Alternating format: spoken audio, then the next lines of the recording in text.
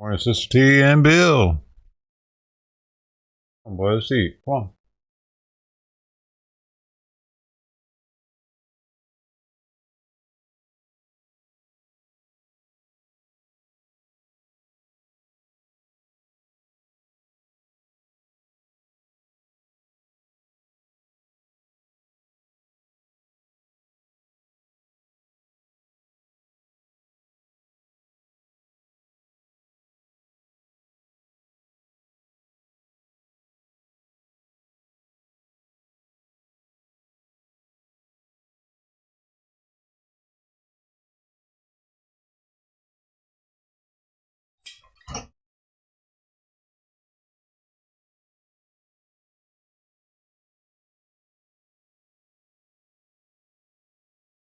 Hey, Mama, there's a cat under the house. I don't know which cat it is. It was the cat that was, I think, being molested the other day.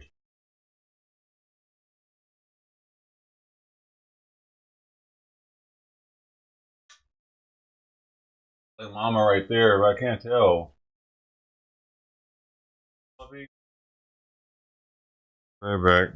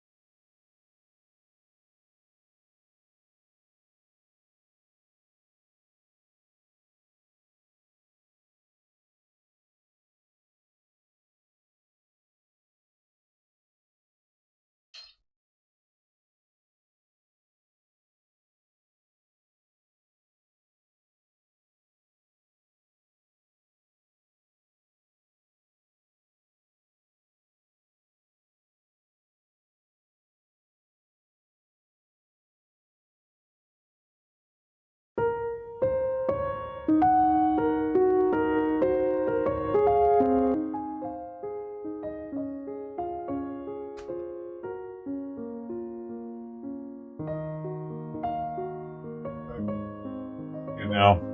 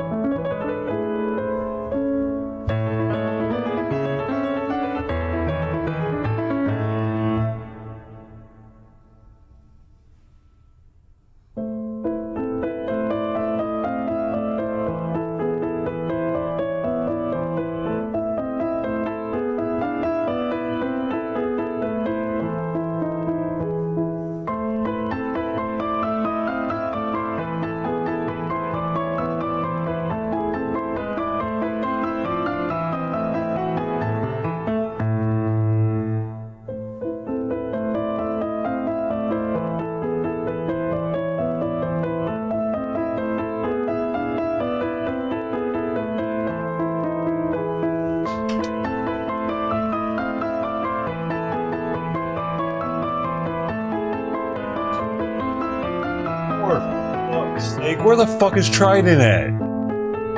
God damn it. He was right in front of me. Fuck, man.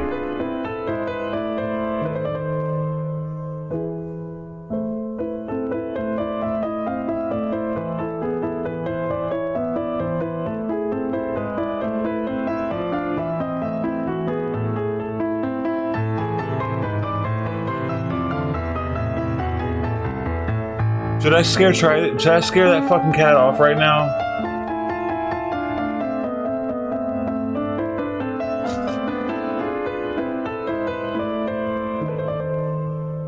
I feel like kicking both of those fuckers out of here.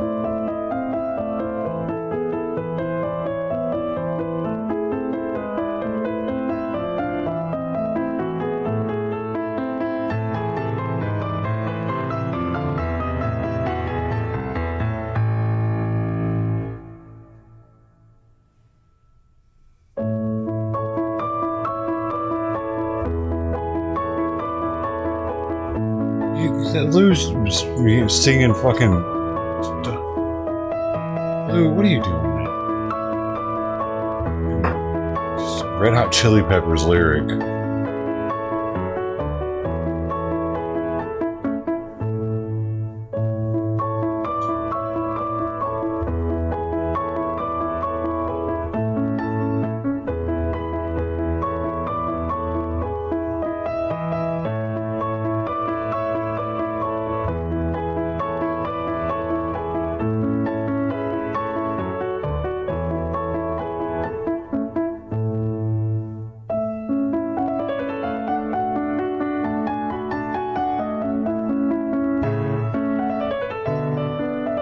It's eating the fucking food specifically put down for Trident. It's kitten food.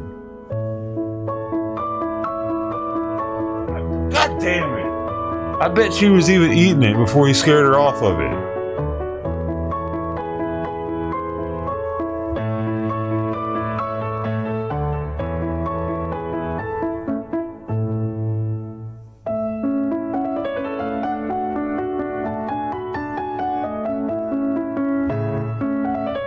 Was right there, dude.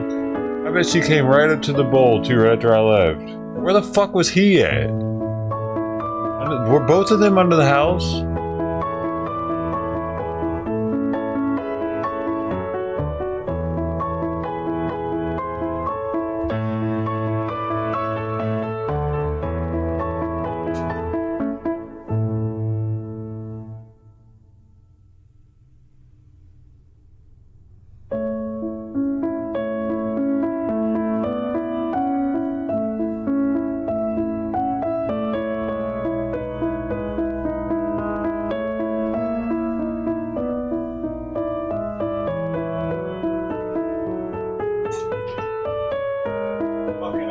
Cats, fuck them.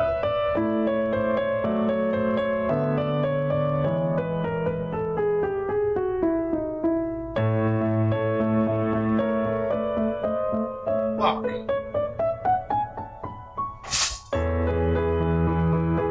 Waiting so patiently for me too. She was just waiting all calmly there for me to put the plates down, watching me. All the other cats are hiding like some fucking punk bitches.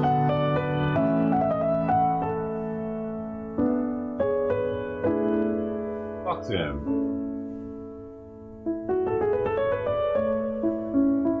I'm tired of fucking feeding cats that don't even fucking look at me.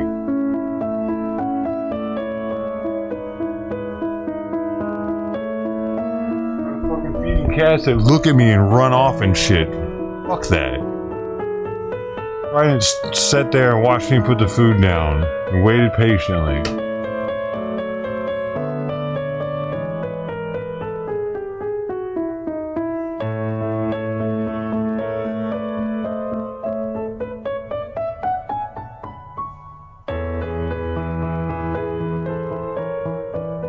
Now watch all this fucking food just go to waste. Dude, I'm really close to ending this shit, especially now that I'm out of the ZWE. I really don't know, and I've said this shit before, but I'm out of ZWE. I'm out of free food completely now. All the food I'm putting out now, I'm purchasing for them specifically. So, yeah, I don't know how much longer this is going to be happening.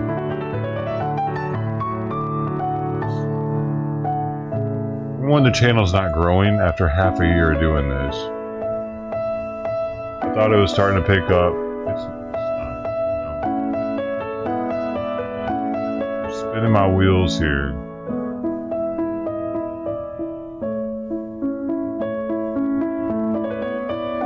These cats just aren't searched enough. I thought they were the most searched term on the internet.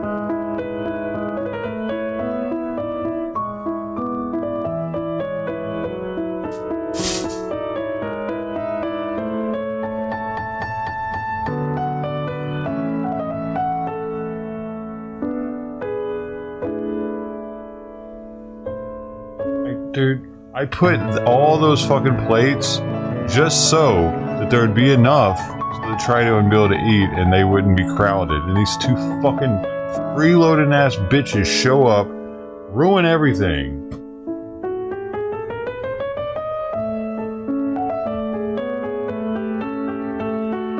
Yeah, Bill, I know. I don't need you to fucking remind me. And matter of fact, I don't need you to fucking mention it when we're in fucking a stream and you're like, hey man, your viewers are picking up. Don't fucking ever do that. Ever. I don't need new viewers to be like, hey, what? Maybe this isn't the place to be. There's normally not that many people here, and now there are. Is this a fluke or something? Like, why fucking still jinx it, motherfucker?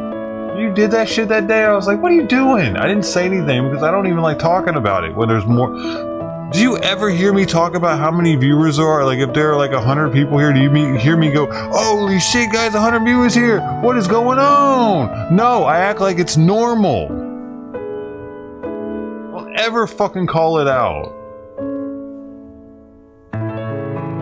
Pet peeve of mine. When y'all call out how many viewers are here, I can see it.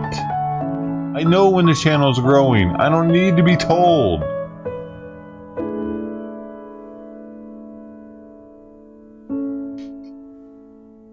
I know more than any of you guys when the channel's growing.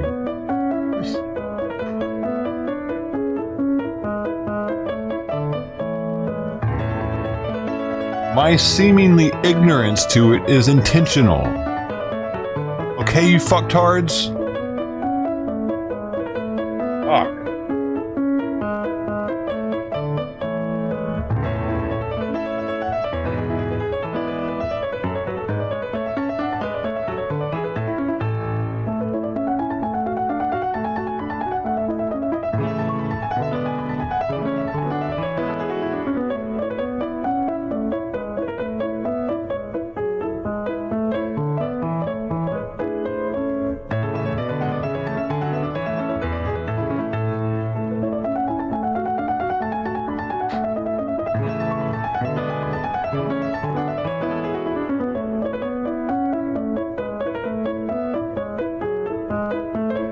Aside from the fact that I don't like even thinking about it because I don't want to jinx it.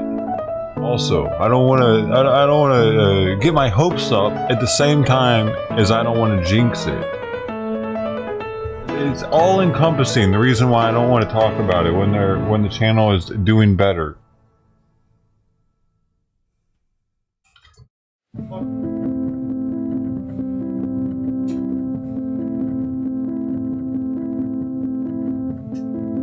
I don't want to jinx it. Plus, I don't think it's going to last for longer than a couple days usually, because it usually doesn't. A couple days, YouTube hooks me up, or we got like a Discord where somebody's trying to help the channel out, maybe sending some people through.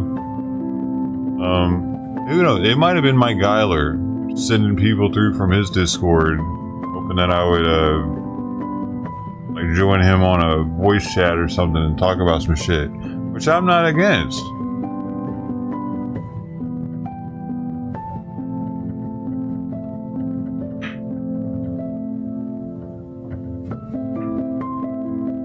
Gets having people join and help me with this shit.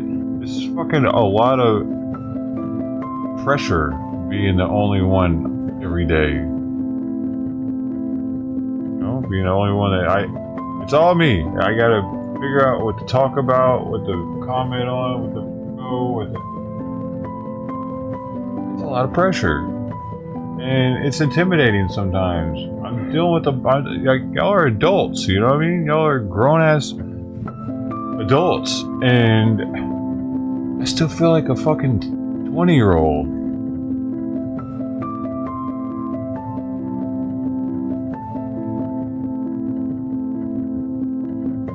What the fuck I'm doing here?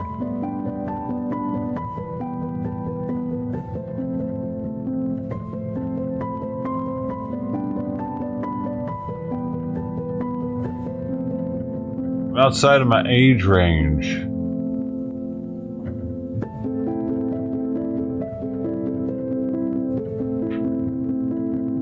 Even though I got all this beard and shit, I still feel like I'm in my 20s. I mean, not so much physically, but mentally.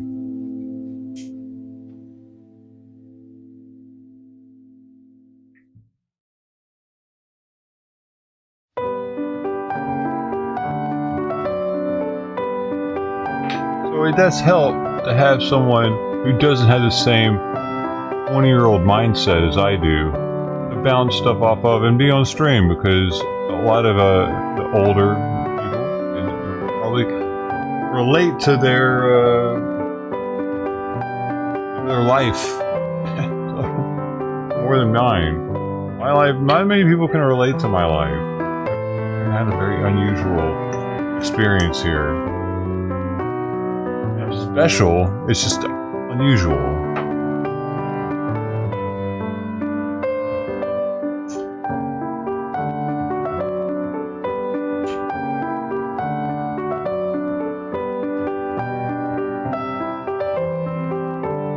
Harder to relate to someone who's unusual, probably. So if I had someone here to talk to, bounce stuff off of, people would probably be more likely to relate to that person than me. They probably had a longer life of working a full-time job.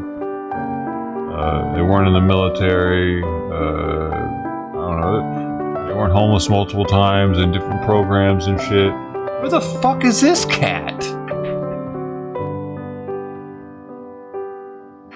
Going on at my food bowl?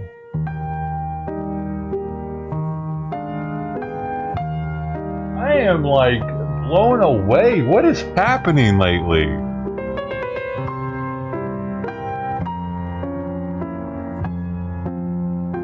I'm almost glad I scurried them off, because look at this thing. Had I not.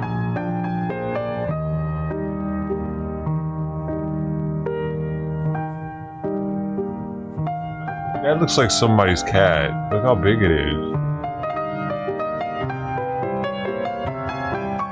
Somebody's cat, dude. The stray that they got out.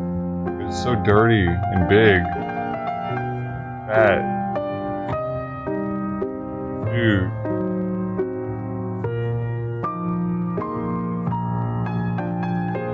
I almost want to go out and try to see, but she'll probably run straight off.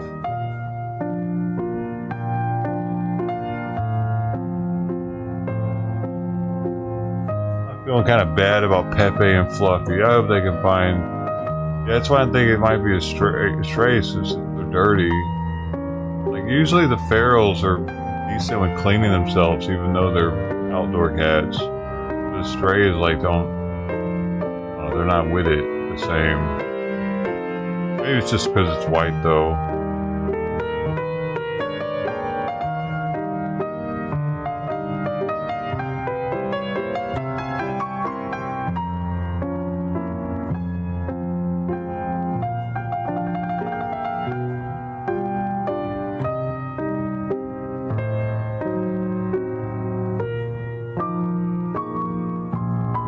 Probably be back though.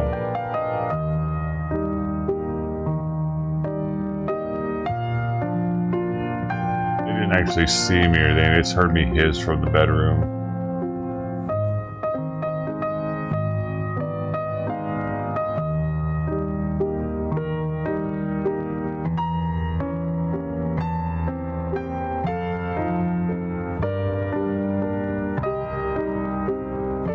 this right now. Doing a horrible job at it.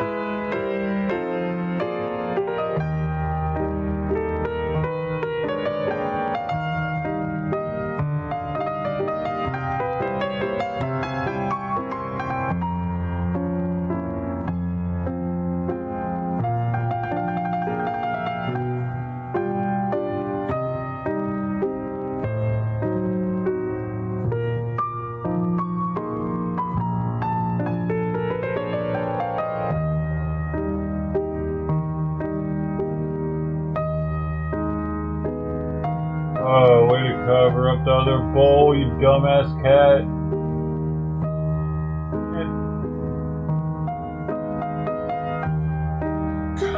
I wish it was a smart cat, at least.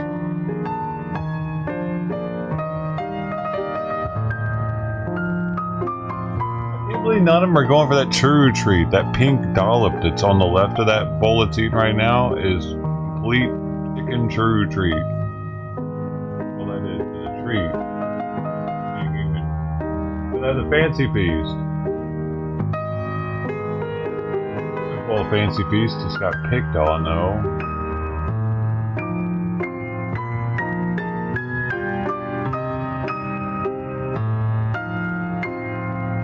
Hey, you missed it. There was another one earlier this morning. I think that it was like a tabby. Oh no, it was a tabby with the white paw, the white toes. It wasn't new.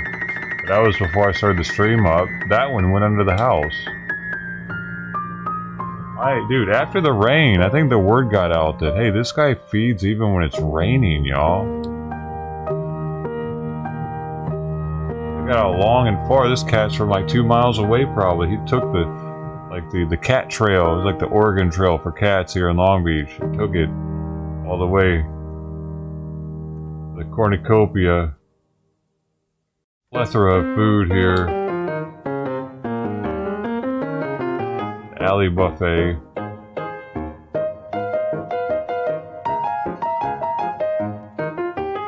It's interesting though, right? Right after the big rain, like all these cats are coming now. I can't imagine there being that many other people that were dealing with the rain trying to help the cats out. Because like you had to do it in between it raining hard, and we don't have that schedule. And I'm like out here with a camera watching, and like there's no way anybody else is out here doing it to this level.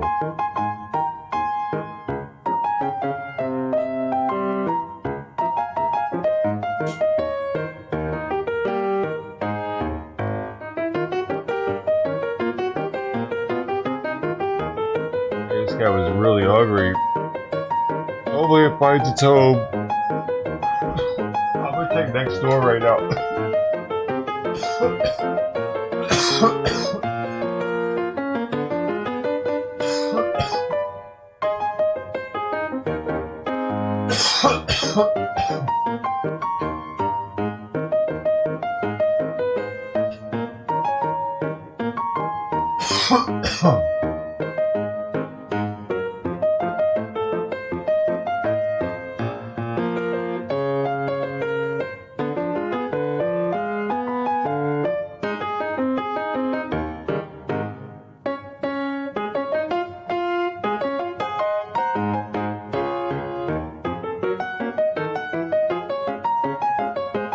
Every time I see a tuxedo cat, I'm thinking, oh, where are you at, Tux?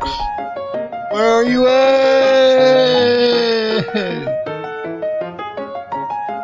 Oh.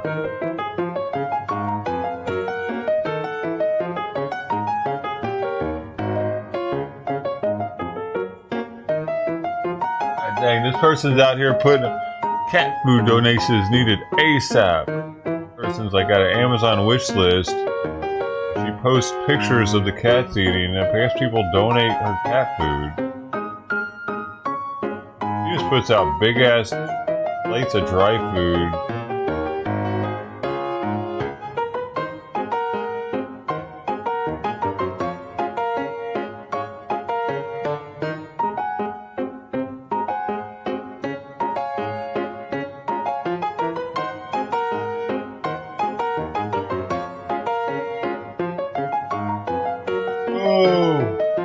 Gosh, this cat's going down. Oh, one of the plates is covered up though. It didn't eat any of the churu tree.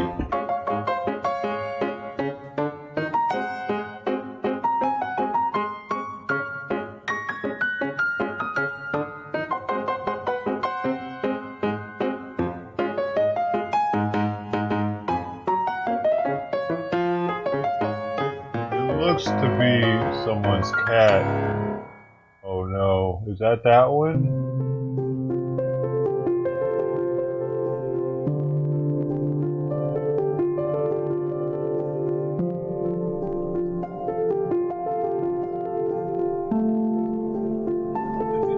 Is its ear tipped? That's not it. Oh no. Damn. If its ear is clipped, it might be this one that's missing, but I don't think so.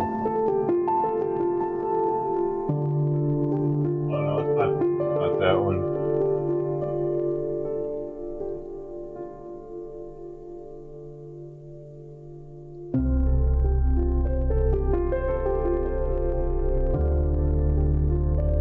This is one of the most hungry cats I've seen show up.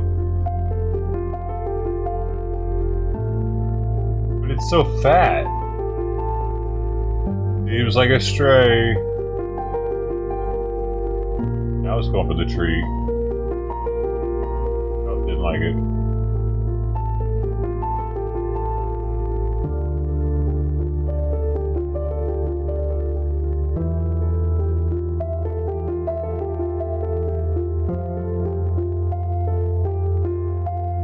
Right? That's why I'm thinking it's someone's cat that probably missing.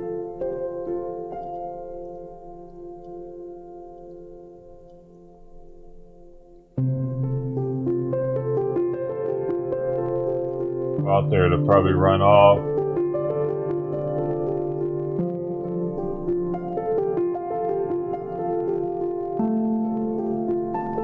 Yeah, but that's the thing though, if he just recently got out,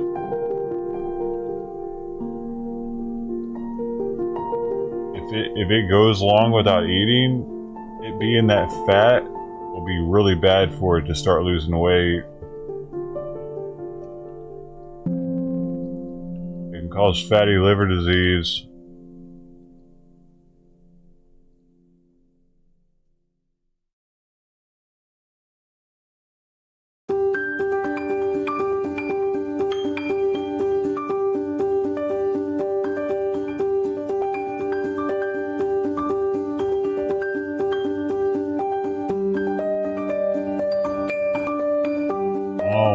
True, could have. I should go out there and try to.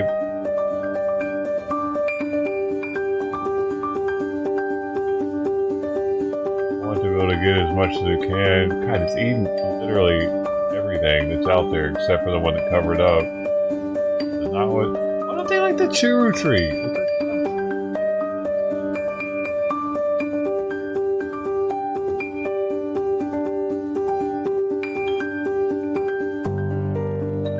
Alright, well, off to the races.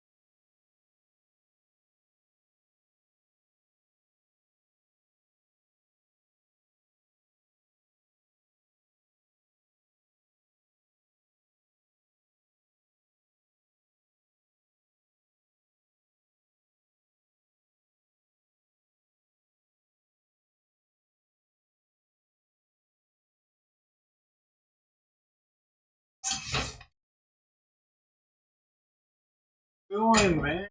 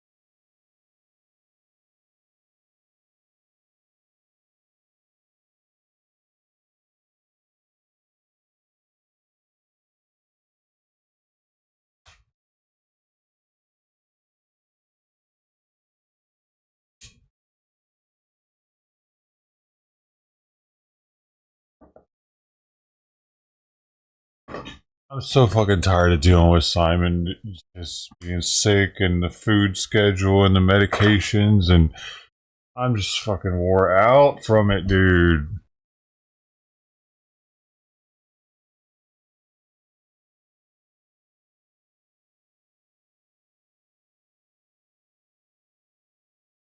All I gotta do is he'll be eating, you know what I mean? If he'll take a poop and start eating a little bit more. And I'll make the slightest fucking noise in the kitchen. And I look back, and sure enough, that noise caused him to stop eating. It's my fault because I made a fucking noise that he didn't. You know what I mean? Like, holy shit, man. Fucking cat's got me walking on eggshells every day just so he'll eat.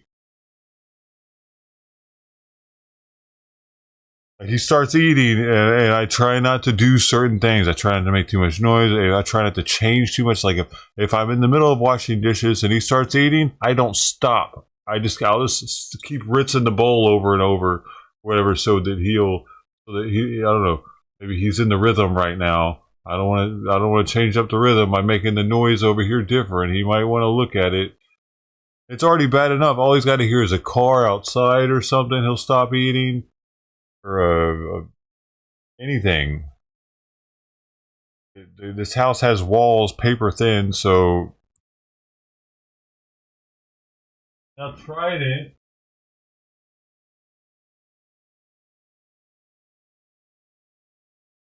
One can. You must have gotten food somewhere else. I don't know, man. Well, at the same time, like I've talked about it before, I'm taking care of an elderly person and a baby at the same time. And I wasn't prepared for this shit. As well as a bunch of homeless people.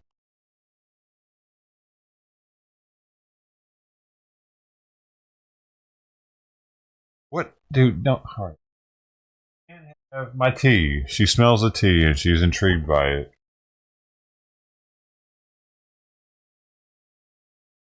Ah! Taking care of too many at this point. It blew up out of nowhere. It was just Simon half a year ago or whatever. And that was already stressing me out tremendously when it was just Simon. And I would talk about it all the time how much it was stressing me out. Well, now I don't even know where I'm at with this shit. Got a fucking gate that I have to open just to come into my room. Simon has to ask for permission all day long to come in and out. Like,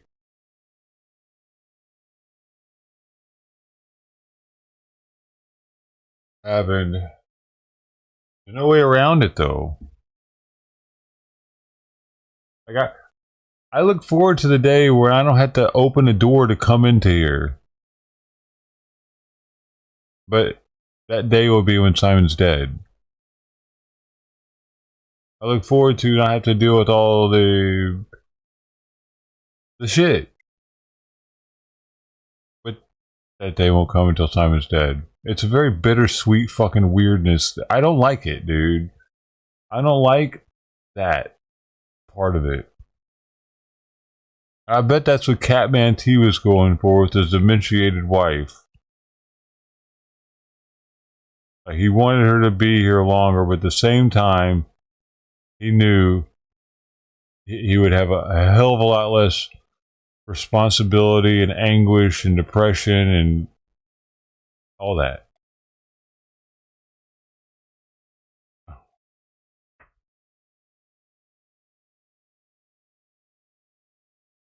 Never dealt with this before. They always died by getting hit by cars. It was instant. It's like ripping a band-aid off. It hurt like hell, but it wasn't years. Dude, it's been... Bro, Simon's been sick all his life, pretty much.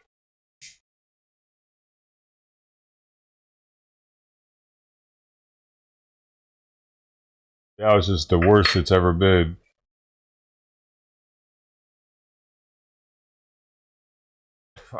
My sleep schedule's all fucked up. I completely slept through the 12 o'clock alarm last night. I have 4 set up.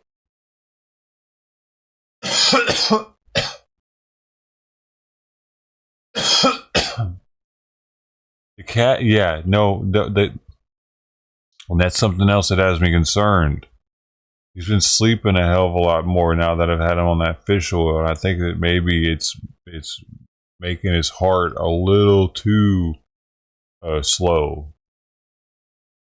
He's sleeping too much lately. I didn't even give it to him this morning because he's not eating as much and he's sleeping more. It could be because he's not in pain and like he was eating out of depression and he's up because it hurt. He would rather sleep because now it doesn't hurt. I don't know, man. I wish I could know for sure. I don't know what to do here. But it says that it can cause cats to not eat and just stop giving it to him if that happens. So I think I'm going to hold it for a couple days and see if his appetite picks up. Maybe start giving it to him a little less frequently.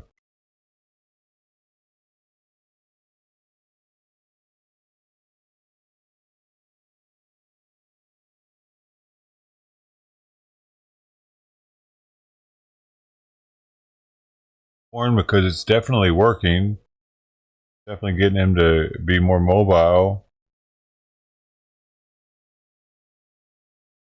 But at the same time, it's like, what's... He used to be more active. He used to... Seemed like he used to play more. Or...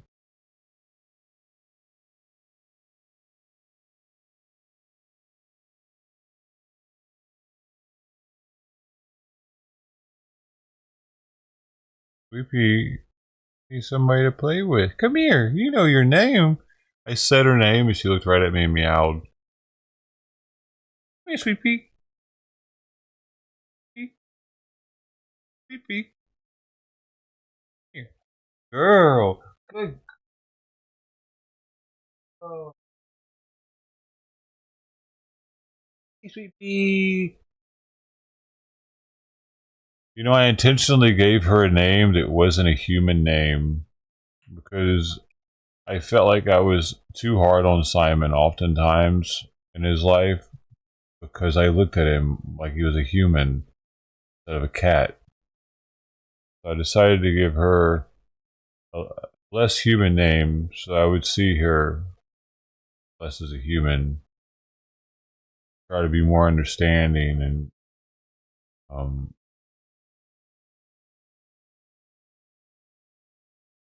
like sympathetic.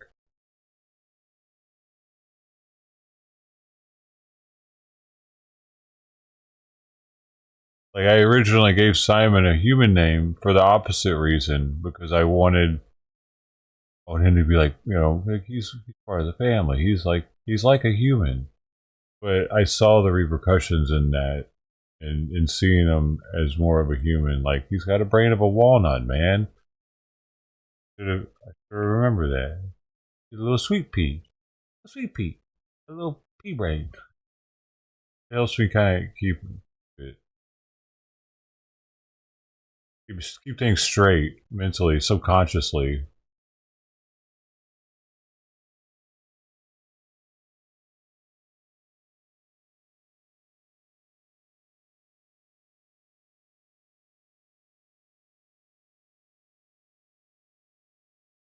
He is sweet though. Mm-hmm. He is a little sweet pea. And she did pee a whole lot in the beginning. Man, I was constantly changing out those pee pads. I was having to change out a pee pad like, you want to smell this? This isn't what you want to smell. You want to smell this. Here, I'll let you smell this.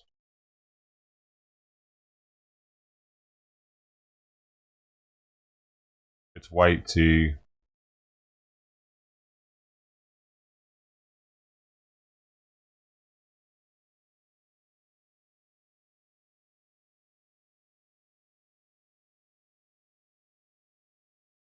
She wants to smell everything new. She knows when something's a new smell.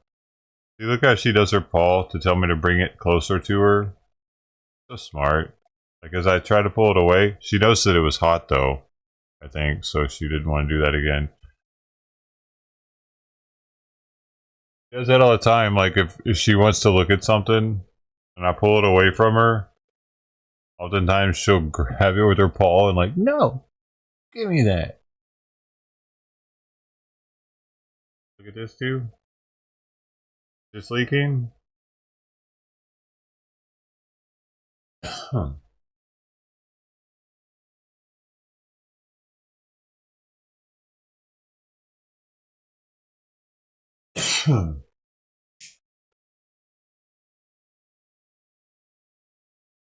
Really interested in the tea smell.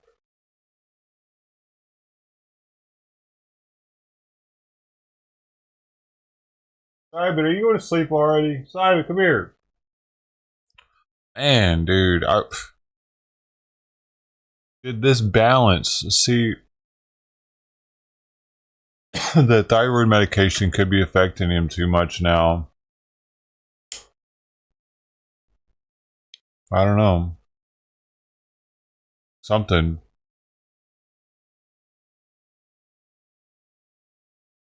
Because he's getting sleepy and he's not eating very much.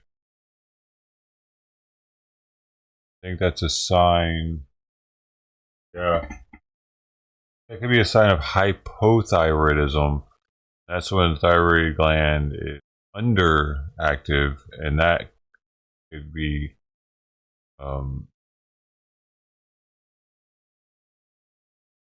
well, it's not triggered by the medication, but it could be mimicked by giving too much thyroid medication. But I'm not giving too much thyroid medication. I'm giving them fish oil.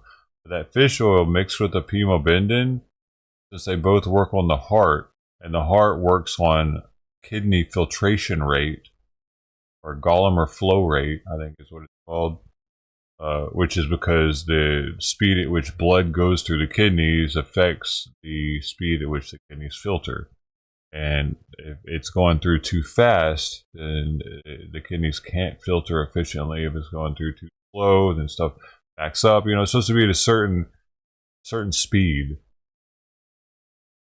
And both medications are, since fish oil and the pimobendin affect the heart, I wonder if it's somehow causing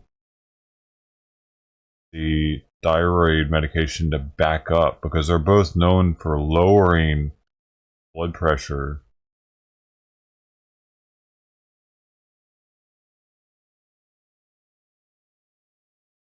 If we're allowing the kidneys to filter more, I don't know, if they'd be more efficiently or less efficiently with both of them. It'd be more, but then he would be more hungry and losing weight, because then the hyperthyroidism would start kicking in. That's why this is a balancing act with the heart, the thyroid, and the kidneys with the medication.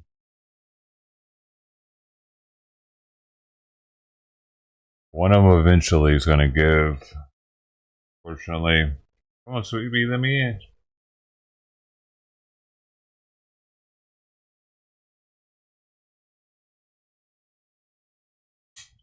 Hey, you. I am son of a bump. Hey.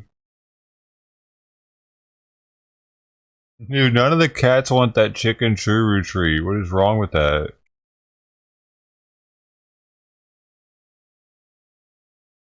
Come here, lazy boy. Been acting like an elderly cat lately. That's good or bad.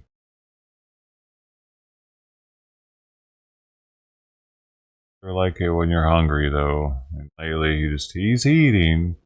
He's eating, but he'll eat like a can and a half a day. He should be eating like 3 cans. He's gonna start losing weight. But I asked the vet, and she said I don't need to call her until he's at 11. So he's over 12 still. But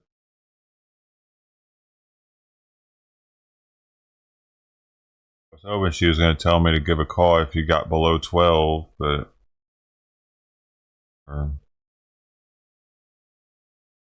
I like to see him at 12, even though he's kind of chunky.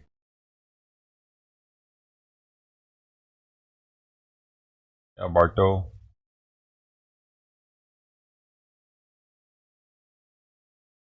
White tea. I'm not really sure. I think this means that it's a. Is it a super young tea? Is it younger than green tea? Or older?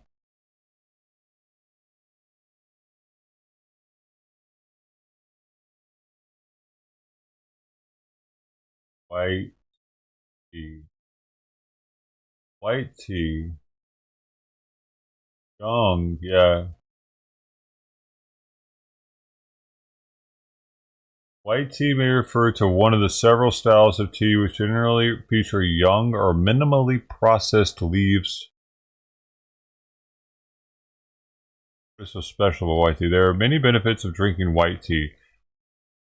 The catechins in white tea help to lower blood pressure, improve blood circulation, and prevent heart disease such as heart attack and stroke. White tea is the least processed. It also retains the most antioxidants of all the teas. Huh. Uh, Depending on which studies you go by, white tea has around 3,000 more antioxidants than green tea. It also has less caffeine. I'd say it's at least as healthy as green, if not more healthy. I didn't know that either. I thought green tea was like the most healthy one. Yeah, I got it in a multi-pack of teas at Costco. Had a bunch of different types. It's got like red tea in there and green tea, and a couple of them have like flavoring sprayed on them. Not too fond of those.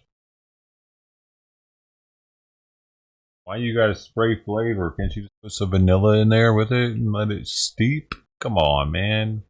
They sprayed some vanilla flavoring on them. What are you doing back there? You're doing something.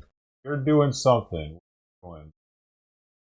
Yeah, why are you chewing on something? Get up and back out there. You know you're up to something. You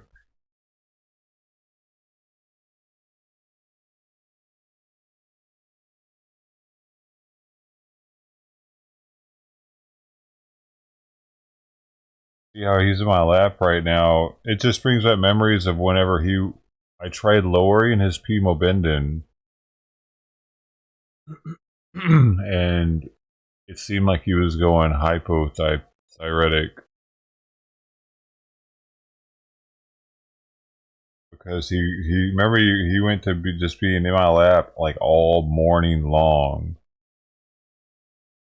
and then I decided to start giving it the regular doses again, and that stopped.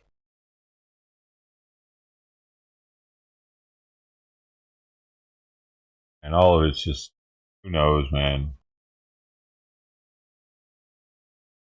Who knows? I've thought about getting a stethoscope.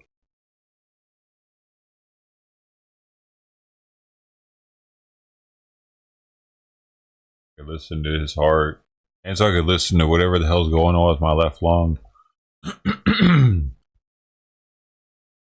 9 benefits of white tea. You should know. I should know it because I'm drinking it. Let's see. Antioxidant effect, improving immune system, promote weight loss, improve heart health, cancer prevention, skin health, dental health, insulin resistance, and digestion. Dude, why isn't everybody drinking this stuff?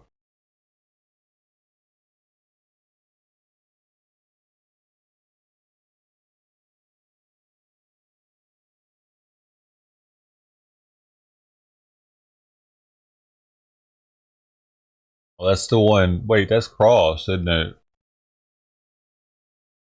They cross by how they're standing.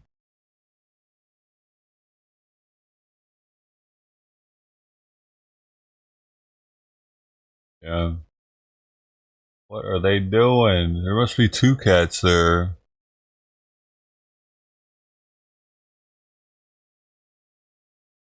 Acting kind of weird.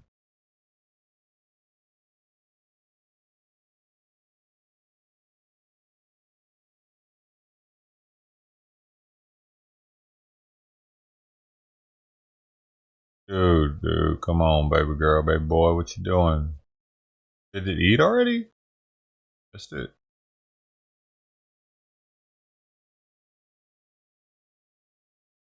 I'm surprised Fluffy and Pepe haven't come back. Dude, there's still a cat under the house. What the hell is Cross doing? Cross hasn't lost his mind. Is he? I tell you, this bowl has gotten very strange since the rain. Oh, maybe it is because the scent trails have been like wiped out everywhere. Like Bill was talking about. Maybe it has something to do with that too. Fresh territory for everybody. It's all free. They got rinsed off pretty good for like 2 days.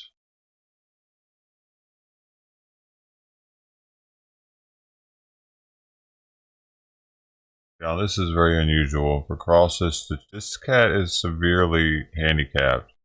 A broken paw, a broken tail. It's unusual for it to just hang out here. Oh yeah, the house scents are all still there.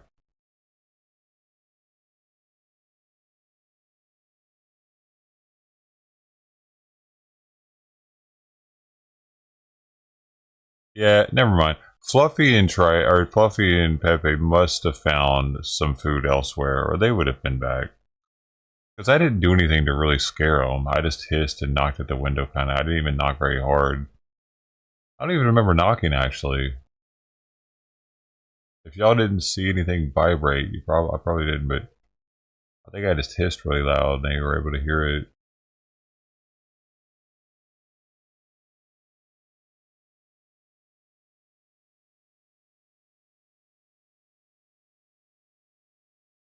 But I haven't seen French come out. The one with the French nails.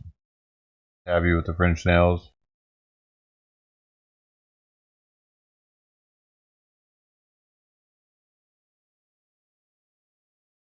So it might still be under there. Also, haven't seen Mama or Dama this morning. He might be under there with it.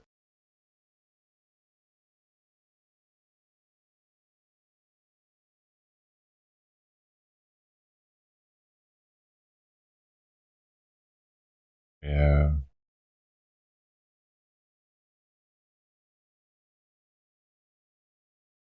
Yeah. Kind of wish Dama would have been there to have her back. Well, wonder where they're at. It's kind of a little concerning that they weren't here this morning. Never know. Yeah, I mean, you never know when it's going to be the last time we see one of these cats. I would never. Well, I mean, I gotta be real.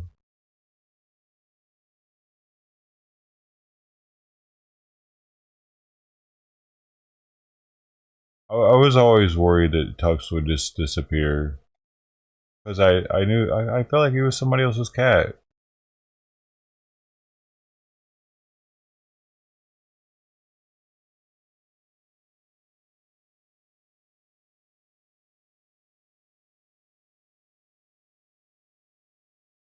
Grass is all starting to grow back where he would lay.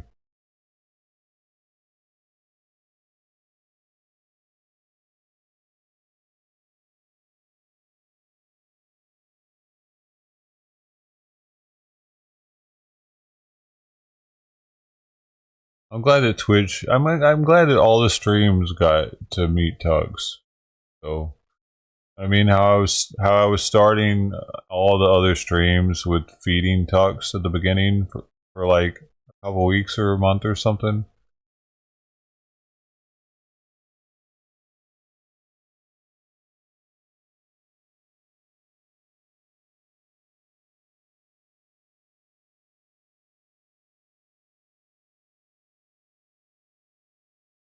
Even though, man, he was kind of a butthole to all the other cats a little bit because he pushed almost all the cats away from this was his turf. No other cat climbs in my front trees and chases rats around my property and hangs out in the backyard all day. This was his yard. None of the other ones do that. It's interesting that none of them were trying to lock it down like that. I hope he's okay.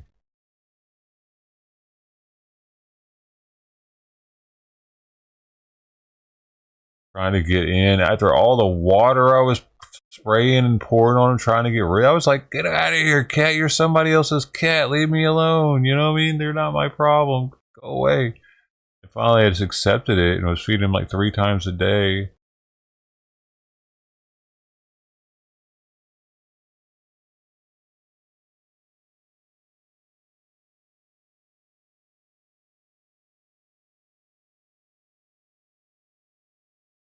I mean, he's the only one of them that's like I put medicine in his mouth with my finger. I stuffed my finger in his mouth. Oh, there's Dama.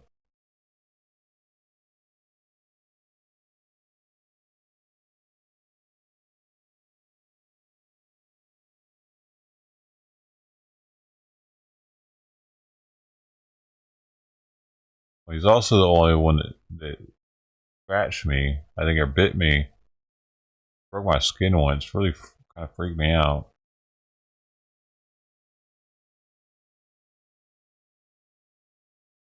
He was just so playful. Didn't know. He didn't really understand. I think how sharp his claws were.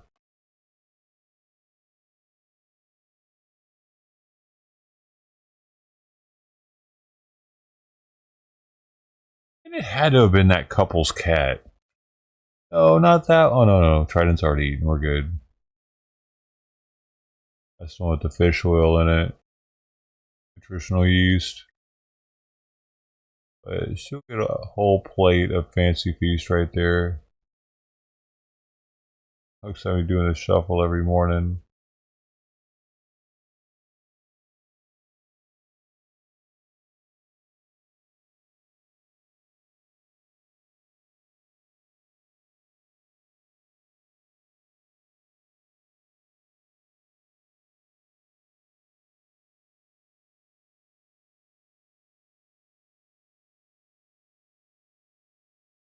Yeah, I doubt there would be another Tux one that. It's amazing how comfortable he was in the backyard after all the water that I doused him with. I just gave up on it because I was like, "Hey, it's your backyard, man. It's yours. All right, I give up.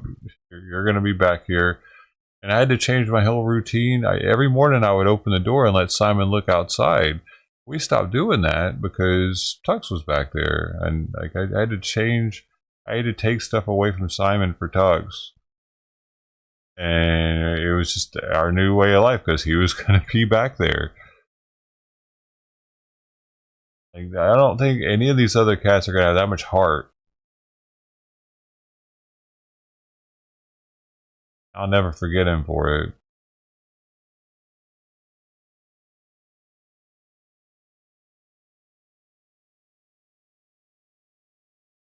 He was ready to live here. Either that, he wanted to get in here to Sweet Pea.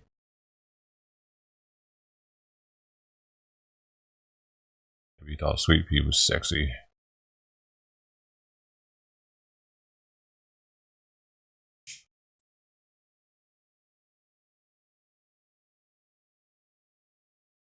But he also knew it was morbid here. It wasn't wet.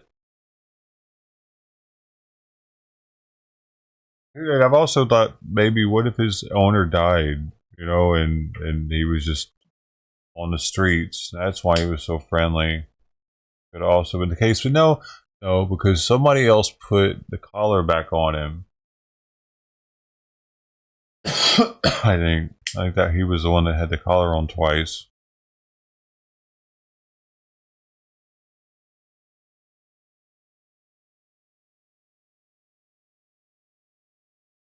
Right now, Dom is eating kitten food. It was in the fridge for a couple of days. I forgot about it.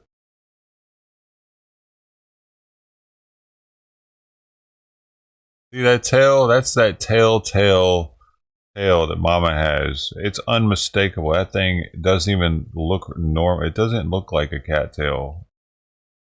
It's supposed to look. I think it was caught in something at one point and broken off.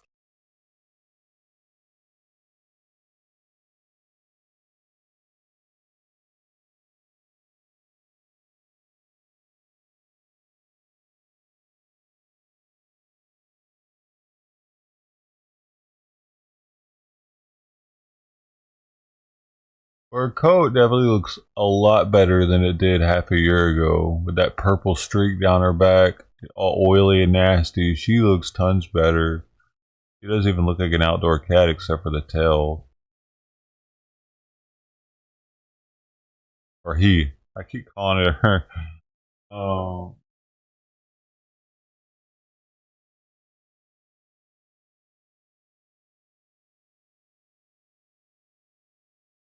Dude, I just put that out there. What's the deal? Why is that so hard to eat? You dumbass. Dude, really?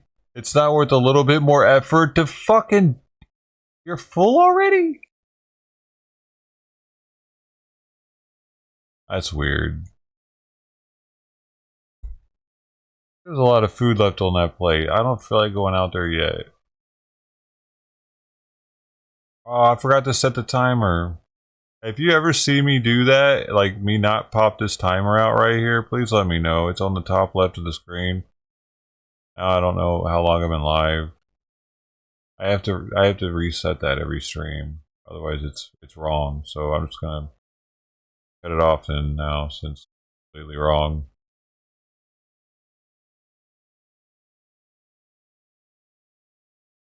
Lots of steps in getting these stupid ass streams started.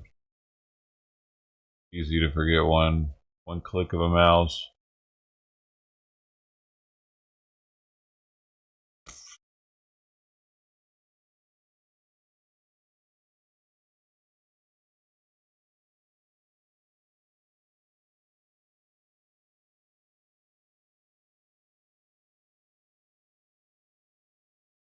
$5 hours.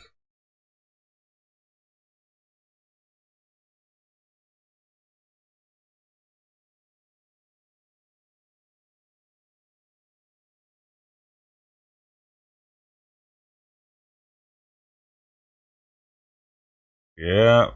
I mean, maybe Tux or Fluffy will come back and just finish the rest of that up. I just don't feel like going out there again right now.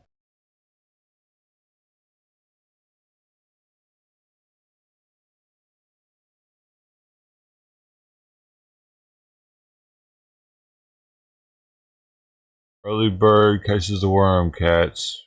You're too late. I mean, Tux or Pepe and Fluffy weren't too late.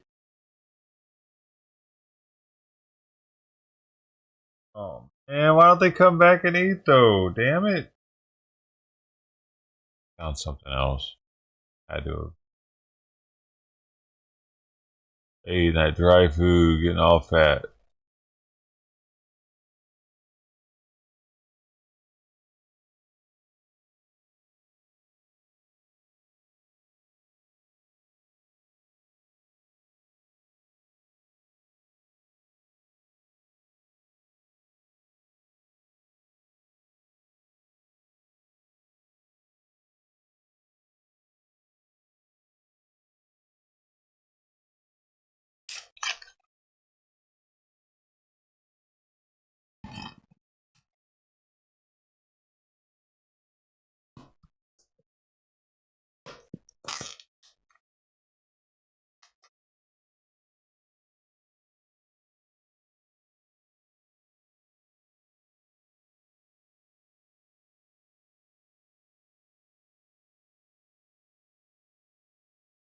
A crime report from in.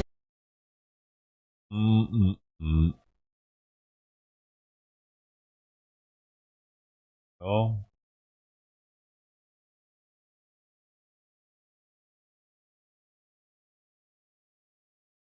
weird.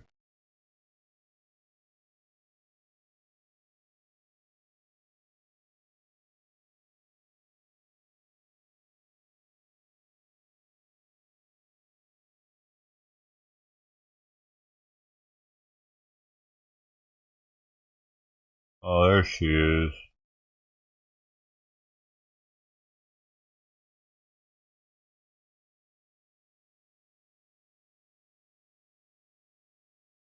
What the fuck is wrong with that plate?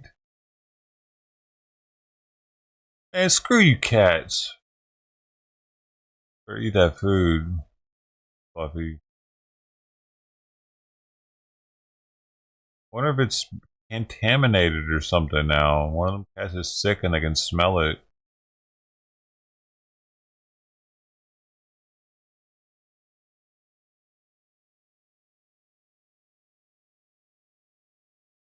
I think that's Fancy Feast, so like it's same food that they've been eating.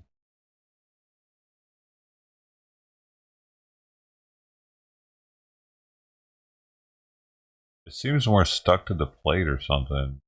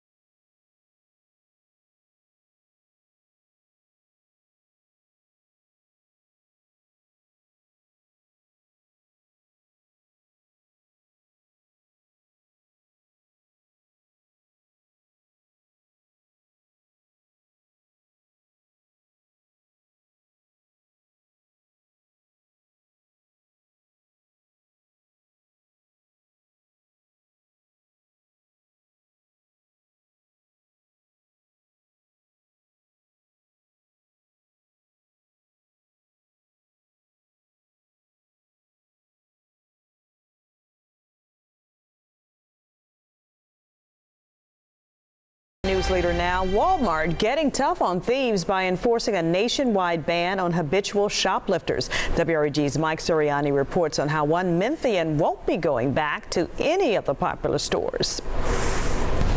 Well, it's raining, it's cold, it's generally miserable. So is there anything that could make this day worse? Well, yes, there is. Imagine being banned from every Walmart in the USA. One Memphis woman has that dubious distinction. Ashley Cross, charged with criminal trespass and theft of merchandise, is, according to the police report, a well-known shoplifter at this Walmart on Elvis Presley Boulevard in Whitehaven. So well known to Walmart that Cross is on an authorization of agency list, meaning she's banned from any Walmart location in the United States. Good for him. Good for him. This man says he's okay with Walmart's ban on the woman. It don't make no sense that a person would steal from a Walmart store.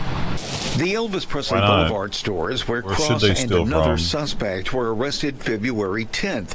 Cross was seen using a device to scan her items for $1 at a self-checkout machine. Walmart would not comment on Ashley Cross's ban, but issued this brief statement, quote, "We value our customers and associates and want them to have a pleasant shopping experience. Though rare, there are instances when someone is no longer welcome in our stores," end quote. The whole incident pretty shocking to this Walmart shopper. She knows how to get by, so I think it'd be best with just a ban her.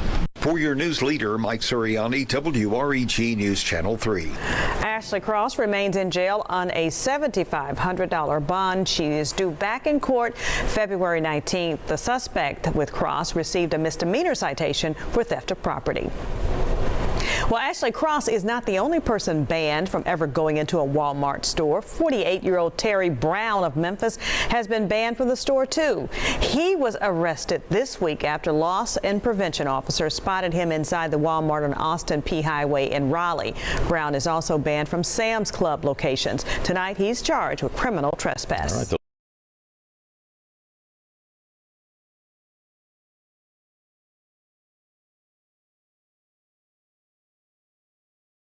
I think I've been to that Walmart. Unless it's new.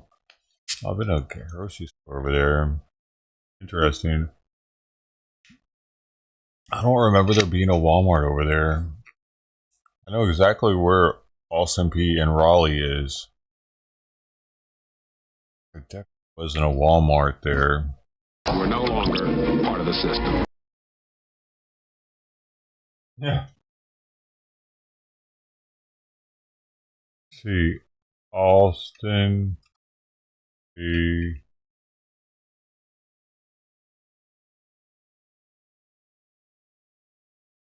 Walmart.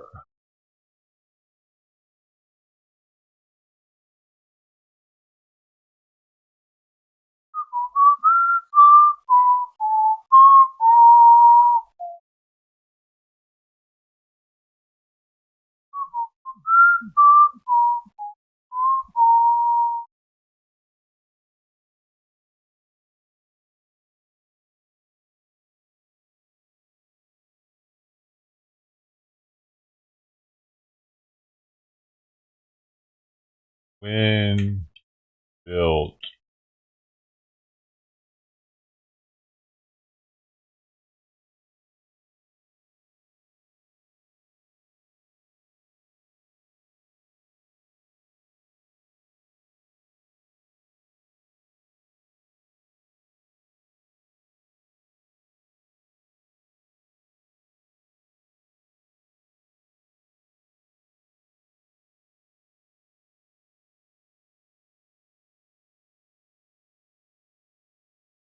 Remember this place?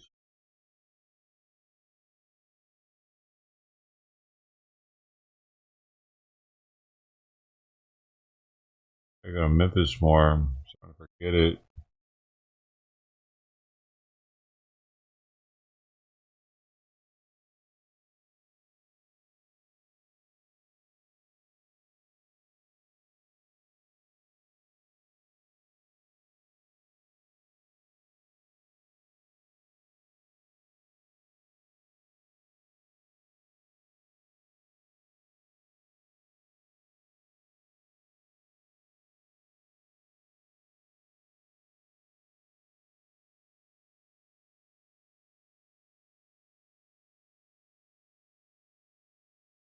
I guess these two are like a ragtag team here.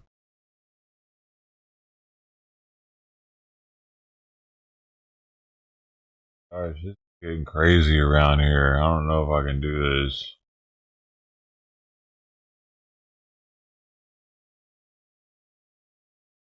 You know me, I like being able to chill with Simon here. He's in my lap. These cats about to have me having to get up again.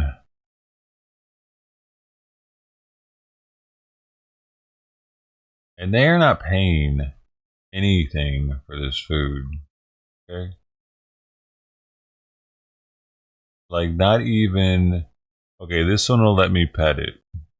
But the other ones won't give me anything at all. They will instantly run away from me like I am trying to hurt them. It's not very fulfilling. It was fulfilling with Tux. He would let me stroke him gently while he was eating, and he wouldn't growl. He would do the opposite. He would push his back up into my hand. He would want me to pet him more. None of these cats are like that. I wish that they weren't such asshole cats comparatively. Tux got me spoiled. Tux deserved better anyway. Got it.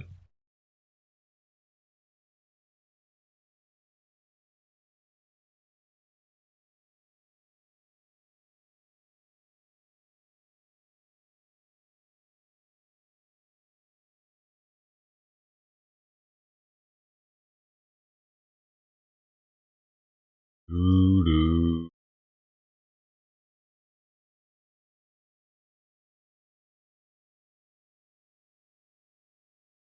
What? Listen to this one. Also new tonight, Houston immigration officials are calling it one of the worst repeat offender cases they have ever seen. A suspected gang member wanted for murder in Mexico, who they say has illegally entered the U.S. 10 times.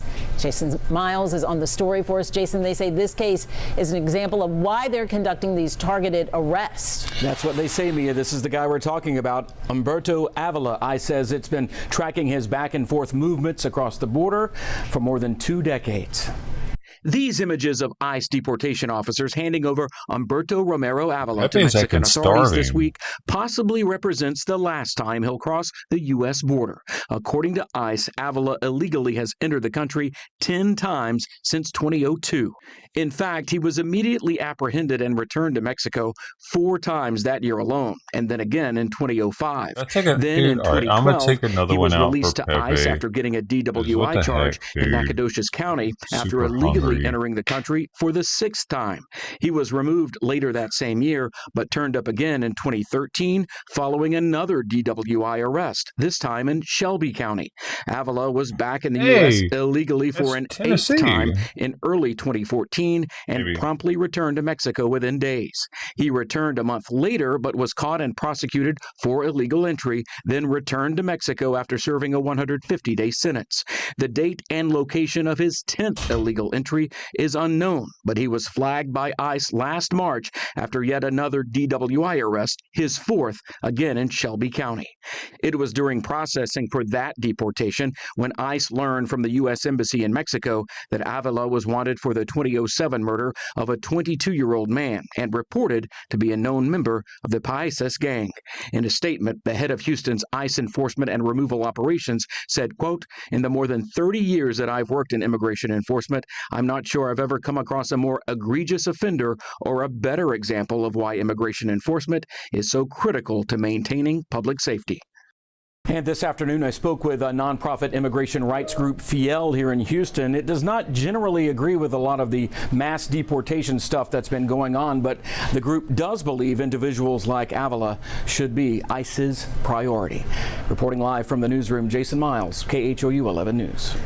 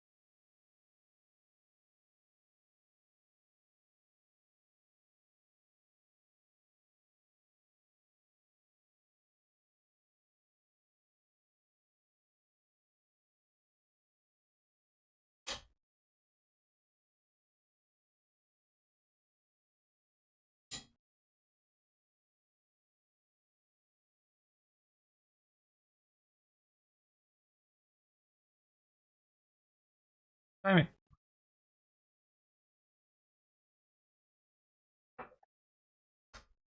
Yeah. Come on. I know. Sorry. Here. How's that? There, is that better? There. Alright. Yeah, that's why I was like, I had to go. I could tell he's skinny too. That's why I was kind of feeling him. I can feel his ribs. He's like Tux was when he first started coming by. He probably has parasites. Probably needs Giardia medication. Who knows? But definitely needs food. Dang, man. Yeah, I can feel all his ribs pretty easily. Has the same body shape as Tux did, though. In the beginning, looks like younger up close than on camera. The camera, I guess, say it adds 10 pounds, whatever, to humans. I think it makes these cats look a little bigger too.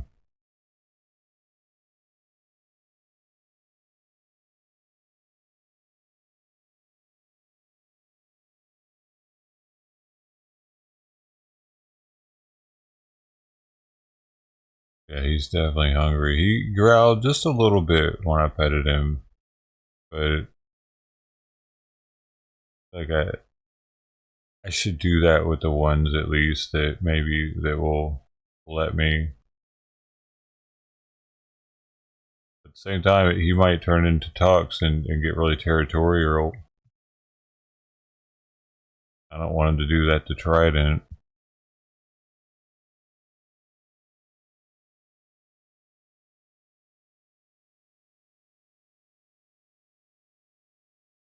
I appreciate that he's finishing that plate up rather than starting on the new plate.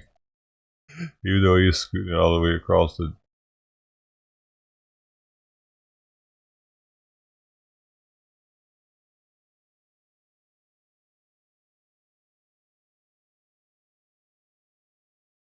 Oh, nice. He started looking it towards the wall. Smart.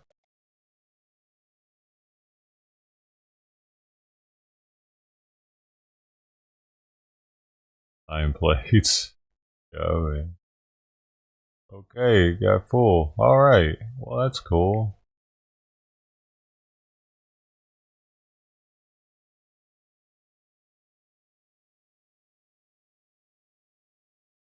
So Fluffy came back after all. Fluffy's probably going to come back and finish up that last one, too. Are we missing anybody? Crossback didn't eat very much. Oh, we're missing the tabby. The smaller tabby. Mini Dama. And French. French was here this morning, but it took off.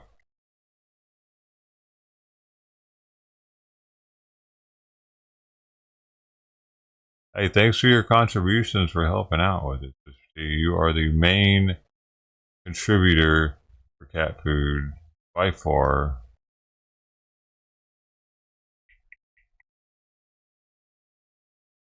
And I pretty much get the cheapest, decent wet food that I can.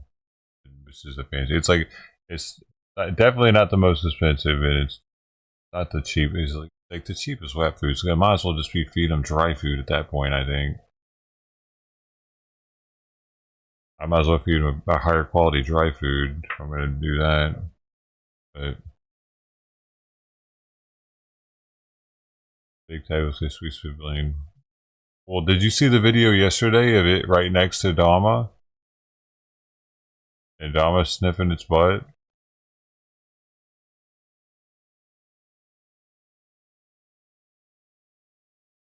And then chasing it? That way? No, this way, then that way. To the street, and then back across. Okay. So, those definitely look like they're related. They have to be. I don't think that Dama would have sniffed on it like that, if not.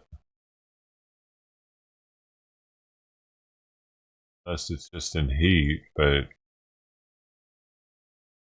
almost identical.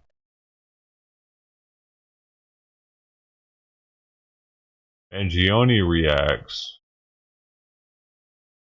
Well, Mangione thanks supporters in first statement.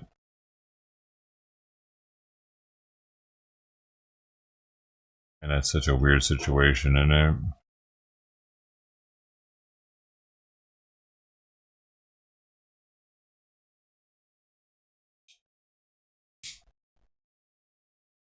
I'm surprised they're even letting him get donations.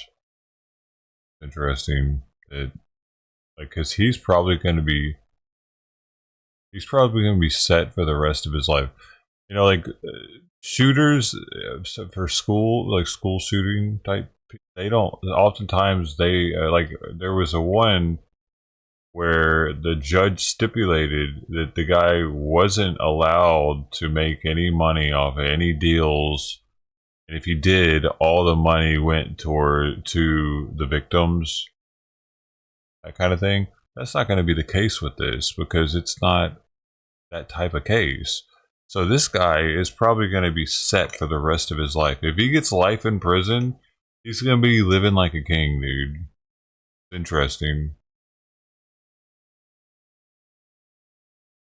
Hey, Sister T, if you're are you on a desktop or a laptop or a phone when you're on here? Because anytime you do that, you could do what my Geiler does, and he'll put YouTube wouldn't let me say this, and he'll type it on D Live. But I don't know, or you can't figure out which word it's doing it on though. Maybe it's just one word that it doesn't like. You gotta split it. But I don't know. I'm just. And at least we could kind of maybe start trying to figure out together what words doesn't like. We'd have kind of like a record of what YouTube's not letting us say. Because D-Live chat stays on there forever, I think. Like if you go to D-Live and you scroll up, you'll see how far back it goes. Dude. Does it just keep on scrolling? Keep on scrolling. Keep on scrolling. Keep on, keep on. No, it only goes back to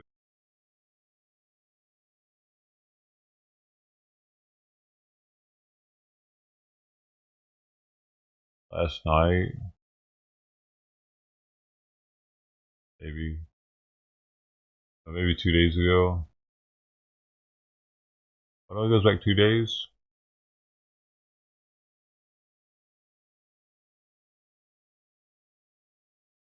Or back does that go? Oh, no, it doesn't go back at all. Or back does Cake Chat go?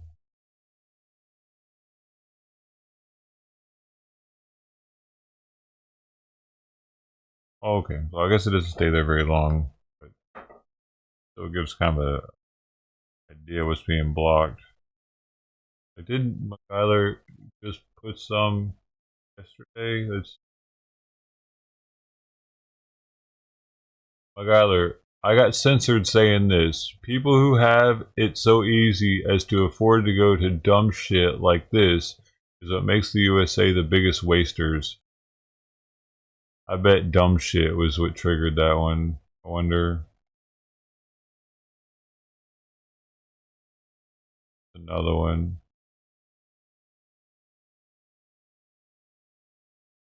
This was on Super Bowl Sunday that these words said. Wait. Really?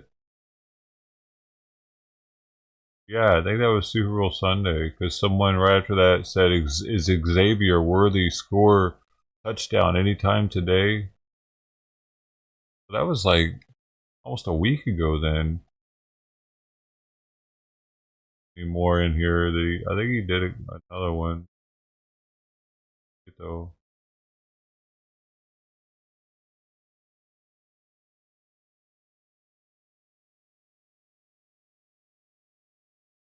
Or maybe that was a different. No, that had to have been a Super Bowl. That's the last game of the year.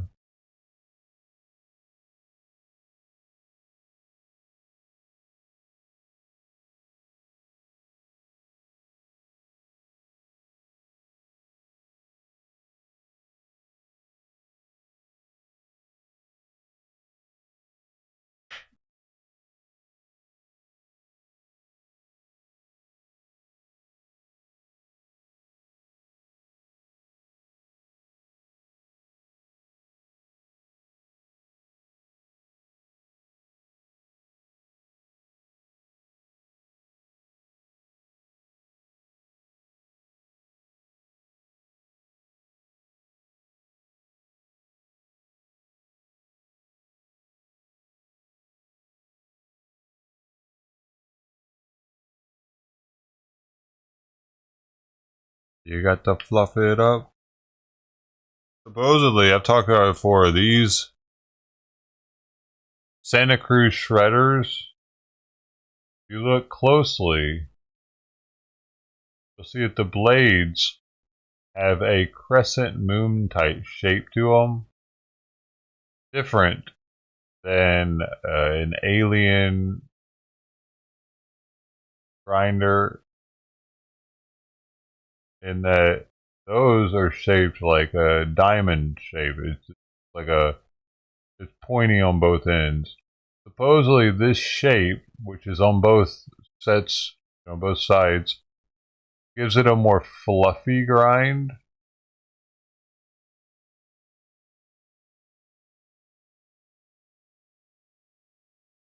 Supposedly, that's what they say.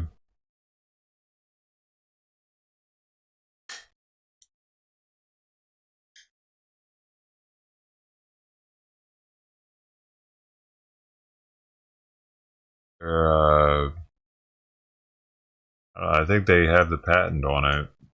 I've never seen another grinder that has that type of shape for the blades.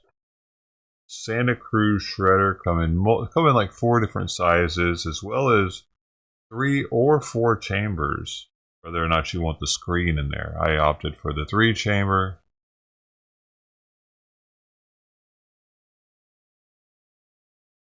And I opted just for the clean, non-anodized. They come in an assortment of anodization colors, anodized colors, like an assortment. There's even a Rasta one that comes with like a red, green, and yellow and black or something.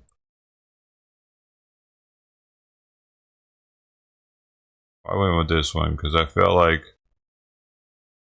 I would never get tired of this color, and it's more medical.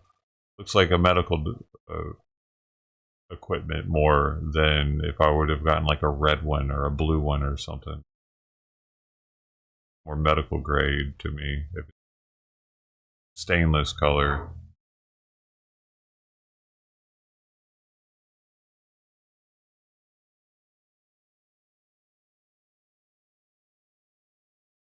Because at the time when I got it,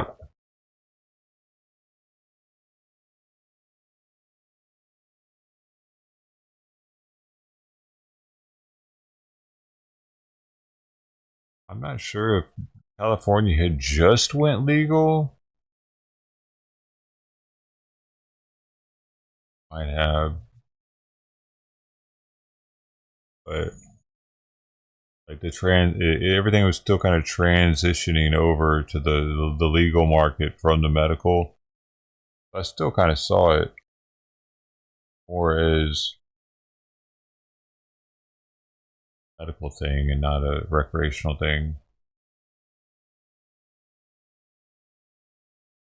I kind of wish they would have never done the legalization of it here, though it kind of screwed it up.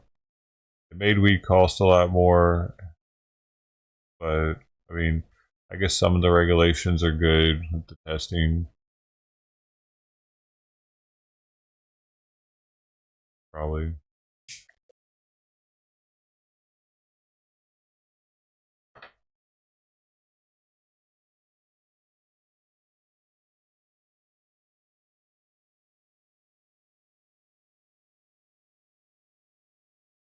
At least in Colorado, there were like perks to being a medical patient.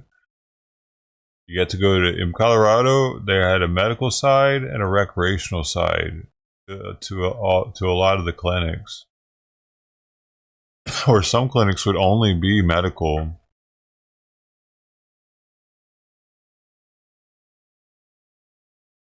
They would oftentimes have different products on the medical side, stronger. California is not like that. The only difference is you can't get, you can only buy up to a certain amount. But if you're medical, then you can buy more over that amount at once. No tax break or anything. Unless you go full medical, and then you got to sign up through the state and shit, and it's a major pain in the ass. And there's no real, like, huge benefit to it. You're only saving like $5 or $10 in taxes each time, probably, because it doesn't save you from all the taxes. Only like one of them. Like sales tax, no, you still have to do that one.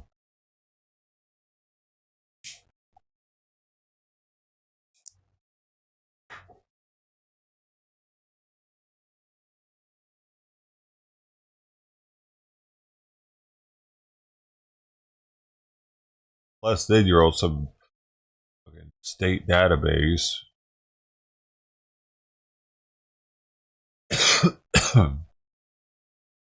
They might be able to try to use against you one day.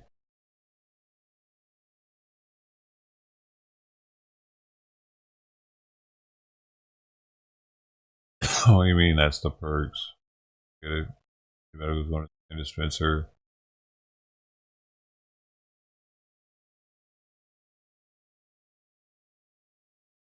Stuck in limbo, dozens of mostly Venezuelan migrants are sleeping on the streets at Panama's border with Costa Rica, that's unable awesome. to move forward or return home. Hey. They say they gave up on reaching the United States after President Donald Trump ramped up deportations. Dude. I've been here for 4 days. Fuck yeah, man. He's like, yo. Oh, you kickdowns. Yeah, they don't give a shit out here, though. In LA County, they ain't giving shit for free out here. Maybe unless you know the owner and or they're doing some special that day where everybody, it's like, you know, you're not getting it, because these places I go to, maybe if I went to a smaller place, I go to one of the bigger ones here. Already. It's like, I'm not going to like a mom and pop's place. Maybe if I were doing that, they're a little different, like at those. We're trying to enter Panama to reach our country, but the Panamanians won't let us in. Oh shit. Tensions flared this week as Panamanian riot police blocked a migrant caravan. They're not letting them back through Panama to get home? Dude, what the hell? What are they scared that they're going to try to live in Panama? They don't even want them. From crossing into the country. On Thursday, President Jose Mulino said he's considering flying the migrants to Cúcuta on the Colombia-Venezuela border. Sending them to Venezuela from Panama is not feasible. We have no contact whatsoever with the Venezuelan government. However, we are exploring the possibility that with this reverse flow, we could fly them from Panama to Cúcuta in Colombian territory and establish appropriate and feasible transit from there to Venezuela. Panama and Venezuela severed ties last year after fucking poor Venezuelans probably want us to pay to get them home. They're like, don't we have rights? We were on our way, dude. Biden, help us.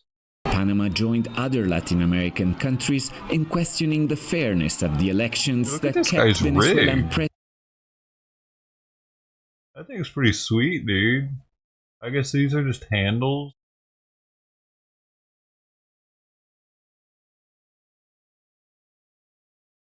Got this too. Oh, and does it pivot here? Can you loosen this and pivot it? Or you can... President Nicolás Maduro in power. Many of these migrants originally crossed into Panama through the deadly Darien jungle. Panama's security ministry says they'll have to undergo biometric criminal record checks in Costa Rica before being bussed into Panama. Holy fucking shit. Dude. Hold on for 1 second and just think about this. We've been letting these people come into our country by the millions. No biometric testing, none of that. Just, oh, this is who you say you are. Here's your court date. Good luck, man. A shithole like Panama doesn't even trust these people enough to let them come through. Dude, why weren't they doing this before? Why didn't they care before? Why all of a sudden now do they biometrically scan them? That is something, though. Is this more political than anything? Are they trying to, like... Fluffy's back. Are they trying to get back at us somehow? For the Panama Canal thing? Maybe it's deeper. But still, why weren't we biometrically scanning these people? If Panama's got the capability. For repatriation. Meanwhile, the first U.S. deportation flight carrying 119 migrants from Afghanistan, China and other Asian countries landed in Panama on Thursday. The move comes just days after President Mulino met with U.S. Secretary of State Marco Rubio and as the Trump administration pressures Panama over control of the Panama Canal. They're temporarily lodged in a nearby hotel and then moved to a special shelter we have in the Darien. And we hope to be able to take them from there out of there as soon as possible through flights paid for by the United States. This is one more contribution Panama is making in terms of migration. Washington's pressure campaign appears to be working, pushing some Latin American nations to assist in speeding up deportations from the U.S. and accepting migrants from countries that have so far been reluctant to take them back. Alessandro Rampietti, Al Jazeera. Why aren't these countries taking their own citizens back, dude? Fuck them. Can't we just parachute them out? Fucking dump them? Hey, you don't want to skydive? Hey, it's time to learn. See ya. Pull this cord. Good luck.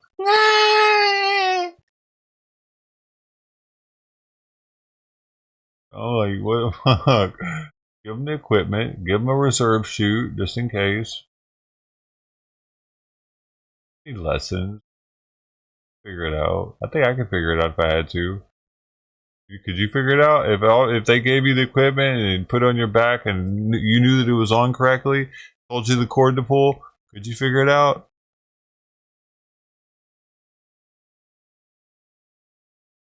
I ended up landing in a tree or something, but I get that chute open.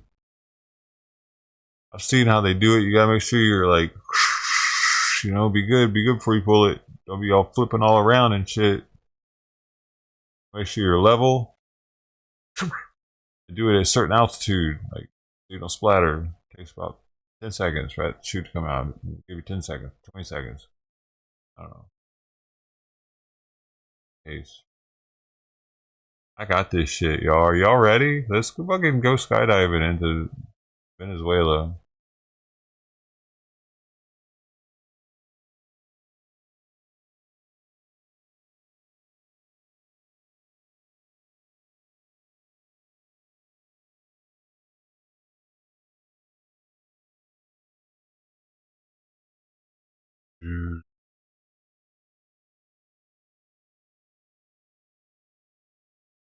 So, Fluffy's under the house now.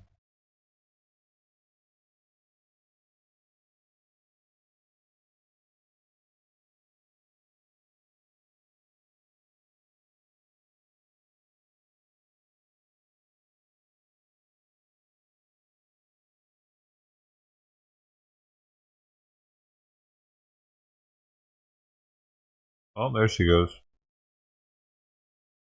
Weird.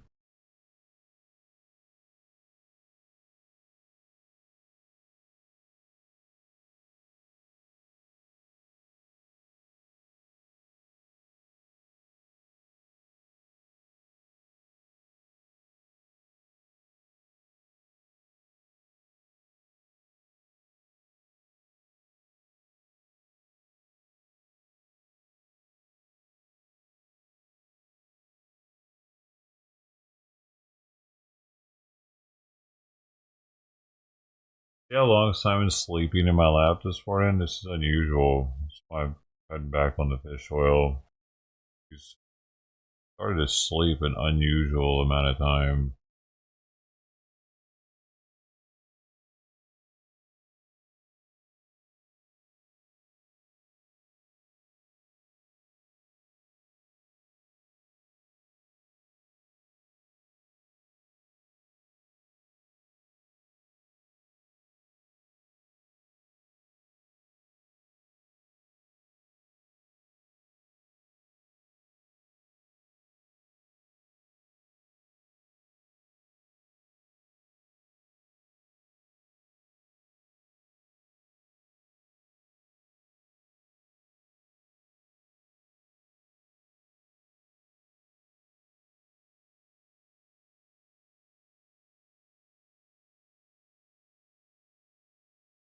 Zelensky warns the days of America's guaranteed support for Europe are over.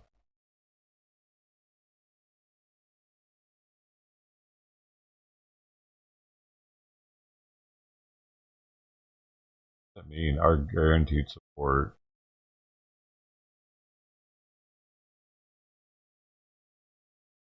Our guaranteed unlimited support? Yeah, that's over. We'll support Europe. We're just not going to let you suck off our nipples anymore. How about that?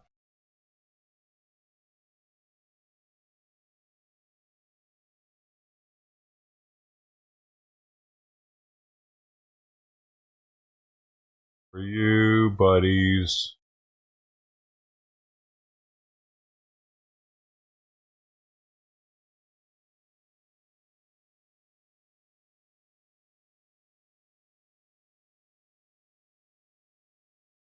Republican state lawmakers are touting the immigration law just signed by the governor.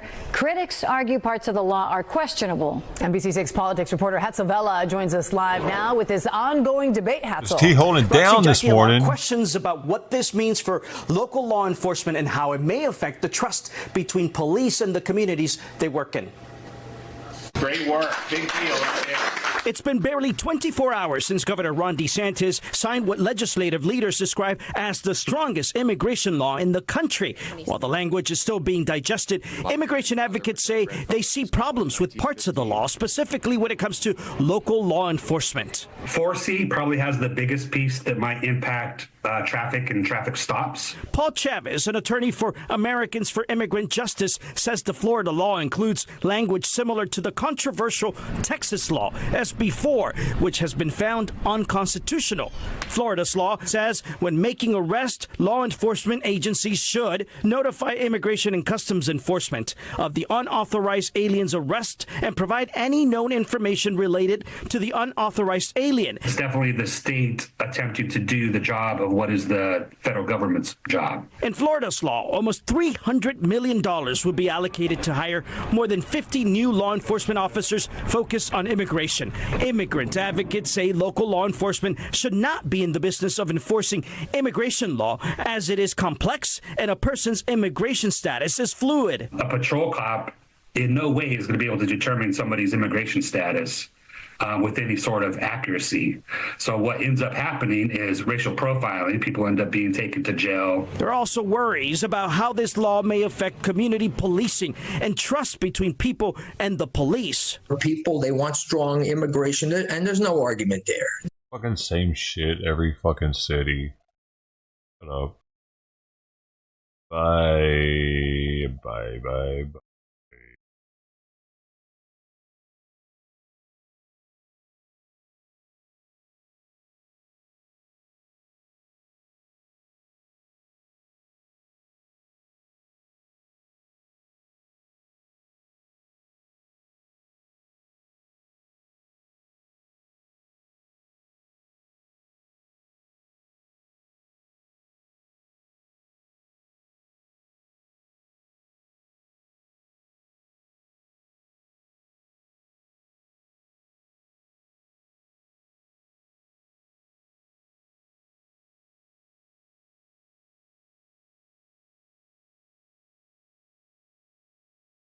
The NTSB has finally released the contents of the Blackhawk's flight recorders, and it paints a very interesting picture. Not to step on the lead, but the Blackhawk didn't hear all the tower's radio transmissions. First, the NTSB confirmed that this was a check ride. They were doing a combination of an annual and night vision goggle qualification flight. The NTSB believes that due to the nature of this flight, they were using night vision goggles. If the pilots took the night vision goggles off, they're required to have a discussion amongst themselves that they're going to go unaided. This discussion never happened on the cockpit voice recorder, leading the NTSB to believe that they had night vision goggles on during the accident. When wearing night vision goggles, a pilot's peripheral vision reduces from 180 degrees down to 40. That makes it very difficult to see anything you're not looking directly at. In this part of the flight, the helicopter was following Route 1 and Route 4 of the helicopter routes. The NTSB notes that while these are depicted on the charts, there's no defined boundaries. However, pilots are expected to stay under the maximum height limits. At the location of the collision, the helicopter should have been at 200 feet or below, but as we'll see later, there may have been other factors at play. The first interesting anomaly that happened on the Blackhawk's cockpit voice recorder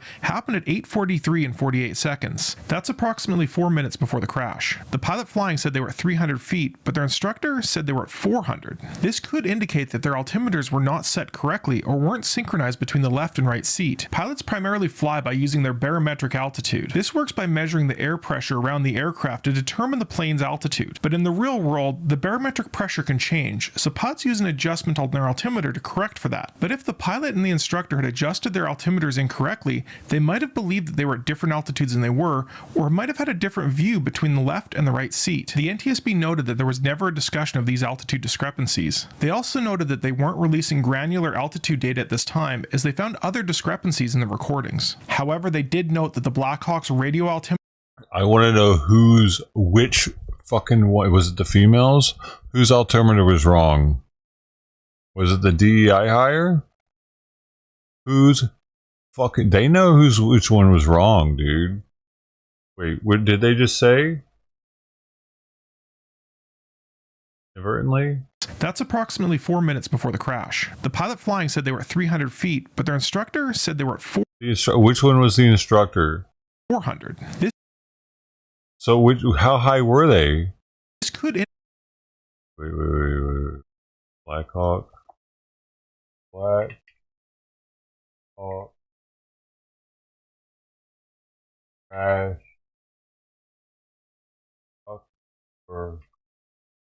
Dead.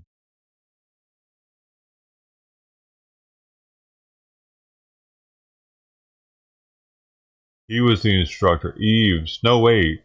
Eves was the instructor. Ryan O'Hare, 28.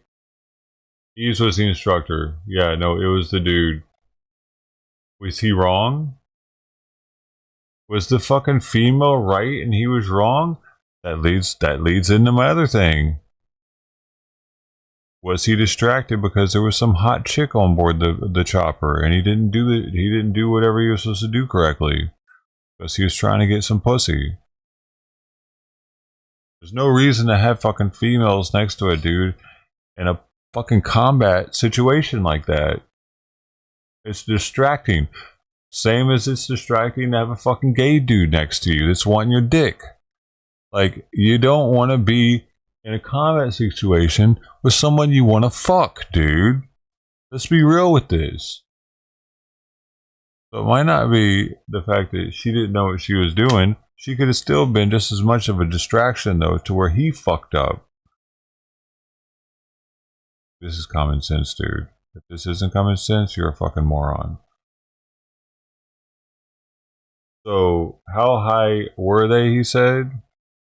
Indicate that their altimeters were not set correctly or weren't synchronized between the left and right seat. Pilots primarily fly by using their barometric altitude. This works by measuring the approximately 4 minutes before the crash. The pilot flying said they were at 33 and 48 seconds. That's approximately 4 minutes before the crash. The pilot flying said they were 300 feet, but their instructor said they were 400. This could indicate that their altimeters were not set correctly or weren't synchronized between the left and right seat. Pilots primarily fly the plane's altitude, but in the real world, the pilot and the or might have had a different view between the left and the right seat. The NTSB noted that there was never a discussion of these altitude discrepancies. They also noted that they weren't releasing granular altitude data at this time, as they found other discrepancies in the recordings. Yeah, I get, dude, I get that, Bill. But the radar tower should know exactly what their height was.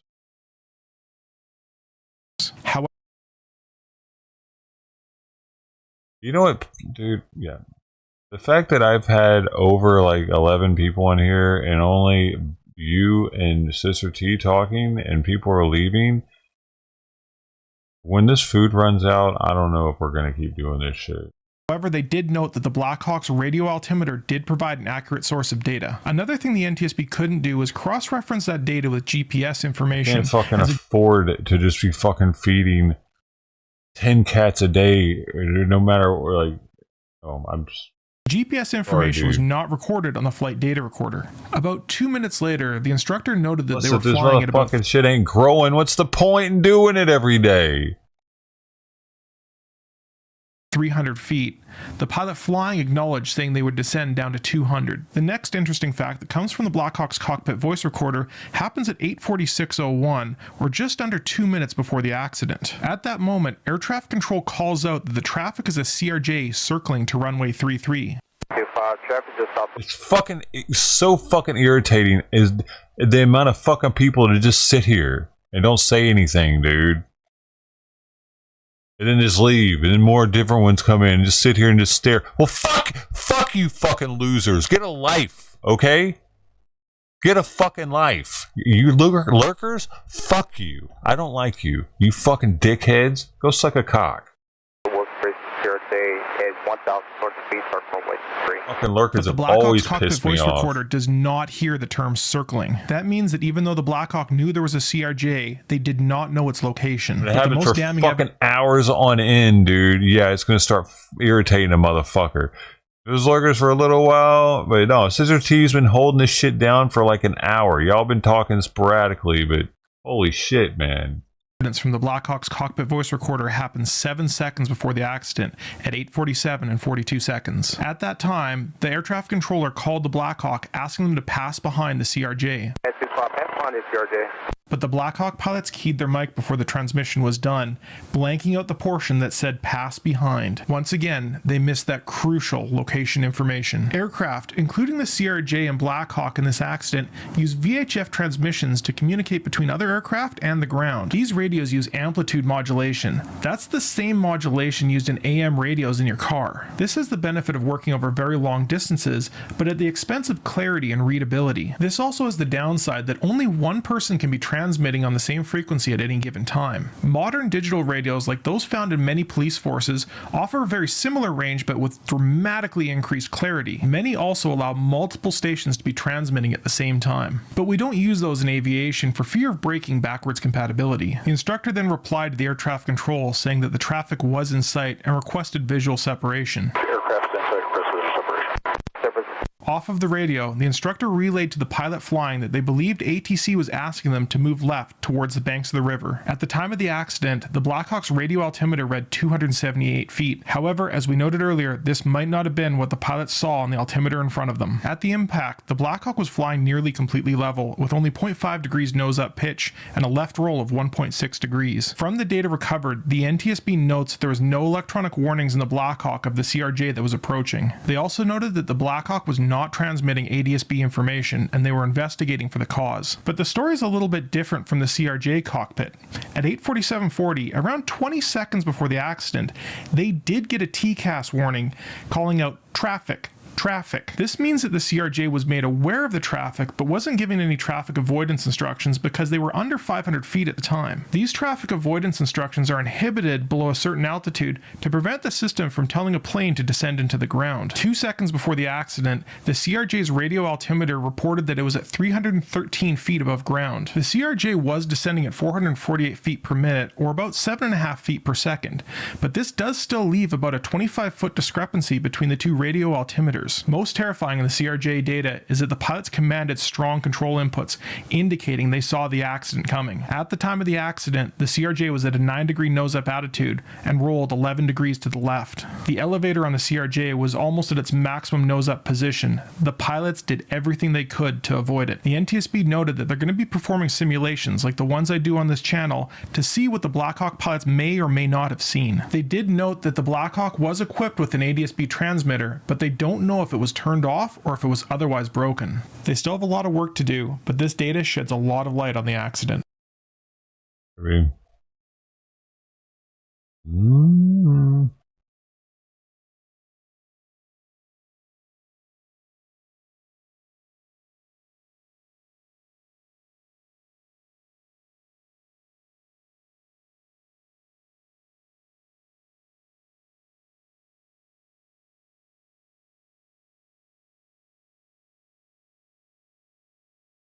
Yeah, bad.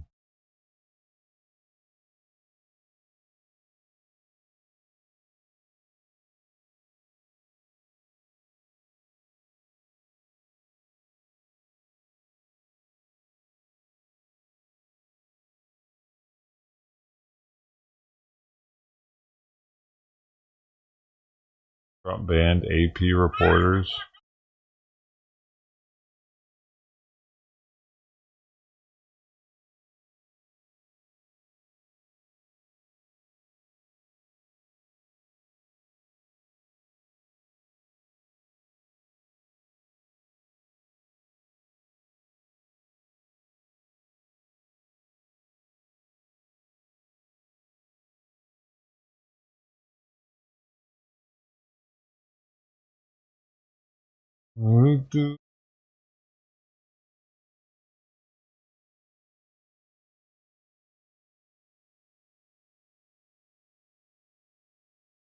And this morning, the iconic Malibu beach spot Duke's is facing new damage following this latest storm. The restaurant survived the Palisades fire only to be swamped by feet of mud. Yeah, as the owners tell our Lauren Posen, the mudslides have been making a mess of Malibu. Well, this is as close as we can get. PCH is closed at Carbon Canyon. We've seen plenty of cleanup trucks coming and going from this area. You can see police do have it all blocked off here for them.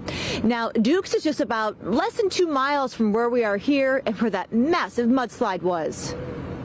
Can only get It's 2 an miles unbelievable close. scene. Thursday's storm triggered a mudslide that sent waves of mud, water, and debris down the hillsides onto PCH and straight into Duke's restaurant. Within literally a matter of minutes, the restaurant was both ends, entire parking lot full of mud and debris. Josh Morgan, VP of Operations for TS Restaurants, which owns Duke's, says the mud creeped inside the restaurant too.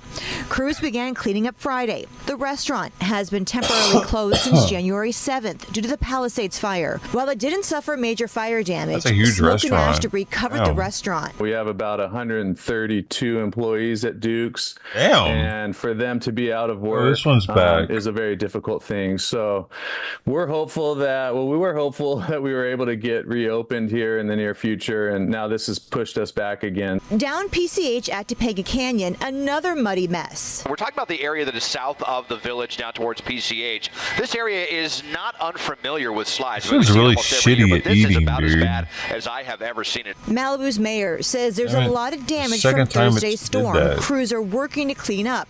Still, not all of Malibu is closed for business. We've got to take care of our local restaurants and local businesses.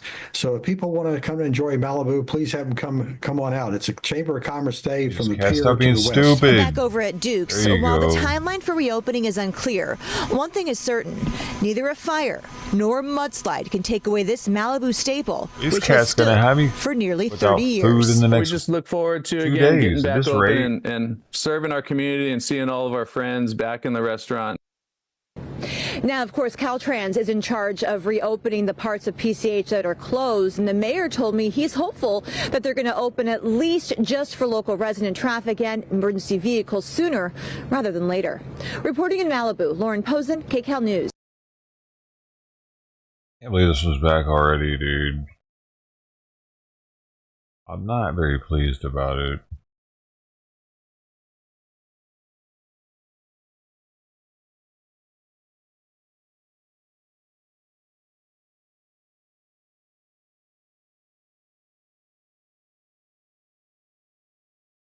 I'd prefer no new cats to show up, actually.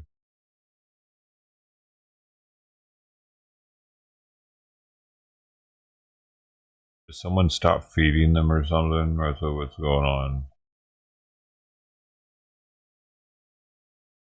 Never know. Someone could have moved out and moved. Someone could have died or moved out.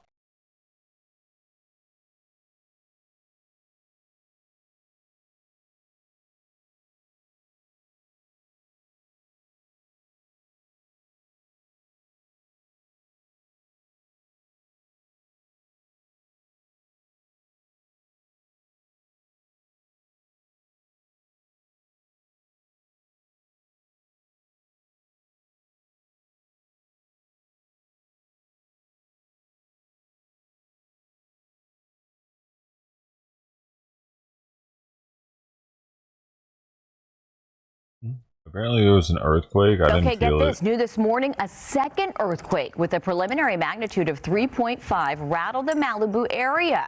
Happened early this morning. The U.S. Geological Survey says it struck around 6:30. Initial reporting showing this was about 8.7 miles deep. There are no immediate reports of any damage or injuries. It does come just hours after a 3.8 magnitude quake shook the same area of Malibu shortly before midnight last night.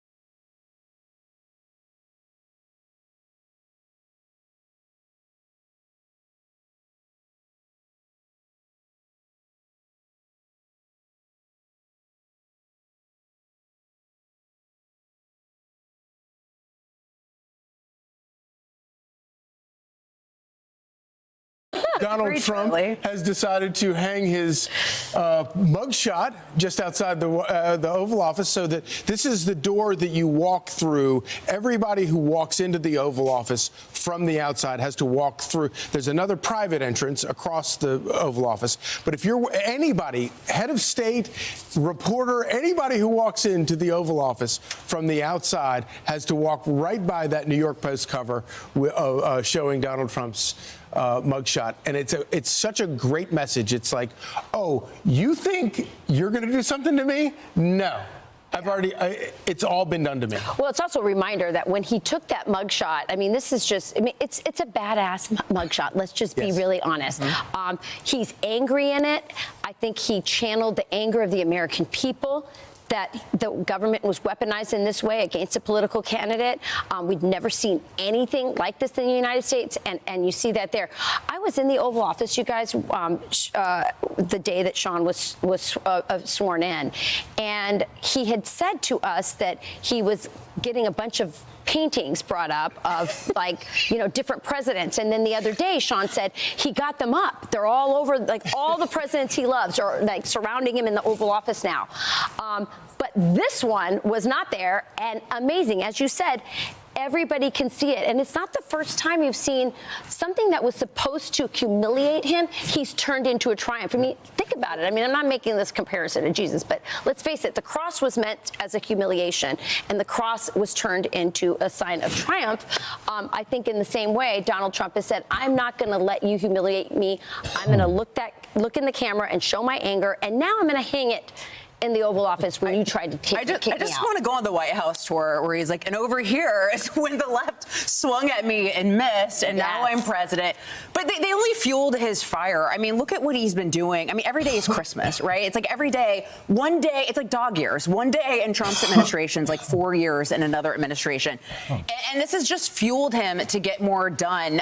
You can tell that he's learned a lot of lessons from his first term. Look how organized this administration is. You've got a lot of outside-of-the-box thinkers, including President Trump, right? He was an outsider when he ran for office in 2016. He's surrounding himself with disruptors, with reformists, with people who are outside of government.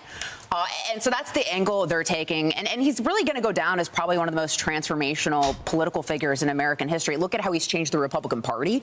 It's a totally different party because of him. Look at how he's changed the media.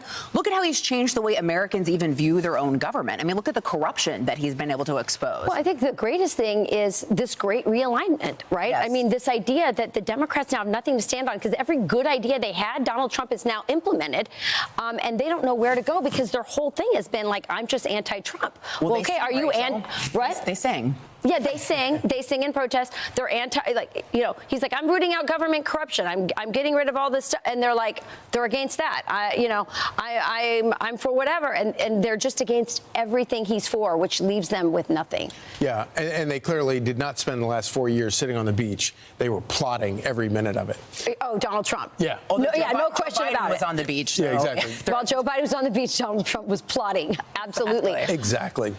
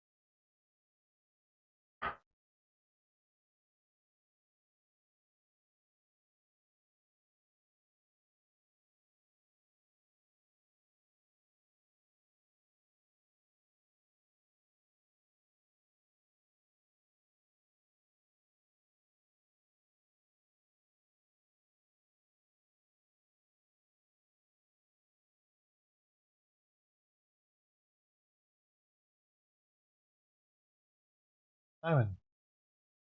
Simon. Simon. Simon. Come here.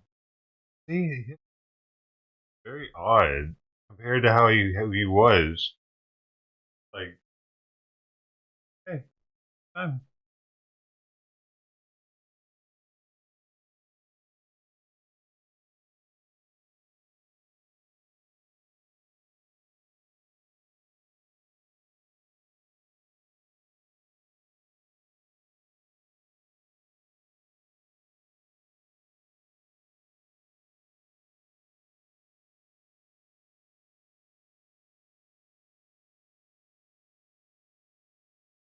Madison, I'll be back.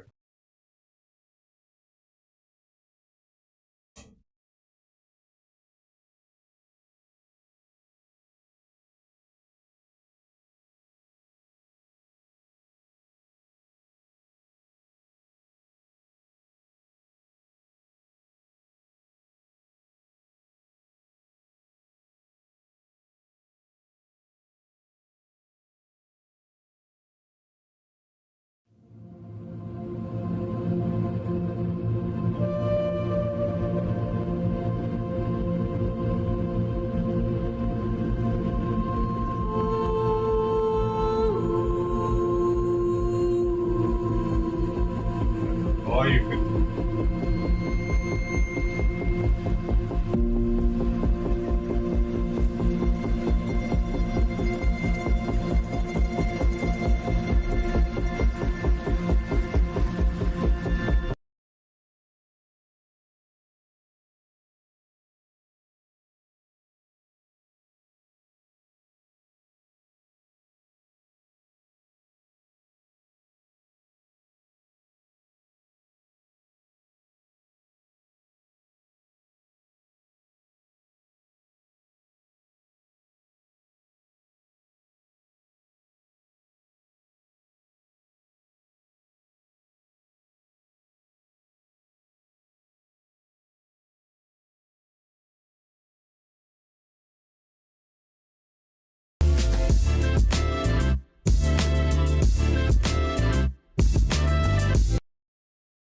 All right.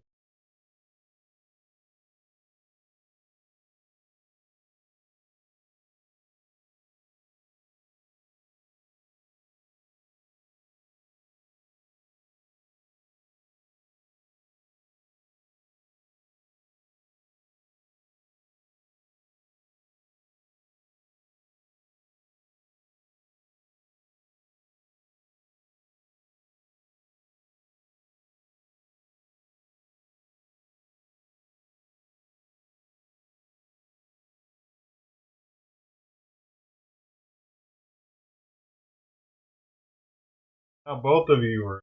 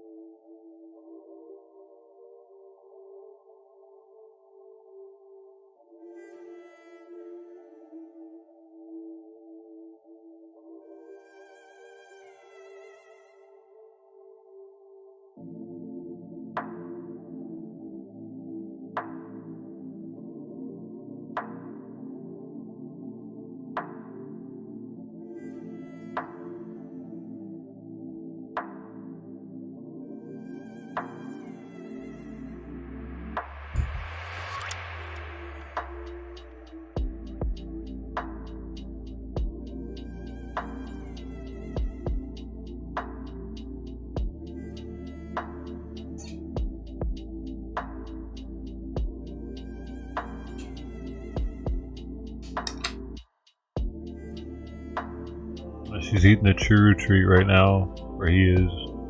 It's a salmon churro treat for 10 plus, got the vitamins in it. Oh, now she's eating leftover Simon's food.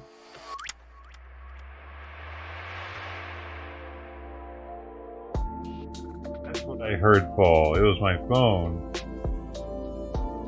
Actually, no.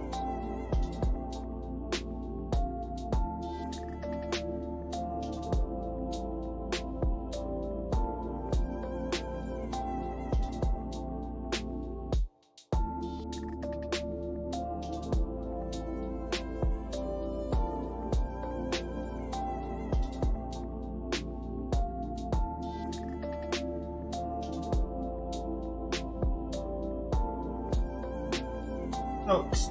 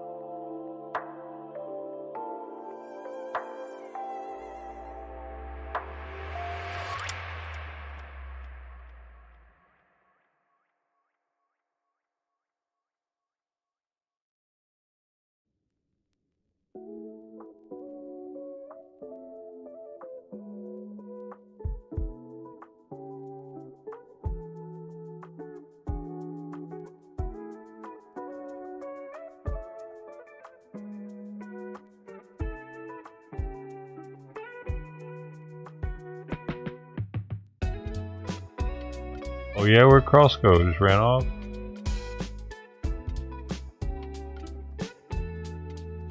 Alright, we'll go watch fans.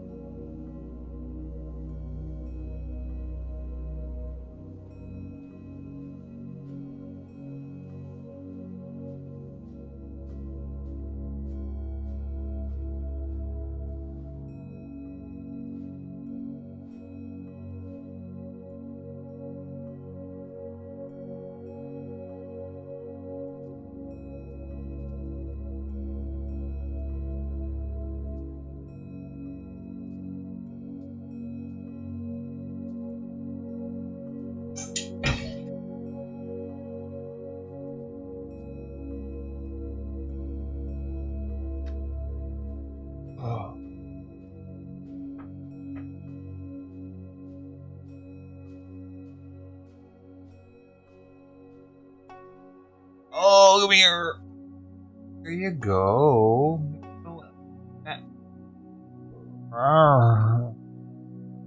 That wasn't so bad, was it?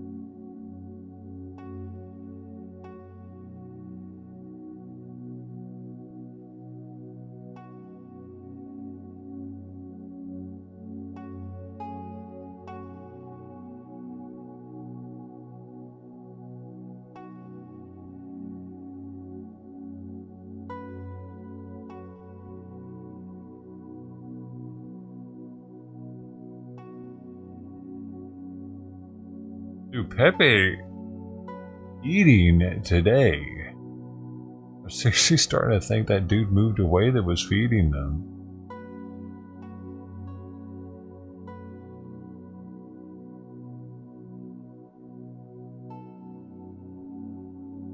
Looks like Cross at least a decent amount of the treat, the true treat. That's good for him. He needs it for his injuries. Got the vitamin C, got the omega-3 and 6s and something else.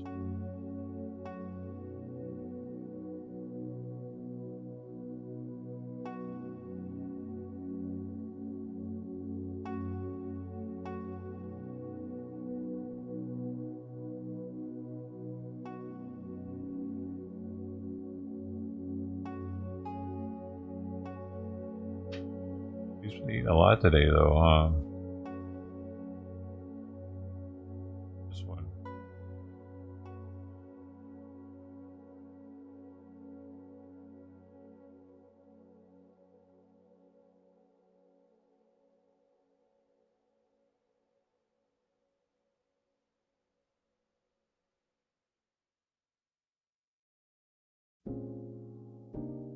It's hard to tell how fat or skinny these cats are without touching them. Simon is fat. Sweet Pea is a little chubby. That cat is skinny. I can make out all his ribs.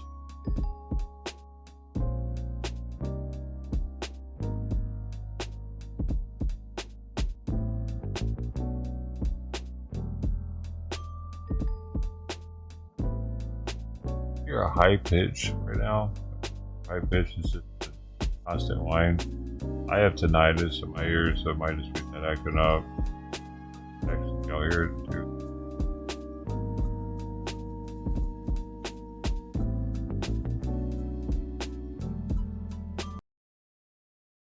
I think it's me. No, wait. Not me. Bro. Not there.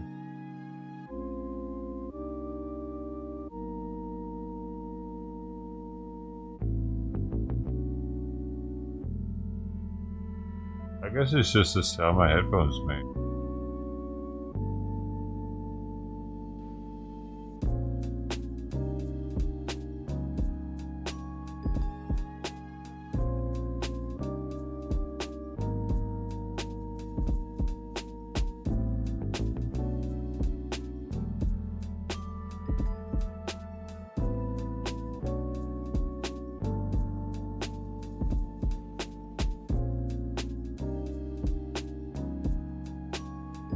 Appreciate it if they clean the plate up. Reminds me a lot of talks. Scoot the plates all the way down the sidewalk.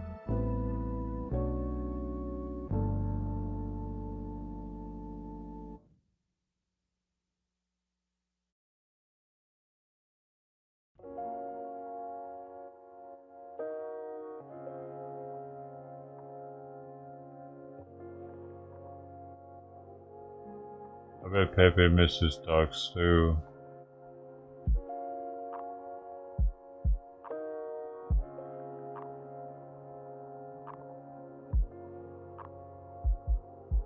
They really were brothers for sure.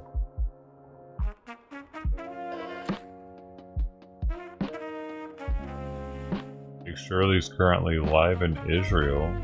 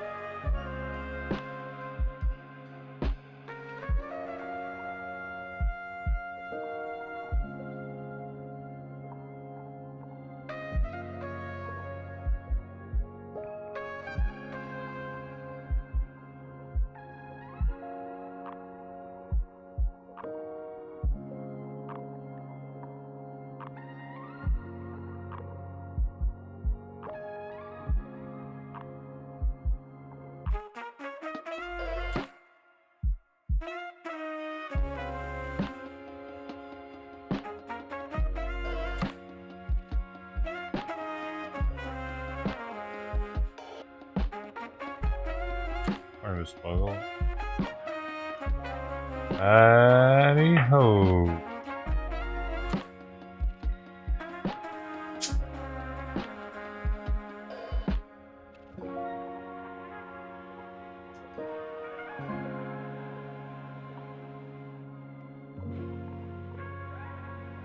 You've missed it, Miss Bungle. This has been a very busy morning. The busiest morning ever on Kitty Cam. And I forgot to put the timer up correctly. It's been a little crazy. I've lost count of plates. I think I have 11 plates so far, maybe. Almost half a case of food.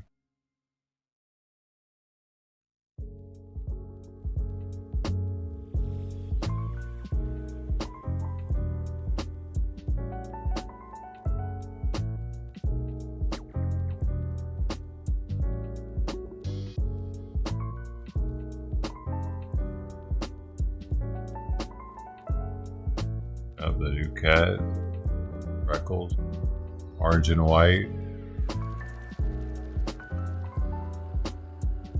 and that cat's been back again. It's been here twice today already. Dude, new cat's been here twice. This cat's been here twice already. Fluffy, multiple cats have been here twice already today. Wild. Oh, I don't know, maybe Bill's right. The scent trails all got wiped out, so now it's everybody is free for all on reclaiming the territory.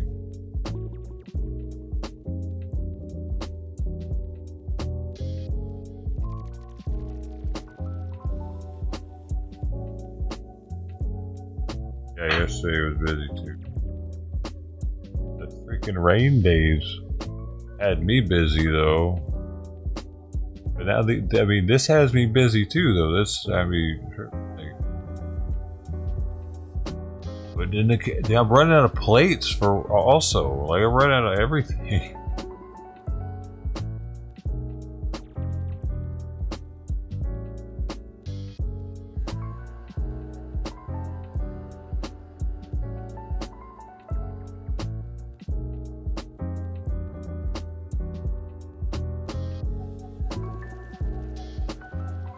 I appreciated sharing the burden with somebody, but I'm starting to feel like I have the full burden of all the alley cats in my neighborhood. Over the past 2 days, kind of getting kind of hectic around here.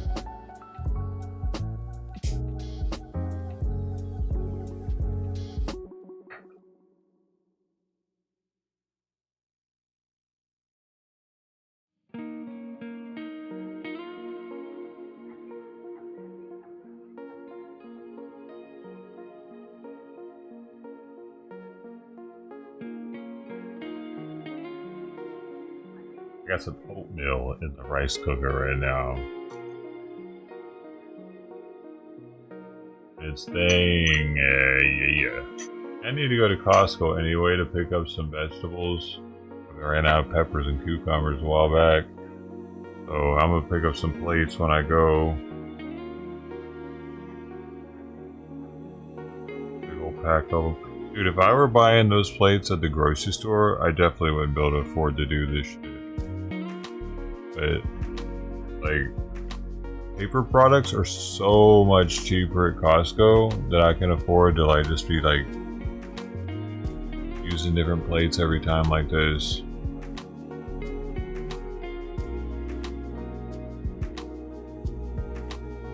It's still, like, $15, $20 for a pack of them, though.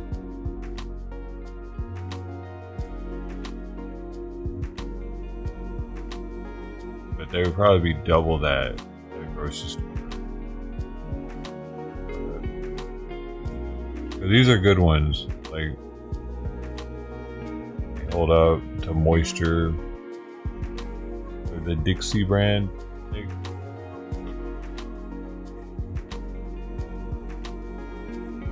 They hold up if the food sits on them for a while. Unlike those regular white plates, which breaking down. Oh my goodness, Pepe, you left a mess, kinda. Why don't they want that left over? I think I got enough time for a little break, even though Dom's underneath the house.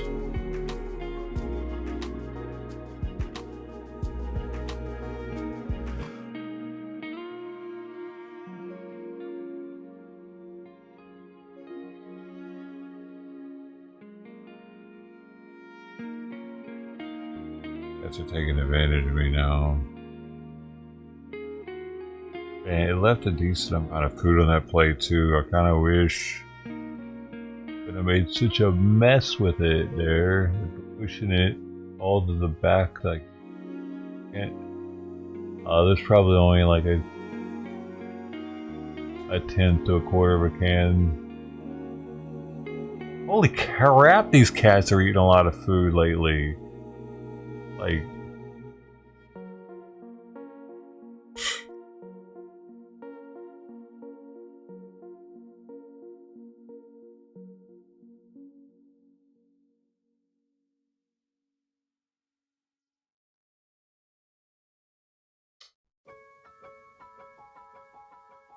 this is sustainable. Gotta figure something out.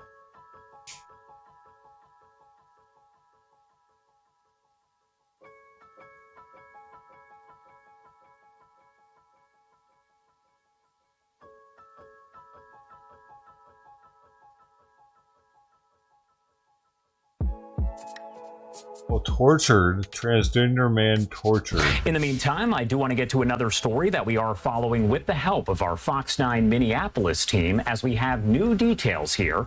A missing Minnesota transgender man has been found dead in a field over in New York after being reported missing. And authorities say he endured, quote, prolonged physical and psychological abuse. Here is what we know about the situation. New York State Police now saying that the body of 24-year-old Sam Nordquist was found in a field, and 5 people have been arrested and charged with second-degree murder in connection with his death. We do have those booking photos right here showing up on your screen, coming in from our Fox 9 Minneapolis team and New York State Police. I'm not trying to make light of it, Brody. It's too soon, okay? Their investigation revealed a, quote, deeply disturbing pattern of abuse that resulted in Nordquist's death, noting he, quote, endured prolonged physical and psychological abuse at the hands of multiple individuals.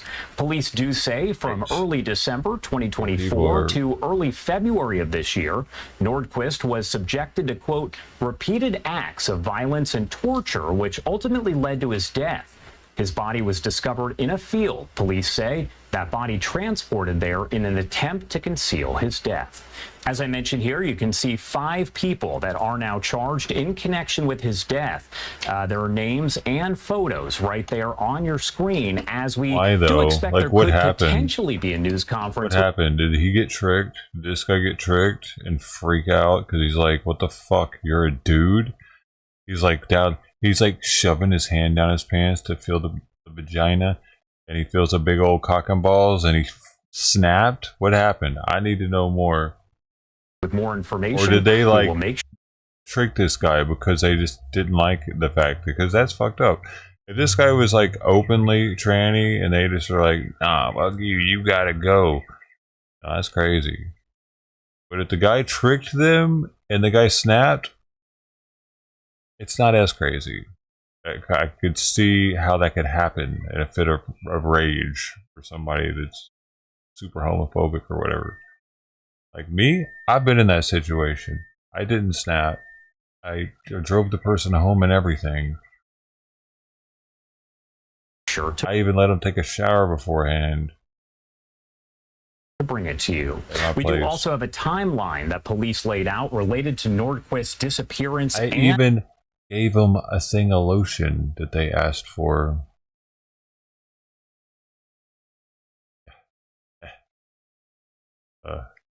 And death here. I could hear them using the lotion vigorously. Pop up Nordquist's photo once again in case you missed it a bit earlier. But as far as the timeline goes, here is what we know. Nordquist traveled to New York in September of 2024, enduring, quote, repeated acts of violence and torture from December of last year to early February of this year. Nordquist lost contact with family at the end of January. Nordquist was reported missing to the New York State Police on... This person is believable. This looks like a fat female, dude. You know what I mean? I bet somebody got tricked, man, and couldn't handle it.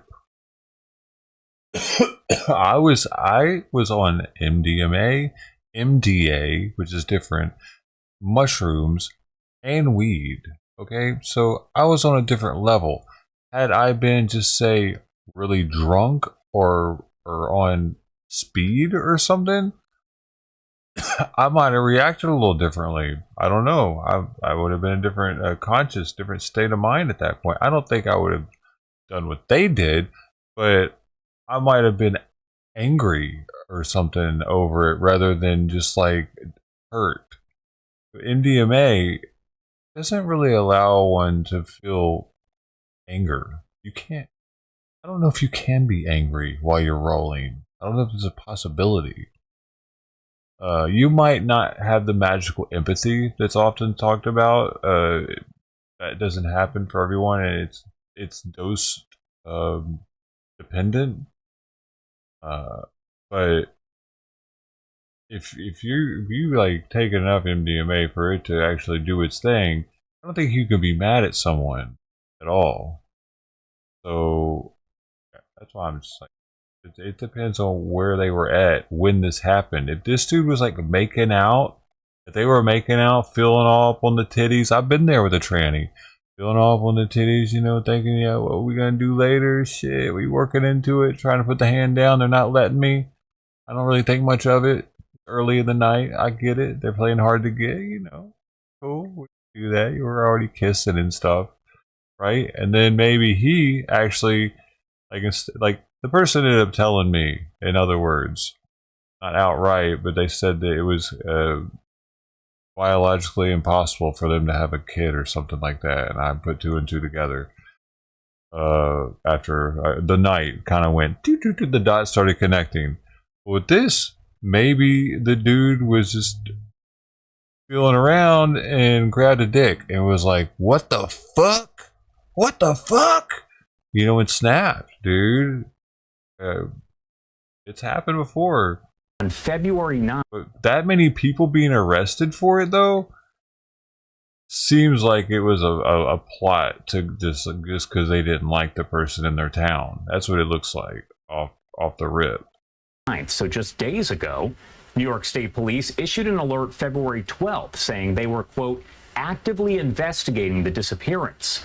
New York State Police executed a search warrant at Patty's Lodge, if you are familiar with the area of this location in New York. It was in room 22 in connection to the disappearance. Now, there are still a lot of questions about what happened overall. Police not saying if there was any kind of connection between the suspects and Nordquist Authorities have not ruled out if this was a hate crime, and police say the case remains an active and ongoing investigation. They're urging anyone with information to report it to police. Again, as we get more details on that, we will make sure to bring them to you.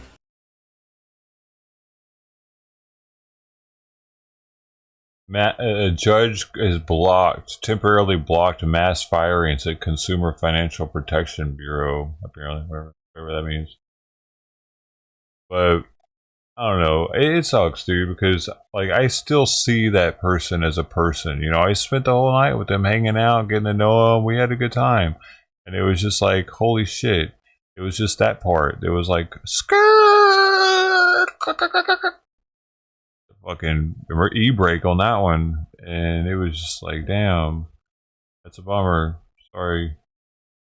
Never gonna work, you know. None of this is ever gonna work now at this point. Oh, right. Good situation. I kind of feel sorry for the people, but like, here's the thing, man. They need to accept the fact that they have a mental illness. That's all. They need to accept that there's something wrong with their brain. Not that they're special. Not that they are the magical humans because they're trannies, and anything they can do, or anything we can do, they can do better. No, you actually have a mental disorder, and it comes along with comorbid mental disease, usually. Whether it be bipolar, or depression, or anxiety. Like 9 times out of 10, they have something else. So, if they could just own that, I think that more of society would be accepting of them. What do you guys think?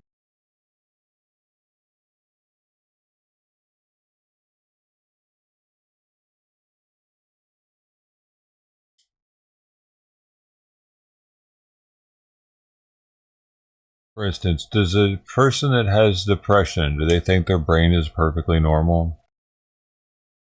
Does a person that has anxiety, any mental disease, do they think, no, I'm not only am I normal, I'm better than, I have superpowers, I'm bipolar. Dun, dun, dun, dun. Not normally, they don't think that. Unless they are gone so far that, you know, that's another mental disease, or they think they are what is it, narcissism might be. They think they have delusions of grandeur.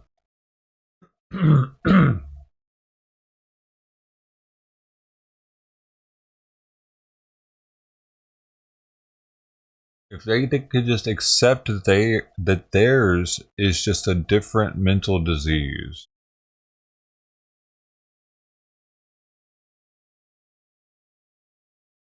Well, why can't they do that?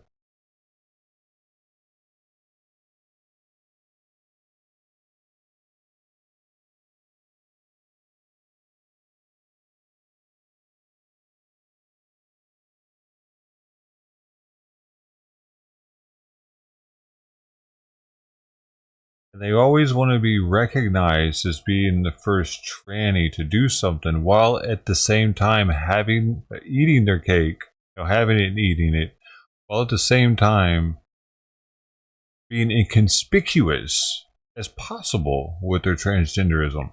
Meaning, they don't want people to be able to realize that they're transgendered by looking at them, but they want to get all the accolades for being the first tranny for doing something. How can you have both?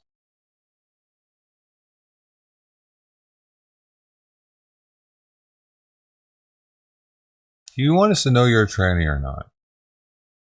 Like, why don't we stop putting trannies on pedestals, for one? Like, oh, she's the first tranny to ever do it. That's never going to stop happening, though, because the news has to tell everybody when it's the first thing for something. They got to be the first to tell you about the first. You heard it here first, folks. They're the first to do it, and you heard it here first. That makes you number one.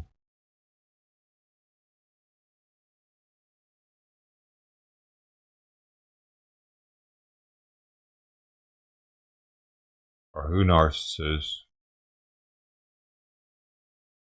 Grannies? Well, they do tend to think about their own. It's like if there could be racism like they're very sexist, meaning trannies stick to their own. Like if trannies are grouped together, if you got a room of trannies speckled throughout a room, like not a room of them, but say you got 100 people and 10 of them are trannies speckled throughout the room. You best believe those 10 trannies are going to be sitting all right next to each other.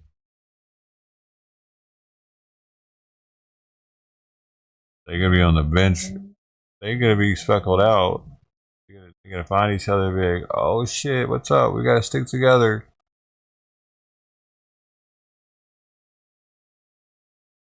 It's all about their agenda, the tranny movement. Bro, we got together on this one.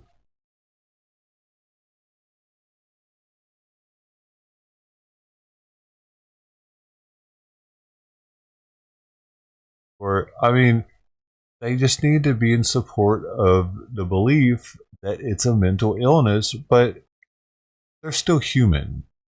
There's no reason to hate them because they have a mental illness. You can dislike the mental illness, sure, and its effects on them. But us giving into them by giving them hormones to make their mental illness worse is crazy. Like most mental illnesses, we don't, like a hyperactive person, we don't say, hey, oh, well, you're hyperactive. Well, shit, let's try to make you more hyperactive then. You know, that's the way your body wants to be. Or a person that's depressed. Oh, you're depressed? You don't feel like doing shit anymore? You just want to sit around all day? Let's give you a tranquilizer. Yeah, that's what your body wants to do. Let's go ahead and make it full. All encompassing. Yes, just lay there all day. Here's some heroin. It's kind of what they're doing with trannies. Oh, you have a brain deficiency of a chemical. It's making you think that you should be a male or female, or vice versa. Okay, well, let's make that worse then. Instead of trying to counteract it, because any tomboy now is a tranny. Oh, you're a tomboy? Oh, you think about playing with the guy sports or something? Oh, you like steak and potatoes, and you like guy sports. Oh, you like a tranny. So I don't know what the criteria are, but I'm sure there aren't many. Oh, you like wearing pants and playing with G.I. Joes? You might be a tranny. Let's start getting you the books and reading up on it. You're only 5, but it's never too soon.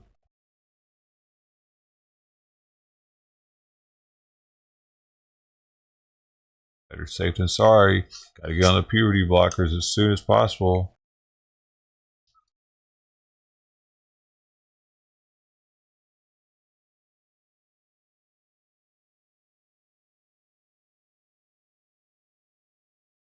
Or the testosterone as soon as possible, so your bones, you don't get the osteoporosis. But then you find out when you're 16 you actually don't want to be a boy anymore, and now you can never get pregnant.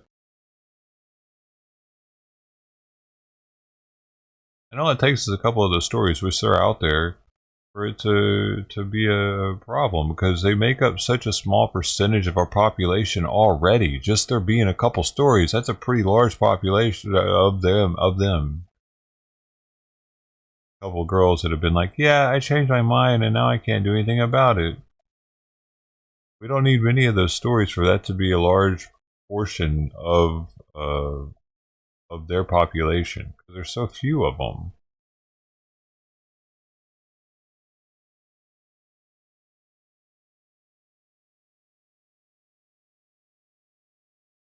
I think women are starting to back off on defending the shit, though, with the women's sports being taken over by them. And I bet that there are going to be less of these fuckers wanting to transition. Because I bet a lot of them were doing it because of sports. Attention, man. Oh, I'm looking at this thumbnail right now of this dude. Leah Thomas, the elite college athlete who became the first open. This is from 2 years ago. How happy they are. Fucking winning. Not anymore, bitch. Fucking joke. 2 years ago. So let's rewatch this one and see how golden it is. Because hopefully all this dumbass's records get deleted. Transgender woman to win an NCAA swimming title. She's speaking out at her first TV interview with Nightline's Juju Chang. Good morning, Juju.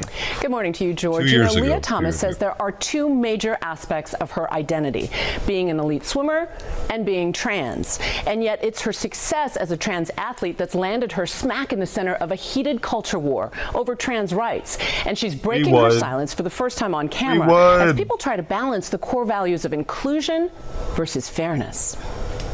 She's the swimmer who created shockwaves across the country. 23-year-old Leah Thomas. Leah Thomas pulling away. The UPenn swimmer making history in March as the first known transgender athlete to win a Division I national title. But her athletic achievements on the women's swim team igniting fierce debate. Dude, it's crazy that she wasn't, like, I would be embarrassed, dude. I wouldn't even feel right, like, high-fiving at the end of that if I would have been her. Like, I'm thinking to myself, bigger than most women. I mean, I'd be a monster compared to most women out there, probably. But I just can't imagine myself being like, yeah, I did it, girl. I did it. I'm twice your size. Fuck you.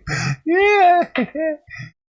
Oh, man. Debate over fairness in women's sports. It is just not fair. When it comes to competition, it's just not a fair fight. Throughout the controversy, Thomas has largely remained quiet he doesn't until have now. titties. I knew there would be scrutiny against me if I. He sounds like a dude still. Competed as a woman. I was prepared for that, but I also don't need anybody's permission to be myself and to do the sport that I love. Assigned male at birth, Thomas grew up in Austin, Texas, where she says she fell in love with swimming when she was just 4. But as she grew, she says she felt increasingly disconnected to her body. I didn't feel like I was a boy. I was like, I'm not discounting that it's not a thing. Gender dysmorphia or whatever it's called. I get it. We've looked into that here. It's a brain problem. It happens early on in their life, and it happens while they're in the womb. So it's something that their mom didn't eat, or some chemical imbalance that happened inside the womb makes it happen, right? So there's science behind it. I get it. Kind of sad. This isn't me. This isn't who I am. Thomas earned a spot at her Ivy League dream school, UPenn, on the men's team.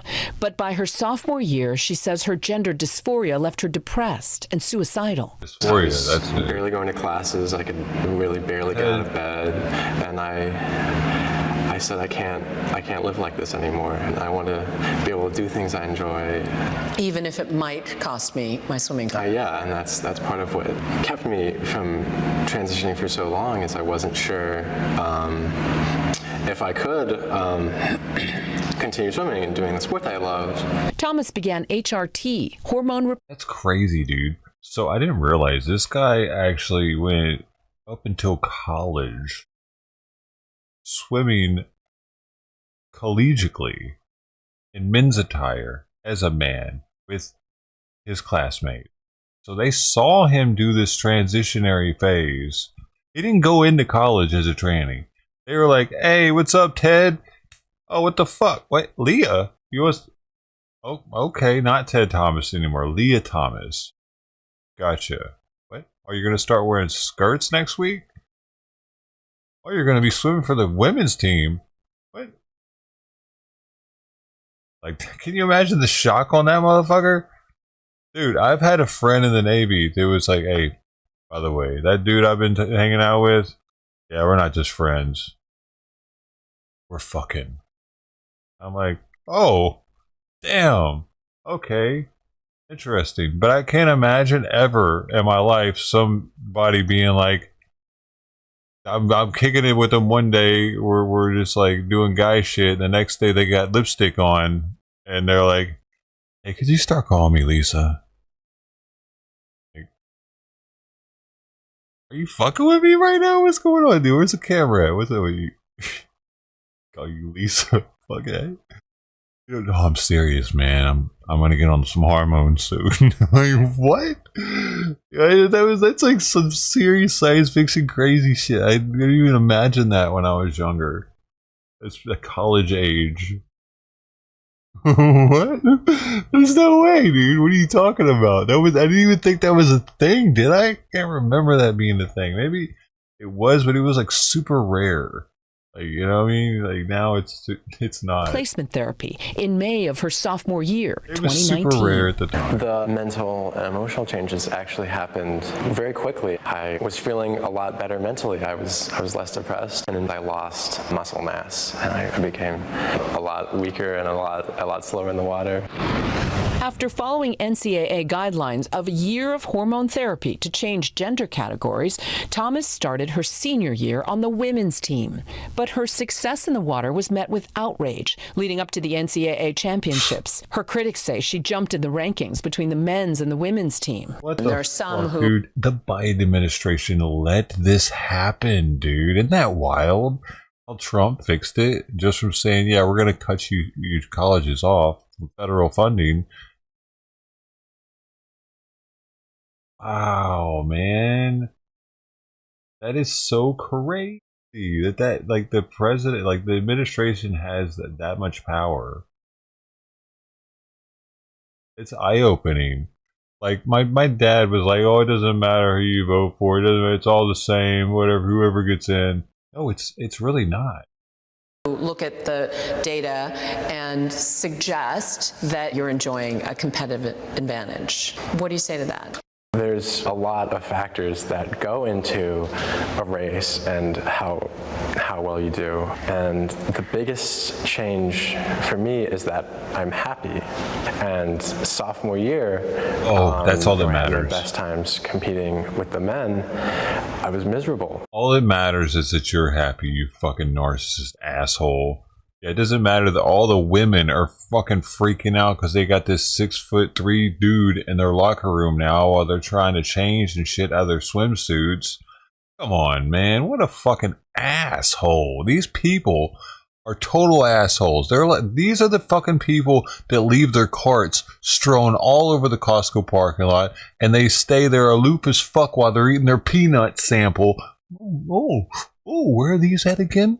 Oh, yeah. Well, are they on sale, though? Oh, yeah. Oh, I might come back and get some. Okay, thank you. Where's the trash can at? Oh, where did I leave my cart? Oh, excuse me.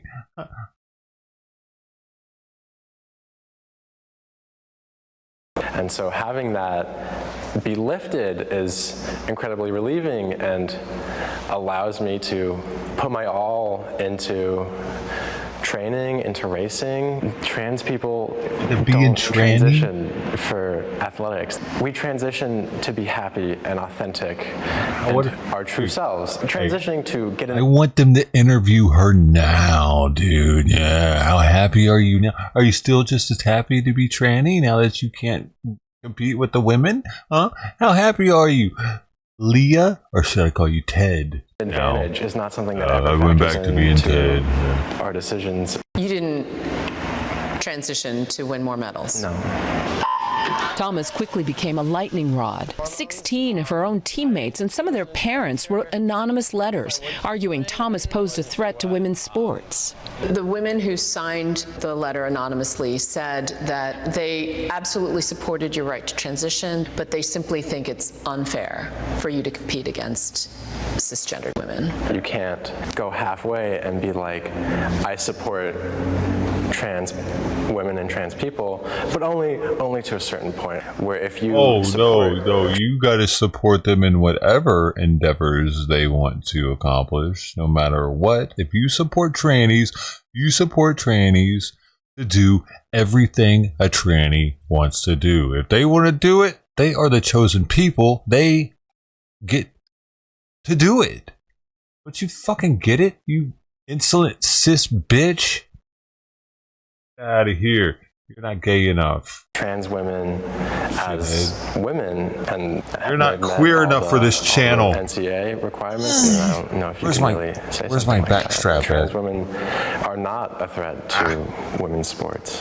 While the science on transgender athletes is new and evolving, some medical experts say the effects of higher testosterone during male puberty may never be fully erased. What are the physical aspects that trans women may not be able to roll back with hormone therapy? Obviously, issues related to body size, airway size, hand size, foot size, perhaps bone density, and so forth. But I think the main thing is just the interactions of exercise training and skeletal muscle. Are you saying that years of hormone therapy cannot put trans women in a place to compete with cisgendered women? I think that evidence so far would suggest that periods of a year, 2 years, 3 years, 4 years is probably insufficient.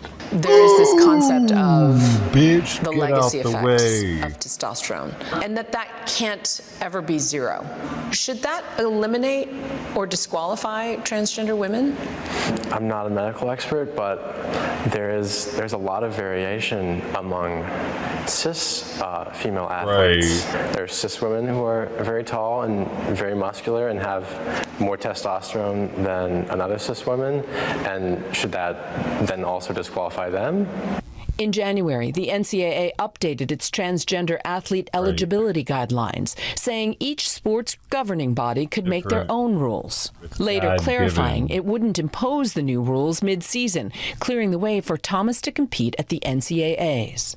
It was an incredible experience to be able to fulfill that personal goal and be at that meet, as well as competing as my authentic self, was just such an amazing experience to have these things that I've been working towards for so long all come together. Are there Olympics in your future? It's been a goal of mine to go to the Olympics. There's no trials for a very long time, and I would. This is from 2 years ago, y'all. Now her college swimming career is over. Leah just graduated from UPenn and is getting ready for law school, perhaps a future career as a civil rights lawyer advocating for trans rights, George. No, look at Did this. Leah ever think about quitting swimming? Absolutely. She said that she was so depressed when she transitioned, she thought she gave it up even if it would cost her her swimming career. And of course, critics have said, if you just stop swimming, no one would have a problem. And her response to that is, people are going to have a problem with me no matter what I do, so I don't want to be forced to give up my identity as a swimmer. George. Strong woman. You can see more of Juju's interview today on ESPN tonight on Nightline. Okay, so apparently 4 days ago there was this. University of Pennsylvania facing a potential civil rights violation after the Trump administration's ban on transgender athletes. In part, his executive order states, Brody, quote, athletic associations. Brody, you misgendered? That's it, you're banned. Have allowed men to compete in women's sports. This is demeaning, unfair, and dangerous to women and girls. The order signed last week puts pressure on schools that don't comply. They'll be investigated for Title IX violations and could lose federal funding. And the very next day, the NCAA changed its policy, saying only student athletes assigned female at birth will be allowed to compete. And then last Thursday, the Department of Education announced that the University of Pennsylvania and 2 other schools are being investigated. So NewsNation's Rich McHugh has spoken extensively to a UPenn athlete who filed a lawsuit against the school and the NCAA. Rich joins me live. So Rich, how has this new executive order impacted these athletes? Hi, Nicole. Well, I can say that it's definitely a win for Margot Kazarowski. This is one of What the fuck is going on behind this dude, man? What is he in that? Canaveral? Cape Canaveral? Are they lifting off a fucking spaceship right now? What is happening? the swimmers who've now come forward publicly. I spoke with her first about this in 2022. Anonymously, she was one of the first to speak out. She was a teammate of Leah Thomas at University of Pennsylvania. when the environment was very, very different around this issue. Now she's come forward publicly in a lawsuit against UPenn, Harvard, the Ivy League, and the NCAA, accusing them of violating Title IX regulations by letting Leah Thomas, a, quote, trans-identifying male swimmer, compete in women's races. She writes that instead of listening to her concerns, they told her to go to counseling. Quote, the UPenn administrators told the women that if anyone was struggling with accepting Thomas's participation on the UPenn women's team, they should seek counseling and support from CAPS and the LGBTQ Center. I spoke with Margot earlier about why she filed the suit and what she thinks about Trump's new executive orders. Take a listen. They're We were forced to use the same locker room as Thomas when we were not told ahead of time that that would be the case. And also, there were countless girls who lost out on various opportunities to race and compete and be on different travel teams and championship teams. And I just feel very strongly that no girl should ever lose out on an opportunity because of male advantages, and just believe that women deserve equal rights. I think the executive order is definitely a great first step in the right direction towards having a national consensus on the issue. So now that the NCAA has pivoted as well, Margot says that this is a win and headed in the right directions, but she's still asking for some very specific things, Nicole. All right, so Rich, what are these three women seeking in this lawsuit? Well, they're not seeking money, that's for sure. I don't even believe they can seek money under this type of lawsuit. What they want is very specific. They want a judge to declare that Leah Thomas was ineligible to compete in these women's races and vacate her records. Take a listen. Oh, man, I don't know about it.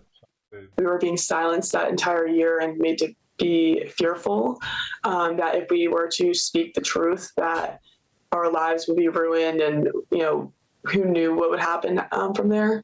And I want the records to come off of the board. I want the real record holders to be put back on the women's record board. They have not commented back to us.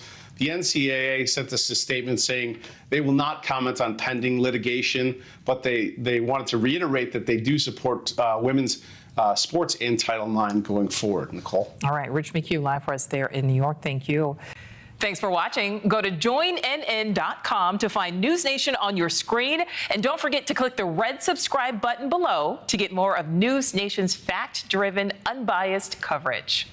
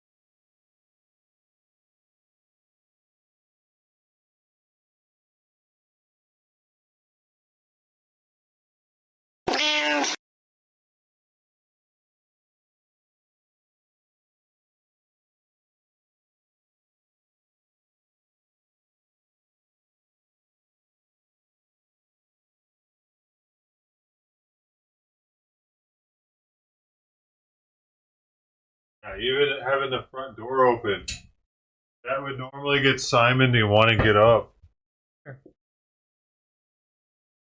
Now you jump off. Now you jump off. You had your chance to go look outside, but now you jump off.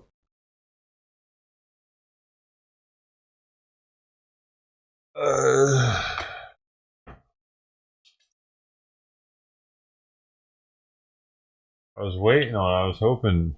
I don't want to leave the door open like that. It's kind of chilly outside.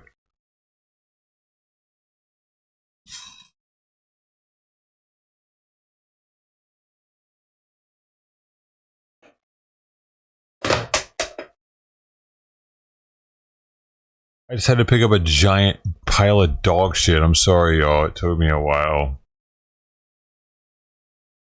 Same spot.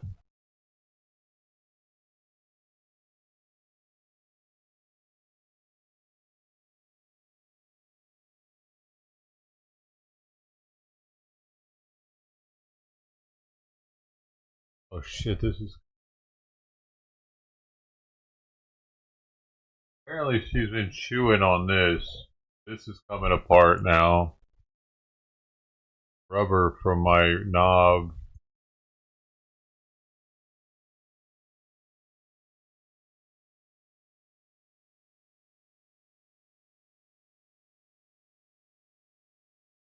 As I've been feeling. Dude, the knob, the rubber off of the knob. I need to get a new one of these anyway. Piece that holds the microphone.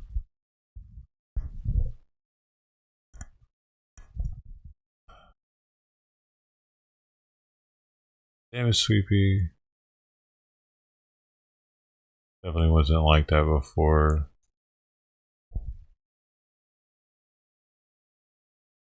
Why do you gotta chew everything? She doesn't just chew it either, she eats it.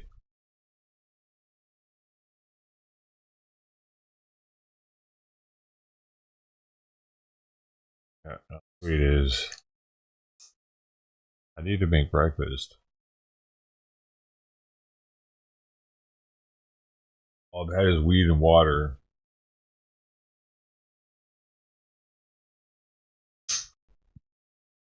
Now you want out. Oh, girl. Good thing. Look.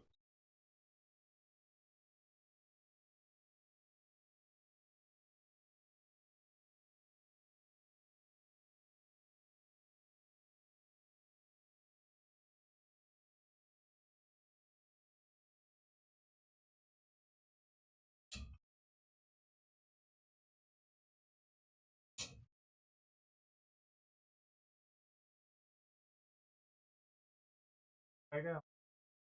Here.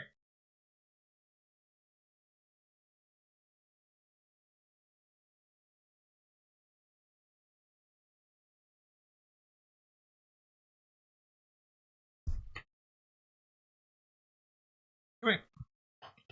Zippy, come here. Here.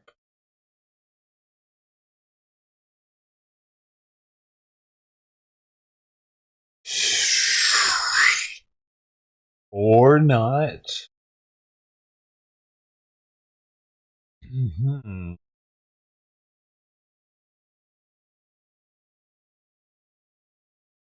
I could have taken more food out there, y'all, but I only have 6 more plates left. Paper plates.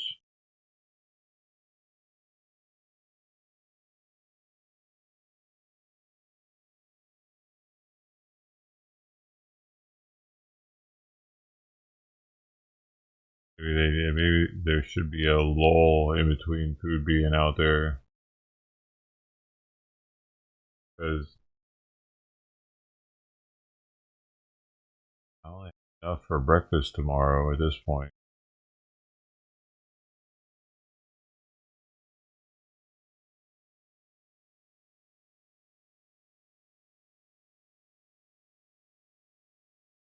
More plates.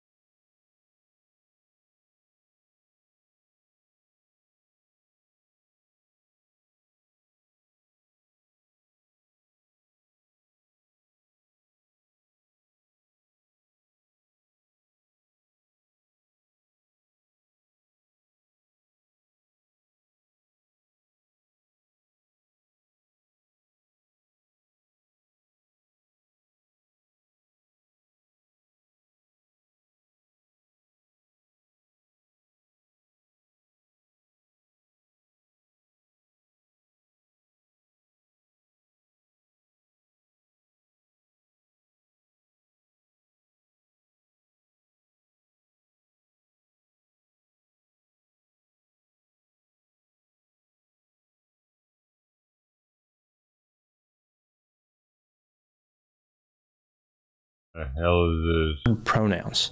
This case involves... Oh, this is Dr. Grande. Today I will analyze the case of the Zizian cult murders. First, I'll look at the background of this case, move to the timeline of the crimes, tranny cult, then offer my analysis. Tranny cult murders. Before I get started with this one, I want to talk for a minute about preferred pronouns. This case involves an alleged cult which was heavily invested in the transgender ideology. Most of the participants were transgender and used pronouns which are different than those used by law enforcement when referring to them. This has caused some outrage, with the media accusing law enforcement of dead naming and misgendering. Law enforcement officials were simply going by legal names and biological sex. This case is extremely convoluted. It is difficult to understand even before adding preferred pronouns into the mix. To make this story easier to understand, I am simply going to use the pronouns that correspond with the typical gender associated with the first names of the individuals. So a masculine first name would be he, him. A feminine first name would be she, her. If this happens to correspond with the individual's preferred pronouns, great. If it doesn't, well, that's just the way it is. This is not some type of political statement. This is just being done for practical purposes. I typically use preferred pronouns for those invested in the transgender ideology because I believe it's polite. But that would not make a lot of sense in this story. It would only make it much more confusing. With that said, let's get started with the background. Jack Amadeus Lasota was born in 1991 and lived in the state of Alaska. His father was an AI researcher at the University of Alaska, Fairbanks. Jack earned a bachelor's degree in computer science from the same university. After this, he interned with NASA. At some point, Jack became invested in the transgender ideology. He moved to the San Francisco Bay Area in 2016 and worked in technology. The same year, Jack met a like-minded individual named Gwen Danielson. On July 5, 2017, Jack, Gwen, and another individual purchased a 94-foot tugboat in Ketchikan, Alaska, and recruited a crew to make a voyage to California. Many of these crew members shared Jack's belief system. One could argue that they were his followers. On July 8, the tugboat arrived in Pillar Point Harbor in Half Moon Bay, California. The idea was that Jack and his followers would live affordably aboard this tugboat, which had been built in 1945 and was in disrepair. Not surprisingly, Jack's master plan did not work out too well. The tugboat leaked oil into the harbor, and the three owners were sued by the government. The Coast Guard proclaimed that the boat was an imminent threat to the public health. In response, Jack and his followers started living in box trucks in the harbor parking lot. At some point, the group met a man named Curtis Lind. He had a boat in the harbor as well. Eventually, Curtis sold it and moved to a trailer yard on Lemon Street in Vallejo. This is 54 miles north of the harbor. About 6 to 8 of the group members, including Jack and Gwen, rented 2 RVs in his trailer yard, as well as the option to park 6 trucks. Curtis was charging them $2,000 a month. The group abandoned the 345-ton tugboat in the harbor. The authorities removed hazardous fluids from the boat, and it was chained to a 3,000-pound concrete block in 14 feet of water. The boat started sinking not long after this. The harbor district managers estimate it will cost $2 million to remove the vessel from the harbor. Jack started refining his belief system and transformed into an alleged cult leader using the name Ziz. His followers are referred to as Zizians. He appeared to be inspired by the rationalist scene at Berkeley. Jack started posting bizarre philosophical content on a blog. For example, he had this theory that the hemispheres of the brain can hold separate genders and values, which often desire to kill each other. He believed reaching peace between hemispheres was a tricky process of repeatedly reconstructing frames of game and decision theory. In 2018, Jack joined an apprenticeship program run by the Machine Intelligence Research Institute and the Center for Applied Rationality. Ultimately, he manipulated some of the members to join him as Zizians in his own offshoot of the rationalist movement. Now moving to the timeline of the crimes. On November 19, 2019, the Center for Applied Rationality hosted a retreat on a 200-acre property called the Westminster Woods Camp. This is 17 miles west of Santa Rosa, California. Jack and 3 of his followers, Gwen Danielson, Alexander Leatham, and Emma Burhanian, arrived at the retreat. They blocked the exits and accused the group hosting the retreat of betraying them. The police were called and arrested Jack and his followers. They were charged with conspiracy, obstructing an officer, and wearing a mask for an unlawful purpose. The police said that the 4 alleged offenders would not speak coherently or cooperate. As the case moved through the legal system, the group had trouble finding attorneys because they only wanted vegans. On November 15, 2021, about 2 years after the incident, the 4 alleged offenders filed a federal lawsuit against Westminster Woods, the police, and others, making numerous claims. For example, they were allegedly mocked for being transgender, injured, and wrongfully arrested. Later, the lawsuit was dismissed when the plaintiffs stopped showing up for hearings. About 9 months later, there was a curious development in this story. On August 19, 2022, the Coast Guard in San Francisco Bay responded to a report that Jack fell off a boat. Emma and Jack's sister reported that Jack fell into the water at about 11 p.m. while working on a motor. The Coast Guard was unable to locate Jack. A few weeks later, even though there was no death certificate, an obituary was published in a newspaper in Fairbanks, Alaska, indicating that Jack had died in the boating incident. In reality, Jack was not dead. Later, Gwen allegedly faked her death as well. A few months after this, the story moves back to Vallejo, California. On November 13, 2022, the police were called to the property of Curtis Lynn, who rented space in his trailer yard to the Zizians. He indicated that Emma, Alexander, and a person named Suri Deo attacked him. Emma and Suri stabbed him with knives. Alexander used a samurai sword to stab Curtis in his chest. Dude, I bet he got it in some deal where you get a package. It comes with a sword. $300, man. You get the chicken scissors with it. During the attack, Curtis lost an eye. Curtis managed to produce a firearm and shot Emma and Alexander. Emma did not survive. Alexander was wounded. Alexander and Suri were arrested and charged with attempted murder in connection with the attack on Curtis and murder in connection with Emma's death. The police are essentially saying that Alexander and Suri caused Emma's death. They attacked Curtis, and Curtis was defending himself when he killed Emma. At some point during or after the attack on Curtis, Jack was on the property. He was never charged with a crime, but he was taken to a police station. The police said that he faked a medical emergency and was taken to a hospital. Not even 2 months later, another serious crime would be connected to the Zizian cult. On January 2, 2023, a 72-year-old man named Richard Zacco and his 69-year-old wife Rita were found murdered in Chester Heights, Pennsylvania. This is in Delaware County, Pennsylvania, which is a county that borders the state of Delaware. The police determined that Richard and Rita had been shot in the head on December 31, 2022, New Year's Eve. While searching for their daughter Michelle in a hotel room near the Philadelphia International Airport, the police found Jack LaSota. He pretended that he was dead. Even in his mugshot, Jack kept up the charade. Officers had to hold him to take his picture.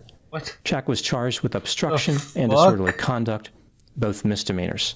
He was released on bail in June 2023. A warrant was issued for his arrest after he stopped showing up for court appearances. Now moving back to Curtis Lynn. He pretended he was dead in his mugshot. Let the Zizians stay in his trailer yard. He was allegedly attacked by 3 of the members and killed one of them in self-defense. Over 2 years after this attack, Curtis Lynn was attacked again on the same property. On January 17, 2025, he was stabbed and his throat was cut. He did not survive. Curtis was set to testify against the 2 remaining alleged attackers in April 2025.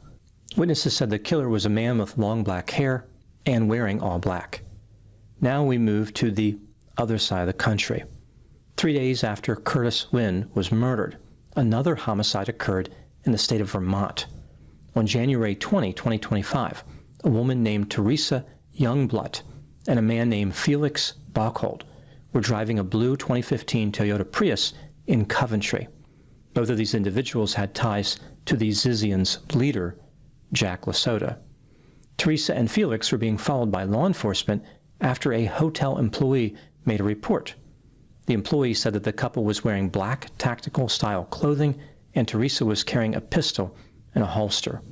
Later, the police spotted Felix wrapping cell phones in aluminum foil.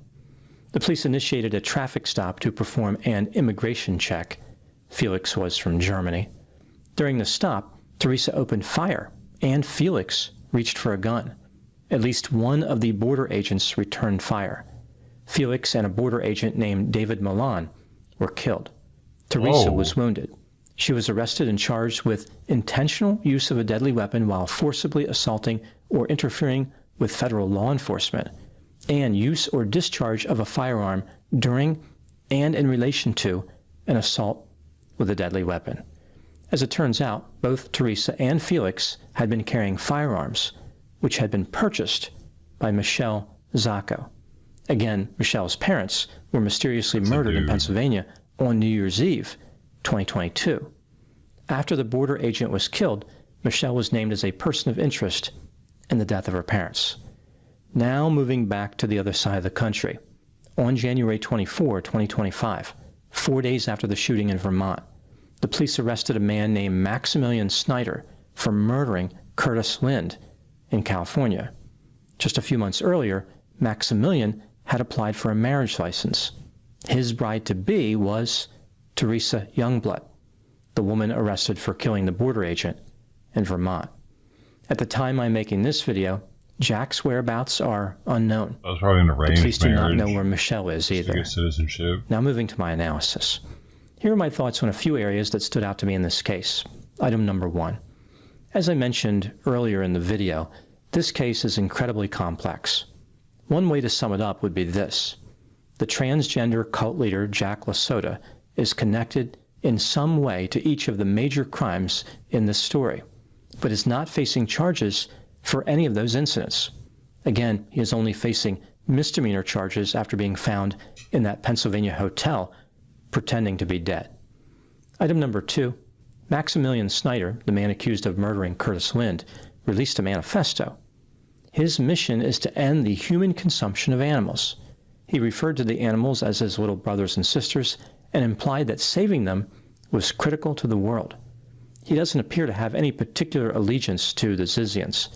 In my opinion, Maximilian probably murdered Curtis and did so to prevent him from testifying against Alexander and Surrey, but of course, Maximilian maintains the presumption of innocence. Item number 3, Alexander is still facing charges for causing Emma's death and for attacking Curtis. He has been having an unpleasant experience moving through the legal system. At one point, Alexander fought with bailiffs and shouted, quote, "This is a show trial designed for the genocide of transgender people," unquote. Item number 4, Jack had an unusual philosophy for his Zizian cult, which was focused on brain hemispheres and sleep deprivation. He was also fearful that artificial intelligence would destroy all human life on the planet Earth. His blog included articles with titles like My Journey to the Dark Side, Vampires and More Undeath, Punching Evil, Self-Blackmail, and Engineering and Hacking Your Mind. Jack encouraged his followers to, quote, reject morality, never do the right thing because it's the right thing, never even think that concept or ask that question unless it's to model what others will think, unquote. Another key part of Jack's philosophy involved the superiority of transgender individuals. Both Jack and Gwen believed that transgender women were intrinsically gifted. Jack had a fascination with Star Wars. He sometimes wore a black robe like a Sith Lord from the Star Wars movies. When he lived by the harbor, the employees referred to him as Jedi Jack. Item number 5, what do I think happened in this case? This is just a theory, my opinion. Jack Lasoda developed and embraced an unusual philosophy and managed to get other people interested. He attracted people into his cult who were similar to him. They already had extreme beliefs. It's not clear if Jack was really a cult leader in the sense of teaching or manipulating his followers. Rather, he inspired them to act on their current beliefs. Jack unlocked their inner antisocial behavior and supplied his followers with an excuse to act on their propensity for chaos. He managed to do this without being particularly charismatic. For instance, his tactics involved faking his own death and playing dead when being arrested. For most cult leaders, being alive is an important part of their mystique, but not for Jack. He was fine with slipping into the shadows. The people Jack attracted had already adopted extreme positions before meeting him. However, many of them were on track for success before becoming a Zizian. For example, Teresa studied computer science and computer software engineering. Maximilian studied computer science and philosophy. And Felix worked in New York City, earning over $500,000 a year. Some of Jack's followers gave up a lot to embark on an antisocial adventure. I guess the lesson in this case is when someone adopts an extreme belief system, it doesn't take much to motivate them to take extreme actions. Even if Jack qualified as a cult leader, he certainly was not a sophisticated one. His followers didn't need much of a push to travel completely over the edge. Those are my thoughts on the Zizian cult murders. Thank you so much for watching. I'll talk to you soon. One disturbing element that has come out of this case is the reaction by the media. This case involved 4 murders. It's pretty serious. Despite this, the media seems fixated on complaining about dead naming and the use of preferred pronouns. So they're saying people have been misgendered, and this is really almost the worst thing that could happen in all of society. I can appreciate that they want to argue everybody should have their chance to promote their political beliefs, but it seems like the mainstream media is simply trying to verbalize every thought that comes into their minds. They don't know how to read the room. Sometimes a story is so heartbreaking and terrible, it's okay not to promote a political position for a few minutes. It seems like a distraction, which will only alienate potential supporters. People don't want to hear about dead naming and misgendering when they're burying loved ones. This type of tactic represents a misplaced priority, which shifts attention away from key issues like justice for the victims and preventing more pain and suffering. When people talk about how the media is disconnected from what normal people believe, this is a great example.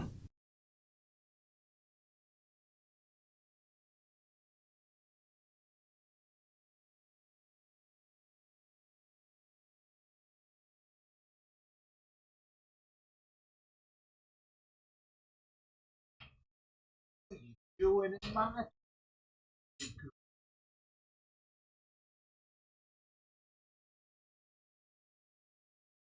you do. I can't keep up with these cats, man. Sorry, apparently I'm the main cat feeder at this point. I can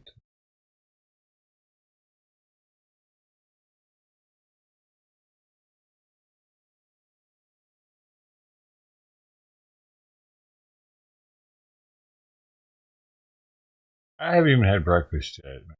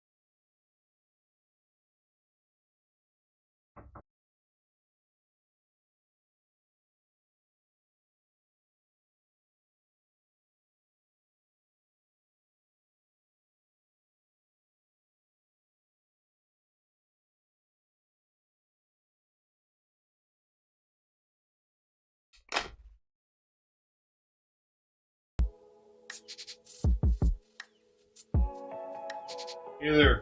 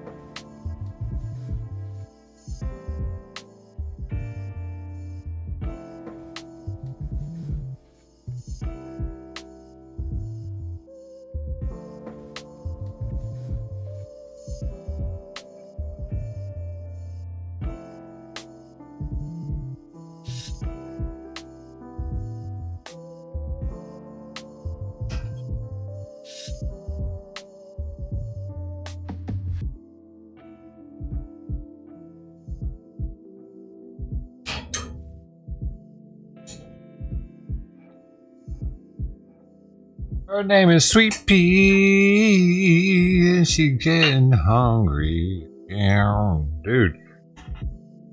She ate and left with the quickness, didn't she?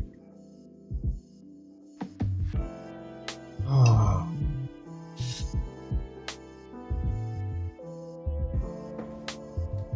Dang it. Bowls gone. Bowls on bowls on bowls, man. You guys are eating lately.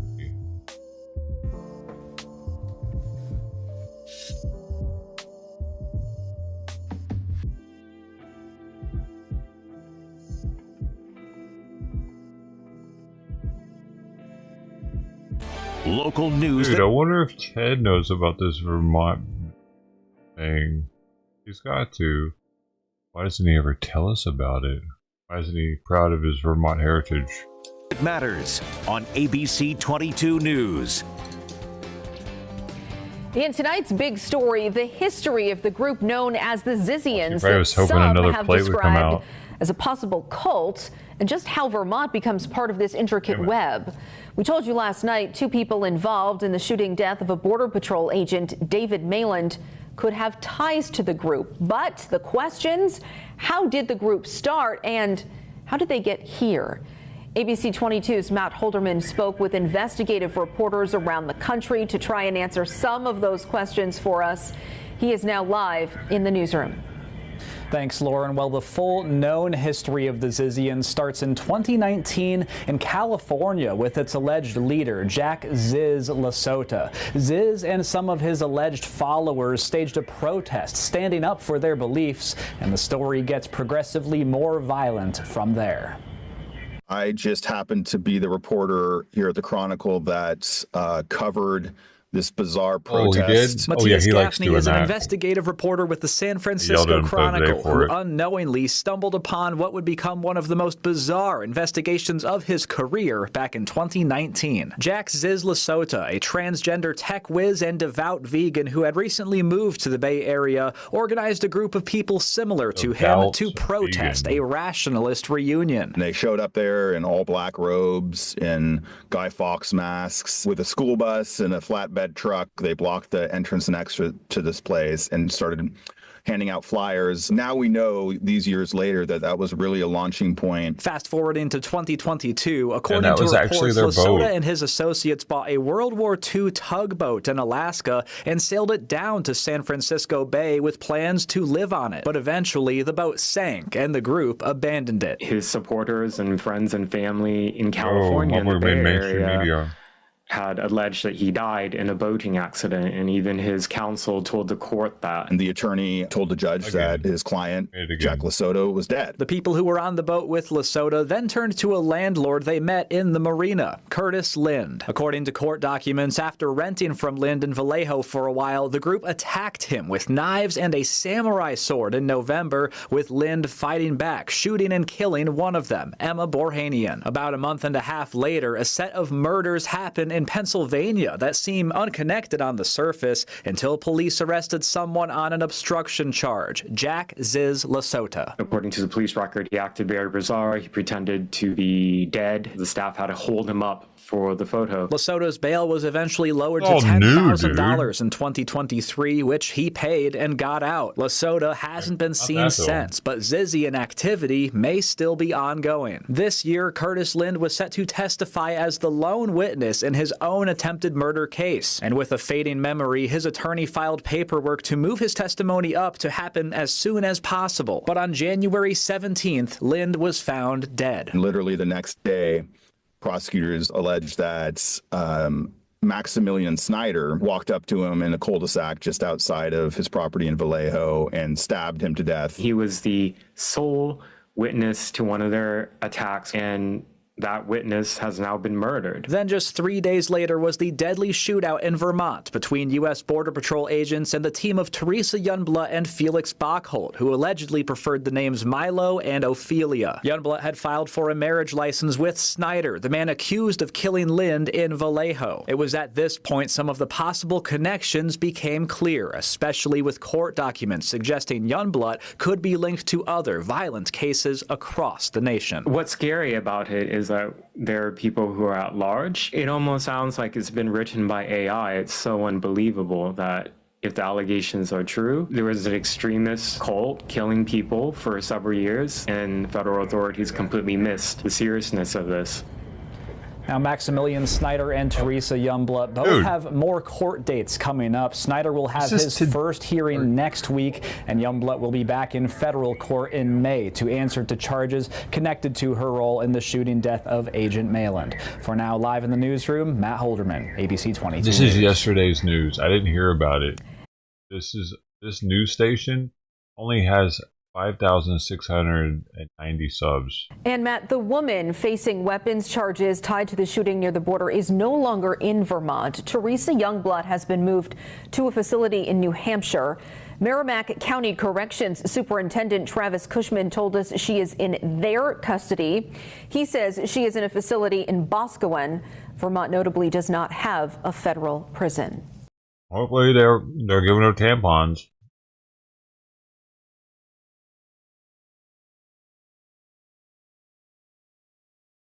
That's her constitutional right.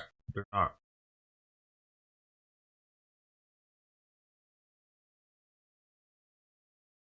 The first comment is my first thought on this. The first upvoted comment on this is, how is this not the headline on all major news networks? I'm the 98th thumbs up for that. The next highest is at 35. And that says, they let him bond out after he successfully posed as deceased. Obvious flight risk. How stupid. Yeah, that's Biden's America still at play. Crazy, man. Why isn't that? Why isn't Trump talking about that shit?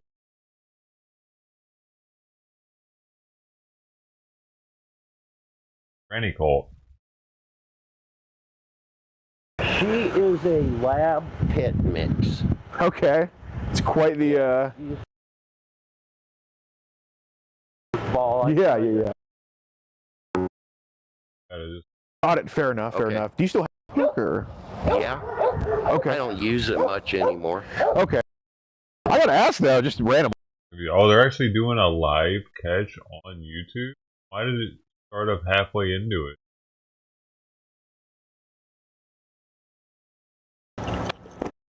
So, no, fair enough. I'm getting real cold here, especially with my feet. Do you just want to go in and talk about it? Or? No, not really. I'd rather talk out here. Okay.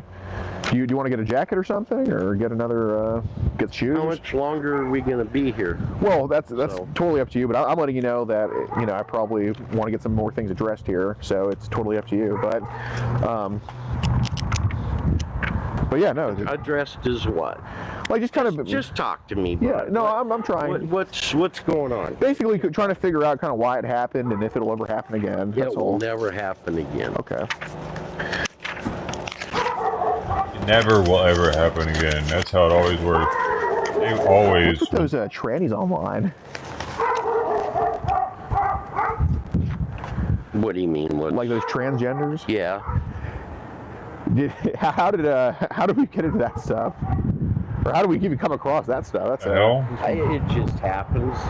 There's a lot of people on, and that's why I'm not on there much anymore. Right. Is there's a lot of people on Facebook that the transgenders come on, they try and bait you to hook up with them and things like that. Right. And did any of these transgenders send nudes to you? They might have. Okay. And like I said, I just delete them too, so. Right. So I'm wondering, I don't know if it was just something that you just wanted to show Haley how crazy it was or anything, but. Yeah, it's crazy, but there was a picture of to be fair, it's an adult, so no issue, but there's a picture of a naked transgender that was sent to Haley here. Okay. So, do you know who that could have been here, or like? No, I don't remember. That might have been one of them. I've had probably 15 or 20 try and getting me to hook up with them. Really? Yeah. Oh yeah, it's ridiculous. Where are they from? All over the place. That's nuts, dude. It is. I guess nuts and And boobs. that's one of the reasons I'm not really on there anymore at all or anything else is because it's bullshit. There's so much crap going on. Thank you. You know, there's so much crap going on the internet anymore. I'm tired of it all. Got it. Well, I want to see if we remember these with Haley. Yeah, he's talking to kids. He's part of the crap going on. Okay. What are you talking about, buddy? You mentioned here you're from southeastern Colorado. Here right now.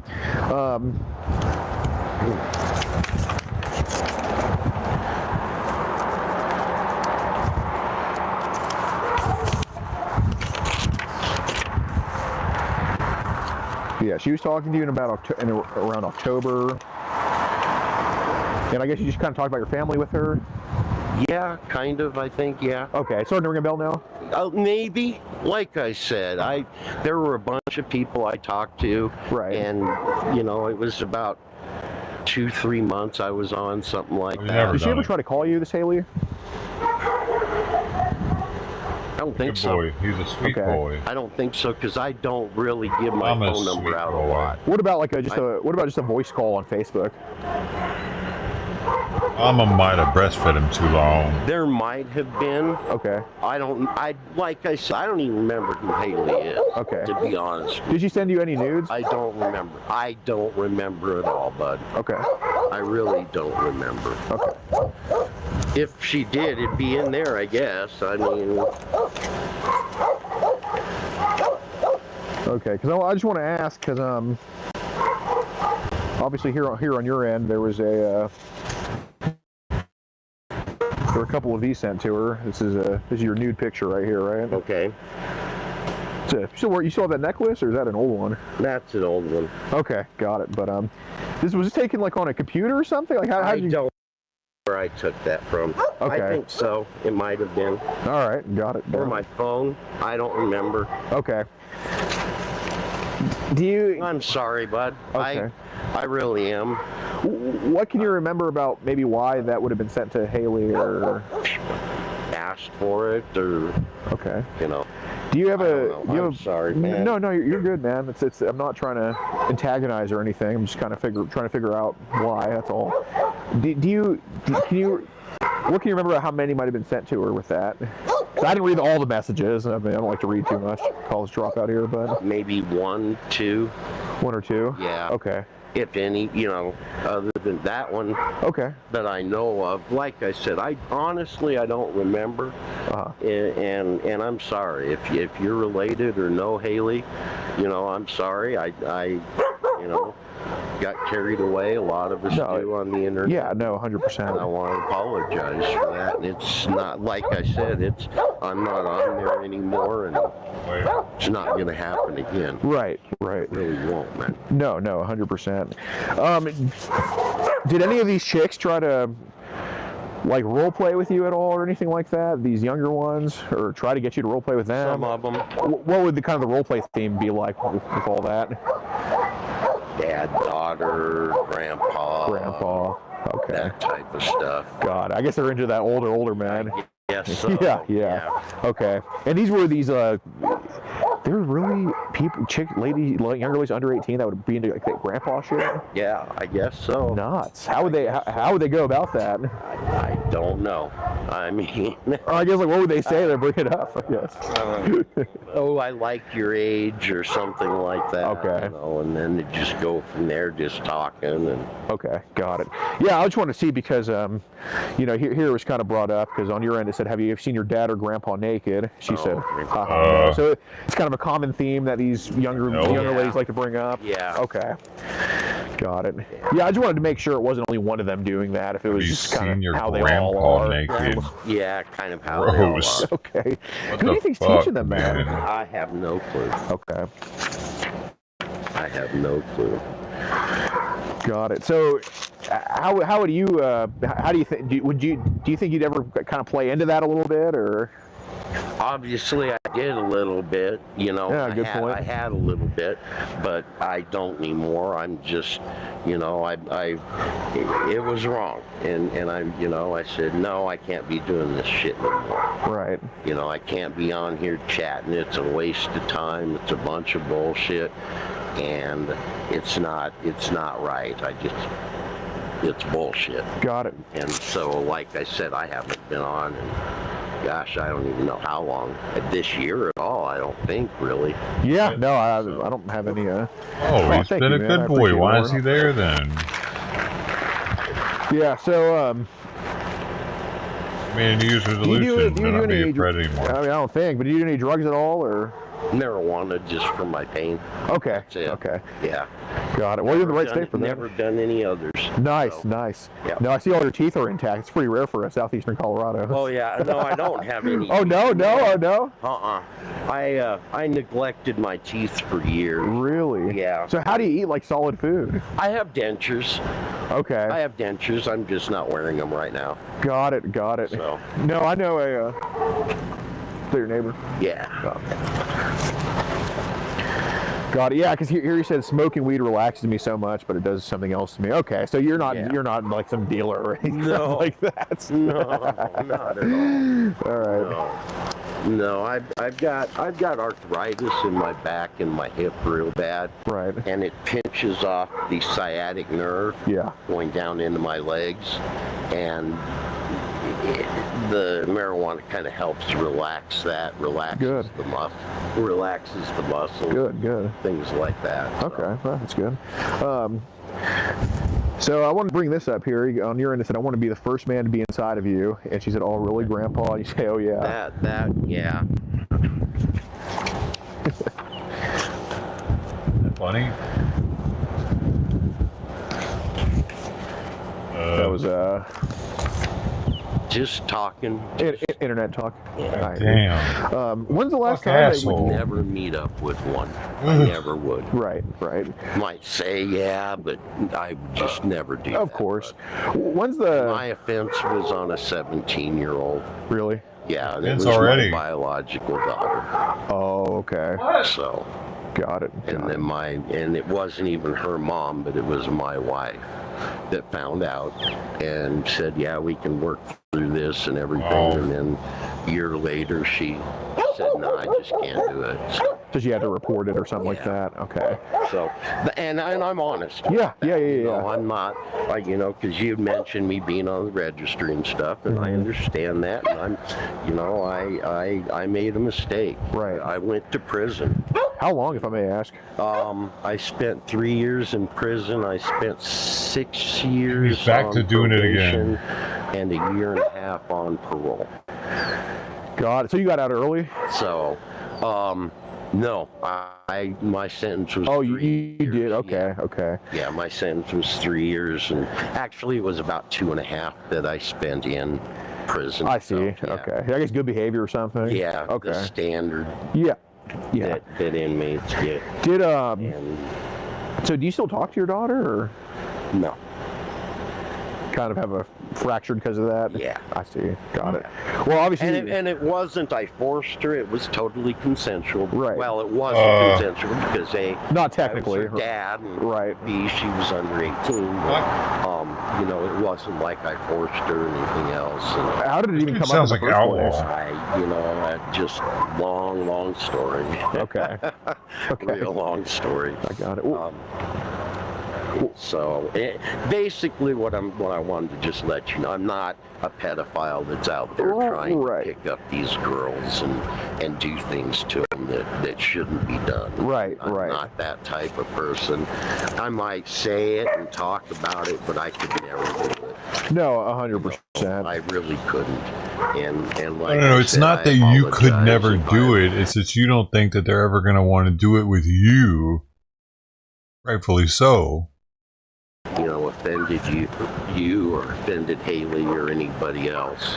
I'm sorry, that's not my intentions, and that's not what I want to do. Right. So, well, and obviously, kind of looking at some Facebook records, it doesn't seem like that's your intention at all. Like, it doesn't seem like that's something you want to do. But it seems like people can get, obviously, you being on the registry, people have gotten the wrong idea about you before. And it's not like, I don't look at you and think, oh, this guy's a monster, this guy's a pedo or anything like that. I mean, you're very forthcoming, you're honest, and you're obviously, at least we're a hardworking dude until kind of medical issues kicked your butt, but you can't really help that, can you? Yeah, no, not really. I do want to ask about Facebook and Telegram, some other people on there. Have there been people that have tried to cause trouble for you or anything like that? Like, does anybody? Cause you mentioned some of these younger ladies that have sent nude photos to you. Granted, not a lot, but have there been guys that have tried to offer you those at all? Because that's what we're kind of seeing could have happened. Not that I can remember.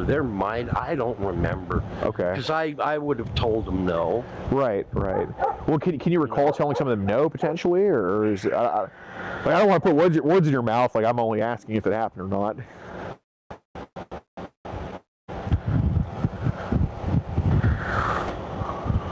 Honestly, I don't remember. Okay. I wasn't looking for that. I wasn't, just more chatting than anything. So I wouldn't remember if anybody, was trying to cause he was called problems before, or trying to get me wrapped up into something. Into something, because I wouldn't pay attention to that. Right. Crap. prison time. I see. Well, did you see it pop up on your Facebook feed, like people saying, "Hey, I'm selling these photos" or anything like that? No, I never got anything like that. Okay. Those 16 or 17-year-olds that sent those booby pictures, like were they charging for those, or did they just kind of send them willy-nilly? Or some willy-nilly. Others said, "Well, I'll send you nude pics if you, go get me a game card." How much did that cost? I never got one. I said no, I don't do that crap. Okay. Got it. So, I don't pay for that crap. Okay, so some tried to offer, sure, some tried to charge, but others just kind of gave it free. Okay, I got you. Man, I do want some fried pickles right now. I'm fucking starving. I don't think that country store has them. But no, I don't think they don't. They don't. Got it. So here it was asked of Haley to start flirting with her dad and to be naked around him, and here he said, he needs to know you want him to fuck you. She said, oh, I thought of a way you could show me your sexy breasts without it saving to iCloud. Are you alone? So I do want to ask about kind of why you asked her to be naked around her dad. She might have said something previously about that. Okay. I don't remember. I know a lot of girls have said that they've had crushes on their dad, things like that. A lot of underage girls have told you that? Yeah. Okay. And you kind of just assume maybe, yeah. Okay, just kind of play into it a bit. I hear you.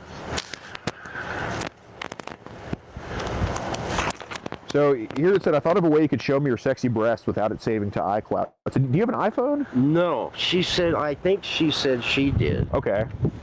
Because I've had them say that I have, iCloud or this or that, and so she might have said she had an iPhone or something.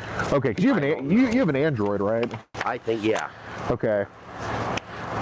So, okay. Were there any times that maybe you asked those chicks to send you some of those booby pictures or anything, or were you just horny or bored? There might have been. Okay. There might have been. Okay, that's fair. I appreciate your honesty. Yeah. So you do have that same Android phone, right? Or is it a tablet that you use? I think it was a tablet. Tablet. Yeah. Okay. Would there be any of those pics on the tablet that we got to get rid of or anything? No. No. No. No. Okay. not at all. Were there any in your gallery that you deleted or anything? Like, did some of them save accidentally, then you got rid of them out of your gallery, or? Maybe, I don't know. Okay. I went through and just deleted a bunch of pics because I'd get them, I'd delete them. They might have saved to the gallery, but I think I went through my gallery and everything and just got rid of all that crap, and even adult pictures that I had, I just got rid of them. So do you think from your gallery you got rid of kid and adult pictures? I never had a lot of kid pictures. How many do you think you had at the most? 1 or 2. Okay. What were they, if you remember what they were? I don't remember, but because like I said, I delete them pretty much right as I got them. So. Okay, I get it. So just being honest, how many times do you think that we masturbated to those pictures? Now, why do you want to know that? Why do you want to know that? But maybe I swing both ways. I don't know. No, I'm just kidding. But realistically, I just want to make sure. Like, I mean, was this something that you would share to people, or you just jack off to it yourself? What are you really here for, bud? Just be honest with me. Well, I just want to make sure that we're on the right path, not kind of falling back into what we fell into, right? Like, we don't want this to happen again. So that's what I'm asking. Like, was this something that was like you shared around to people, or is it something you jacked off to on your own? And Okay. I never shared. Okay. I never shared. So how many? So you are law enforcement? No, hell no. Okay. I'm not, man. Okay, then. I don't think cops can wear political T-shirts either. But well, you never know. Well, I'm not. I mean, I told you I'm not. So. But. So, what do you want? Well, I mean, honestly, you got me really confused here. Yeah. You know, and I'm just. Well, I guess what I'm asking is, why did you masturbate to those photos? Turned me on. I guess the nude bodies. Okay. You know, that's. So, do you still have an attraction to kind of that younger age, or a curiosity about it? Because I mean, no curiosity at all. Okay. Maybe an attraction to an extent, but nothing that I would ever follow through with. Fair enough. Because I know that's wrong. Yeah, you know? I respect that. How low do you think that age goes that there could be an attraction to? Like, is it 9, 10, or? No, not at all. 16, 15. Okay, that's fair. You know. Yeah. Order some No, I mean, dude, there's people online that I know. into like babies, toddlers, all that shit. Yeah, I know. I've met, you know, a lot of sex offenders, and there's some that are, definitely different tiers of it. Yeah, into the, you know, babies and 9, 10-year-olds, things like that. Did you meet any of them online, or? No. How'd you? Well, I guess you met them in what? Group. That's a.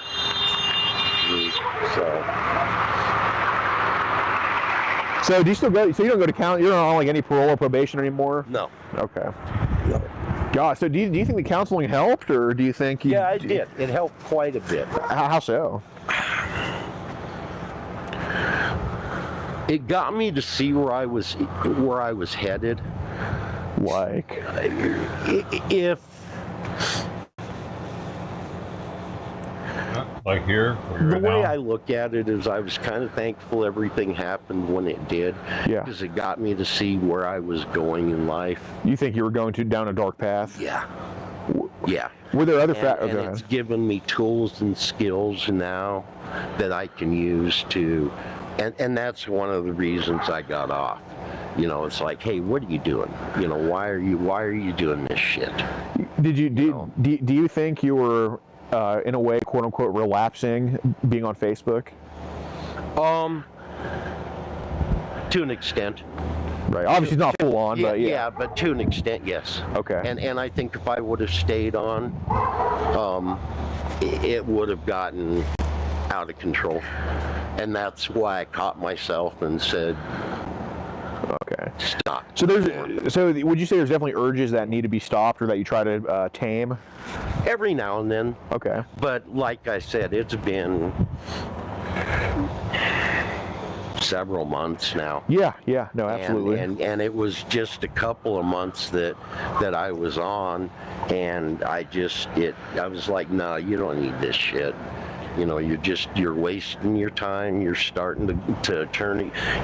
I saw myself starting to go into a cycle. I don't know if you're familiar with cycles. And I think a little bit, but pretend I'm not. You know, but it's a behavior cycle. It's a cycle of abuse. Okay. And there's different stages of them. Okay. Of it. Yeah, I actually don't know. And stuff like that. So, and I said, nah, that's enough. You know, you can't do this. Well, how do you think your Facebook got populated with underage profiles? I have no clue. Probably me just going through if someone did a friend, because I did that for a while. Someone would do a friend request. Fucking refills on the weekend. And then it would kind of say, you may know this person, you might know that person, just kind of. Yeah. And I just hit accept, you know, if they sent me a friend request or something like that. Probably 3/4 of them I never talked to. Right. You know. Yeah. So. Oh, I see. Well, I mean, that's I appreciate you being forthcoming, man. It really shows your character. No problem. And I am a good guy, you know. I think so. You know, so. But what kind of dog is that, by the way? She is a lab pit mix. Okay. It's quite the. She's a goofball. Yeah. She's a goof. No kidding, man. I'm gonna get my water real quick. Be right back. Car. I have a bunch of split pills. I'm just gonna have to weigh them out. Try to make them weigh it into whole pills.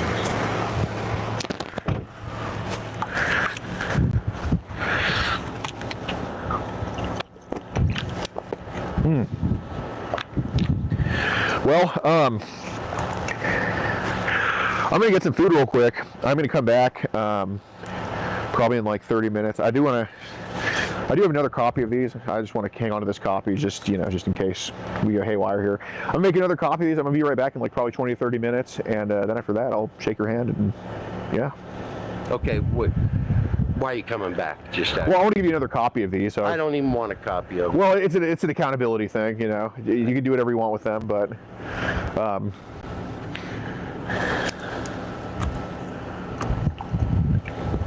yeah, no, I definitely appreciate you being forthcoming. Obviously, you know, I'm not here to tell your dad anything. That's obviously between. You turn me into law enforcement for this, or? No, I mean, obviously, I would be coming back here in 30 minutes. But I do want to come back, just make sure everything's good, and if I think of anything else to ask you in the next 30 minutes, you know, I'll just let you know. But yeah, I'll see you in 30. I'll have another copy of these. You can throw them away as soon as I leave, or whatever you want to do. But you're gonna be home, right? Yeah, I should be. All right, I'll see you soon. Okay. I'm gonna go eat real quick. Okay. See ya. I don't even know if I should order them now or wait until I know that my vet will be there to be able to renew the. Yeah, I'm sure it'll just come right back up on the fucking house. Those are drive down the street, Sam. Gotta get to Nebraska for this other fucker. Yeah, he doesn't seem that. He doesn't seem that deep into CP or whatever, but. All right, we're gonna wait for the deputy to call us back,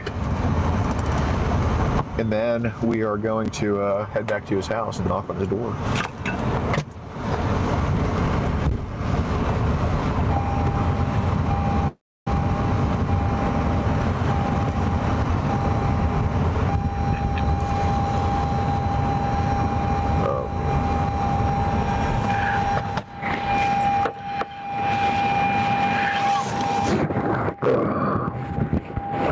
They said a deputy's gonna get back to you. Dude, are they just fucking retarded? Why? Just send somebody fucking out, bro. I'm gonna call him real quick.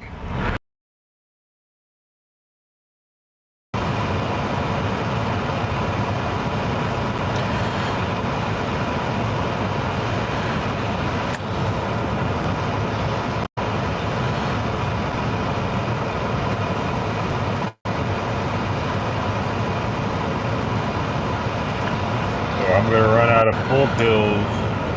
Here, can you see it?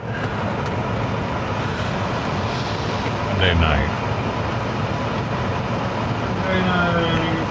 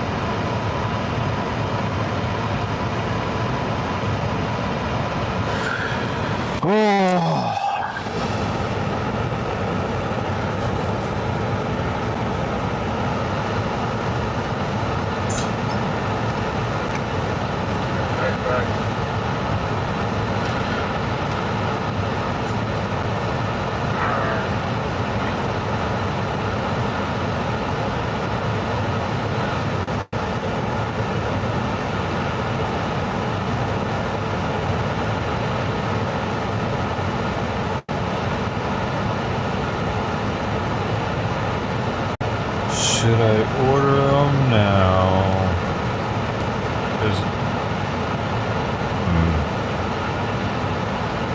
Yeah, I guess so.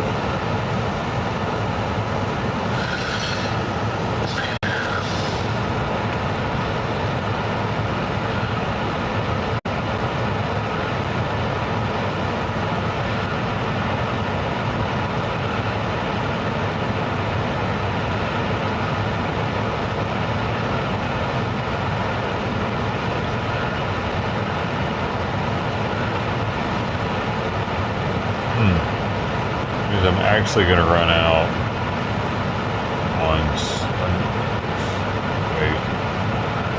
Monday morning will be my last one, because I'll have to save one of them to weigh it, but I can use the halves, put them together.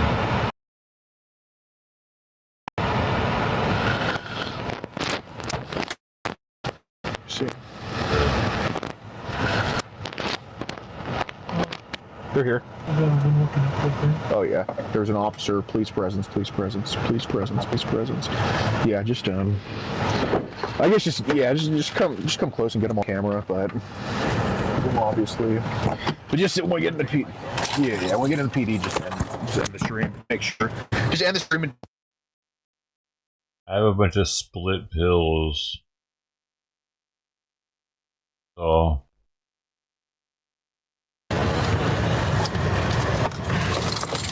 Where are the chats for the other dude?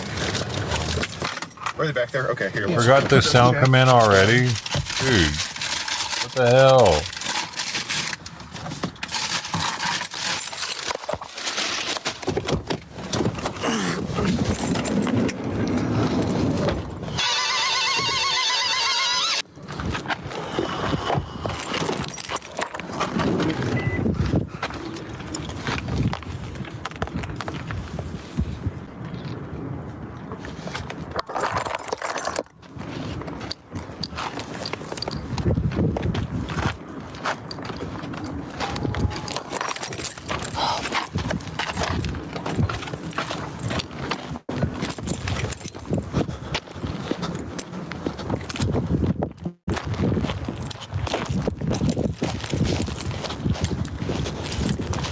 Want to do it?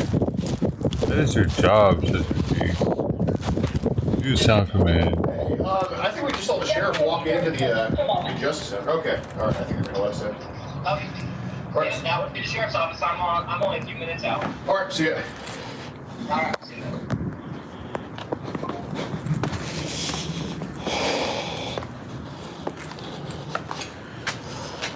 That one doesn't bug me as much as the Apollo 13 one, because that thing's it streams down.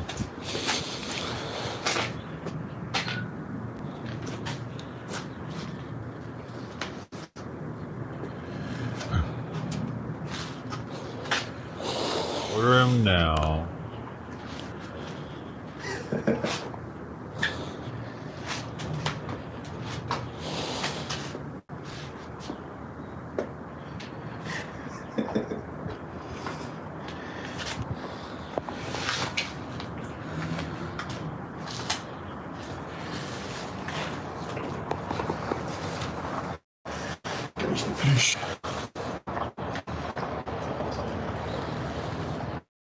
We're going to place the order. Oh wait, I'm in line. Dude, I'm so cold.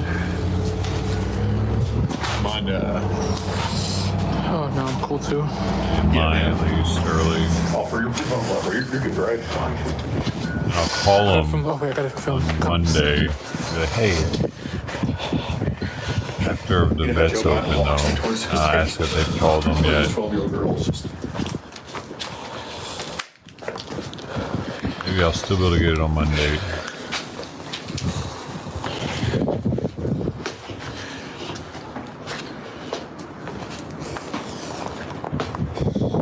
When should I put more food out? Did I get any more today? Dude, you should have just stuck the iPhone in Heather's face and be like, bro, you're exposed. Nah, you're sick, bro. Nah, this is fucked up. Like, for real.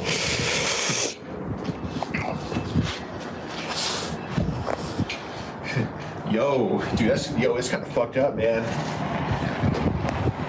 I was at the police. She has been on the Sharif.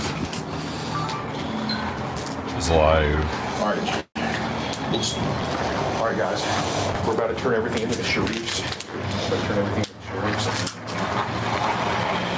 And hopefully you'll make contact with them at the house. So we'll see all that. All right. Yeah, guys, join up on locals. Only $10 a month. Through the next live have CW2. If they make contact with them, we're distributing there. So see y'all. Make sure you delete it. Make sure you delete it. Oh. Deleting this stream.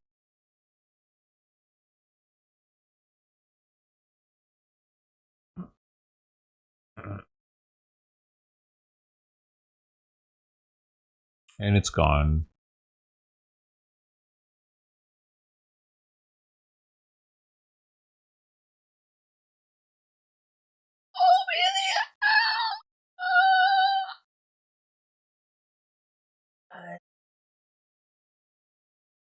You baby. Hey, there's Simon.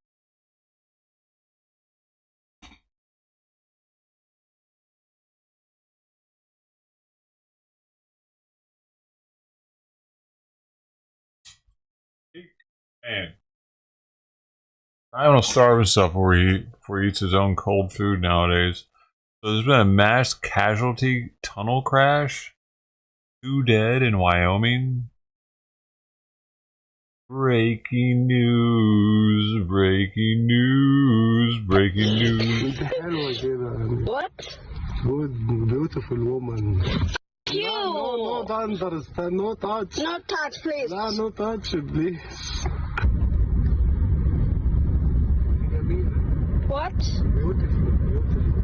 Hey guys, my name is Modi and you are welcome to Modi Speaks. So the topic we're going to be discussing today is one of the topics that I have marked under the category untouchable, okay? And that is because we are not allowed to talk about these people. We get demonetized each time we expose the atrocities that people like these individuals we're going to be looking at today commit against humanity. But you guys know I don't freaking care. If it comes to my attention, then I'm definitely talking about it. This issue we're talking about is none other than the epidemic of men from a certain religion you are not allowed to criticize. Preying on unsuspecting tourists, especially female tourists, but it is not just limited to female tourists because I have seen videos of even male tourists equally being really harassed by these monsters. This particular incident happened in Egypt and the video was posted on an Egyptian Instagram page. I would prefer to show you rather than tell you what went on in this disgusting video. So let's watch.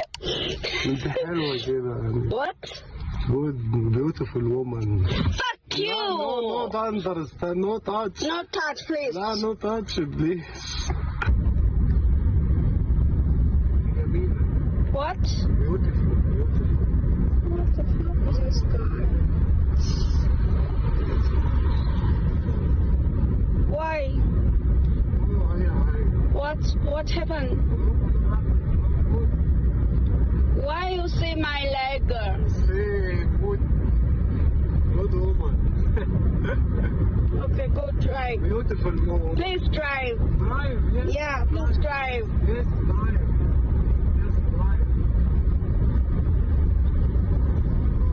بقول لك ايه رايك نروح البيت عندي my house. 我告诉你，你觉得去我家怎么样？ No, never. Don't think like this. Never. I cannot. Wait, and Amy, you are. Again. 我可以带我男朋友去你家吗？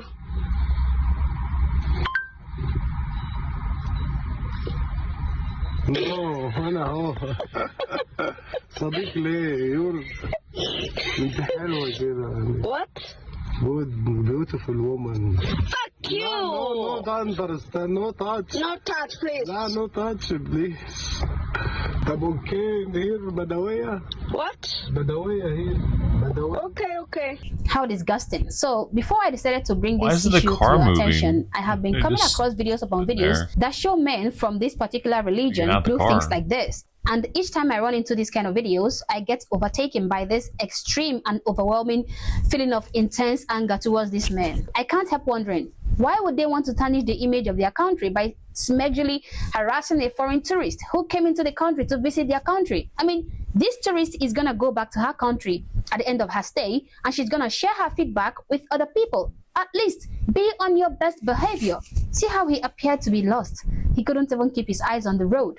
What a dog. And to discover that the Egyptian authorities just gave the taxi driver a slap on the wrist and dismissed the whole incident, claiming that the driver was under the influence of drugs and that he was acting out of delirium. Now, this tells you just how seriously these people handle these situations. This very conscious, despicable individual, very conscious, very articulate, very aware of what he was doing, was just proclaimed innocent because according to his countrymen, he was under the influence of drugs. That's wonderful. Now, you might be wondering why a female traveler will travel to a place like Egypt alone. Doesn't she know how dangerous it is?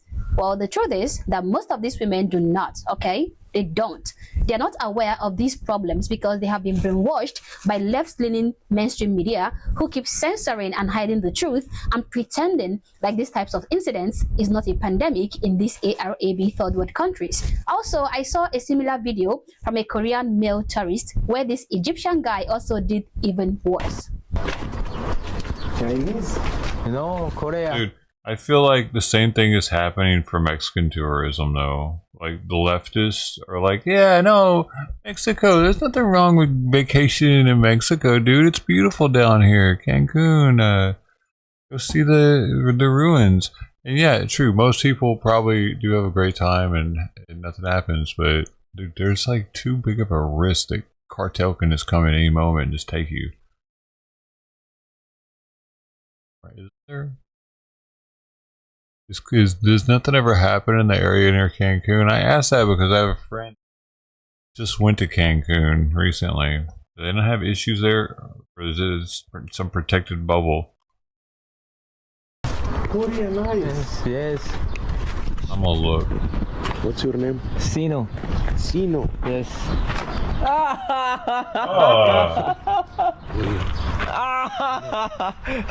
Very good. 아, 너 엉덩이 만졌어 이 사람이. 에이씨, 뭔가 이상한데? ده عندي يجيك مفتاح يجي. 다른. 오케이. 여자였으면 쉽지 않았을 것 같은데. 저한테 뽀뽀 정도는 그냥 애교로 봐주겠는데 엉덩이를 주물딱대더라고요. 그래서 그때 좀 살짝 기분이 나쁘다고 해야 되나? 방에 들어가자고 하니까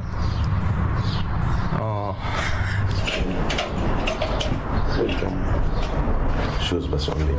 shoes okay. Mustafa. Okay. Why you always like this? What, do you have a boner? No. What the fuck? No.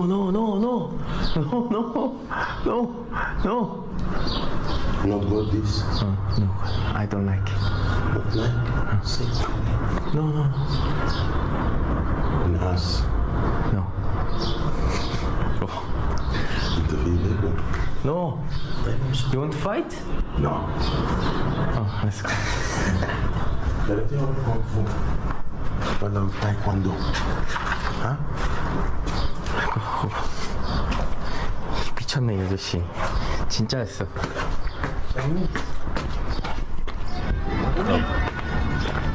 Guys, this is horrible, okay? These are the same people who would stone a woman to deletion if she so much as steps out of her house without covering her head.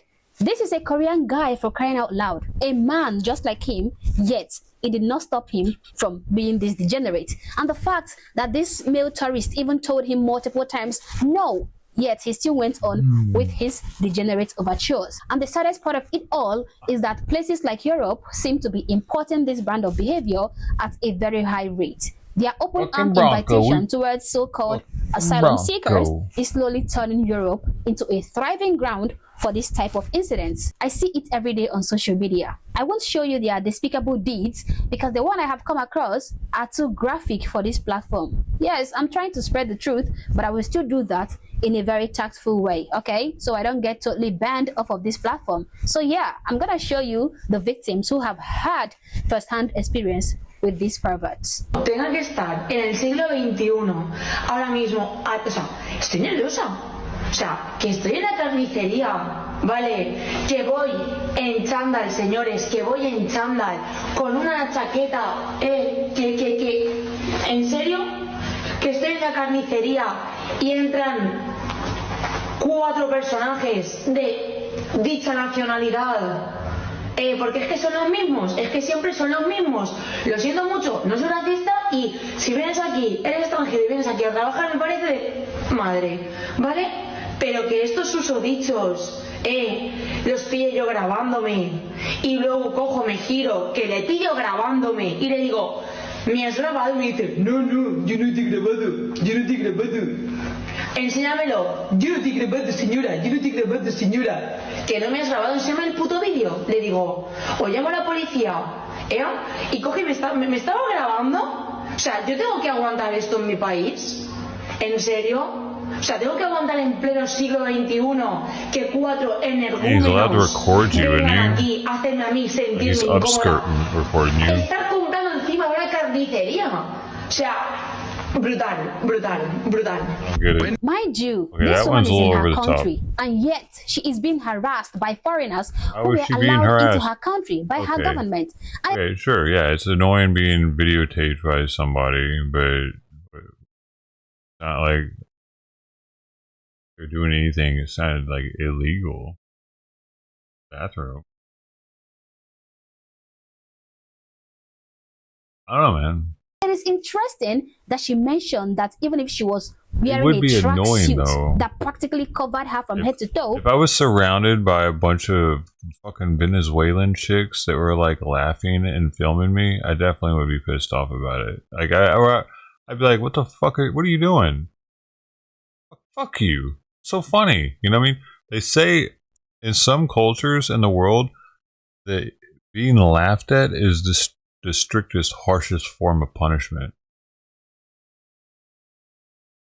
She was still harassed by these monsters. It doesn't matter the environment or the location. It could be on the street or at the butcher shop. Yet, they will approach you and harass you smexually, even to the point of filming you without your consent.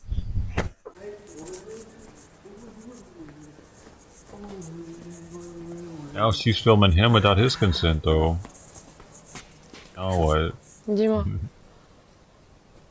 Ça, célibataire gentil, bien, buena gente, je comprends. Non? Je suis pas intéressée. Tu no hablas espagnol? Mais je suis pas intéressée. Ah, pourquoi? Je suis pas intéressée. Ah, ok. Je suis pas intéressée. Merci, bonne soirée. Bonne soirée. Il n'y a pas de cigarette, s'il te plaît? Non. La story que je viens de faire là il y a 30 secondes, ben, je l'ai fait au mec suivant qui est venu m'accoster. Je l'ai fait parce qu'il y a un mec qui est venu m'accoster, donc j'ai commencé à filmer. Il a pris mon téléphone, il l'a commencé à jeter par terre et il m'a dit j'ai trop peur qu'il me suive. J'ai trop peur qu'il me suive. Il a commencé à prendre mon téléphone, il l'a jeté par terre, il me dit ouais tu me filmes pas et tout, sale tout, tu crois que t'es qui et tout, moi je te ruine ta vie. Je peux pas essayer d'expliquer la haine et la peur, et pourtant je lui ai tenu tête. Franchement, genre, je lui ai tenu tête, j'ai essayé j'ai fait de mon mieux, mais c'est une dinguerie. Les deux vidéos là, enfin, la première vidéo et celle que je vais vous poster maintenant, c'était à 10 mètres de différence. Voilà, la vie que je subis au quotidien.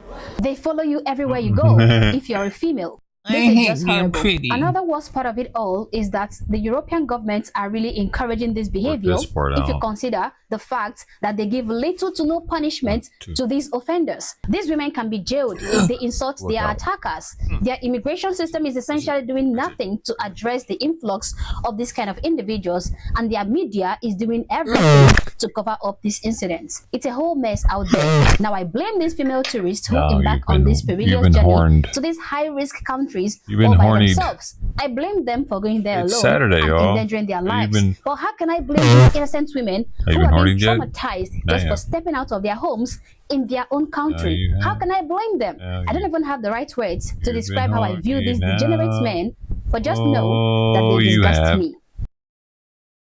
You gotta get horny. Gotta get horny. Boom, boom. Horny tonight. Horny tonight. Horny tonight.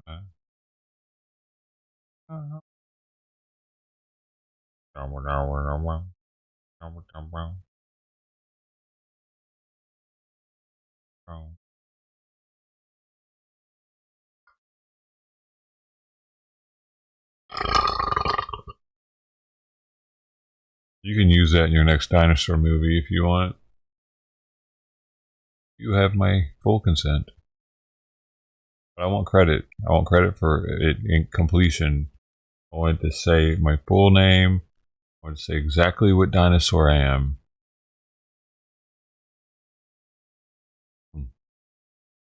I'll have my first IMDb credit.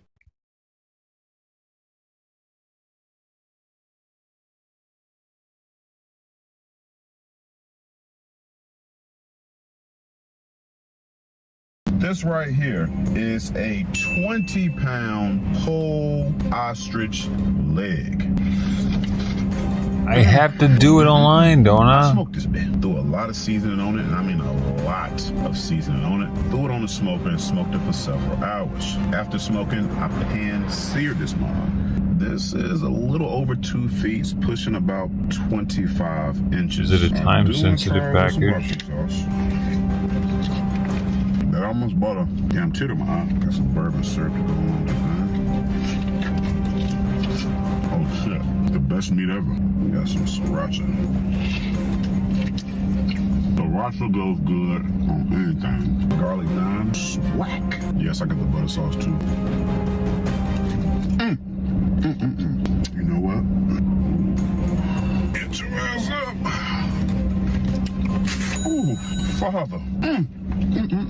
This right here is a 20-pound whole. You stupid, don't it?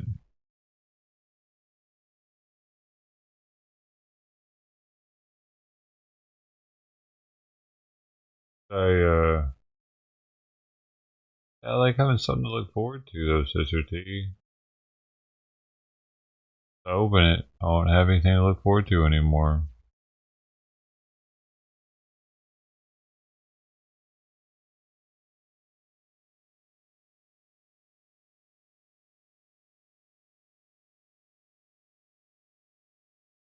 A hostage situation. Never mind.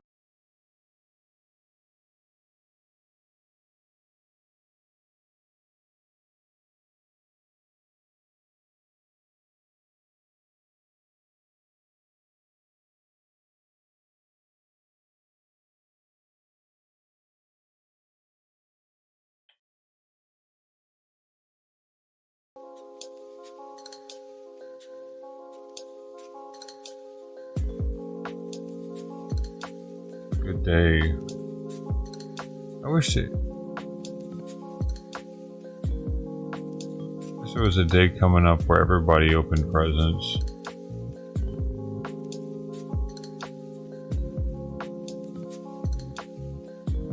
Then I wouldn't feel so weird opening them. Christmas is the only holiday we got like that, Valentine's Day is like only really like women really get stuff though.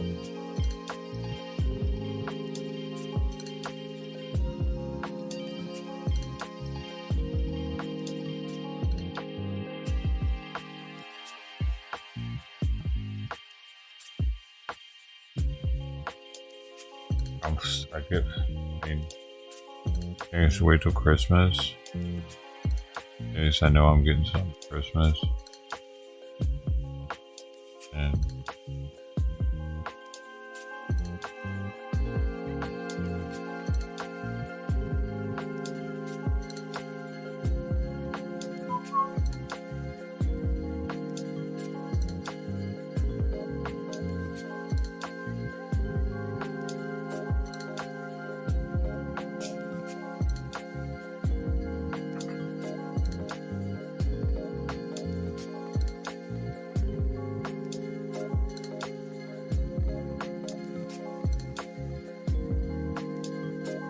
Dude, Simon's in my lap again, not eating.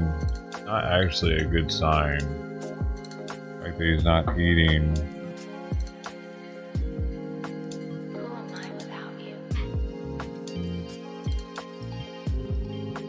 Just go eat. Stop making me do so much.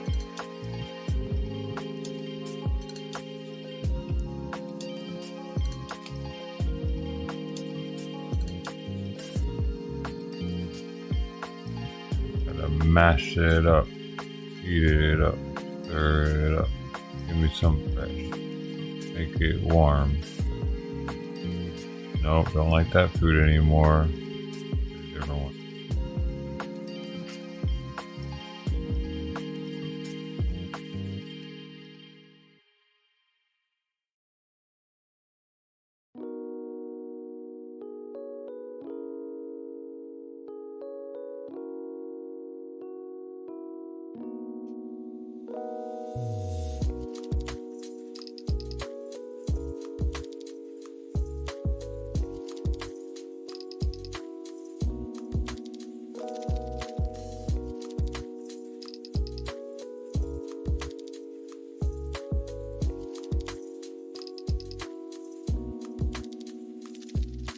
Just a dude.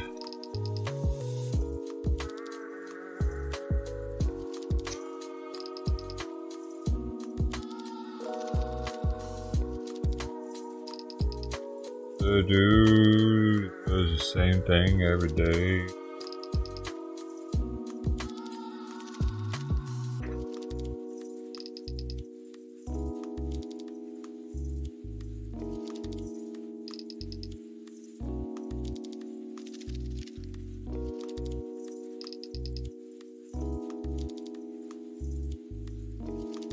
Blue.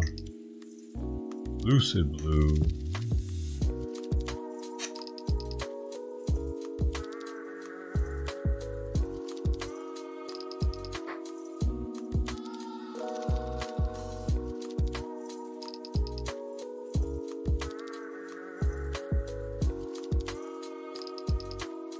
Severe weather. Oh, really? There's severe weather in Tennessee tonight.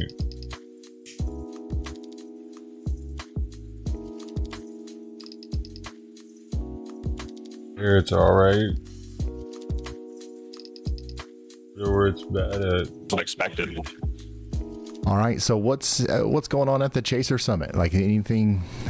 Have you had any fans or anybody like Brad that wants a shout out or anything? What's going on down there? Yeah. We've had lots of people come up. Brad and I actually got to meet a couple of young storm chasers yesterday that we shouted out on Twitter. I can remember one of them's names was Levi. I can't remember the entire group. They're hanging out on a weekend. They're still here right now. And if any of you guys follow me on Twitter, you probably saw my performance last night. I had a pretty awesome karaoke session. So head over to my Twitter and check that out. All right. Thank you, Caleb. We'll be checking back in with you periodically as well. Awesome. Thank you. All right. So yeah, Caleb's down Memphis there. Riley is down there as well, and lots of storm chasers are, but a lot of them left the Storm Chaser Summit to go chase the severe weather today. The reason why I think they do the Storm Chaser Con or whatever, the Chaser Summit on February 15th is because this is when we're not supposed to have severe weather outbreaks, right? I mean, like, don't get me wrong, it's not out of the ordinary, but like, February 15th, that's a good day to pick a day for a storm chaser convention, because probably not, but it turns out the biggest severe weather situation of the year so far is likely about to unfold here. What? Just got a new NATO cast, just hot off the presses here. This is the 18Z tornado forecast here, and it does show some highlighted areas of interest in West and Middle Tennessee, Northwest Alabama.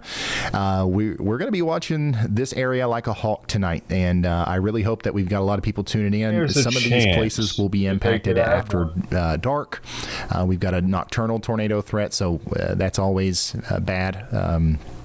So I just really hope that we're going to be able to reach out to as many people as possible. So yeah, the microphone there with Caleb, that same microphone has been in too many hurricanes. It's been underwater too many times. I think we might need a new one. It does a weird audio thing. It was like as he talked louder, it was cutting off a little bit, but yeah, I think we got the message there. Caleb's at Storm Chaser Summit, and we're going to be checking in with him. Let's come back over and take a look at some of the reports. All right, let's take a look at some of the reports that we've got coming in. Once again, snow up here in the north. If you are experiencing snow right now, feel free to send me your reports as well over there on the Twitter, Pixit Ryan.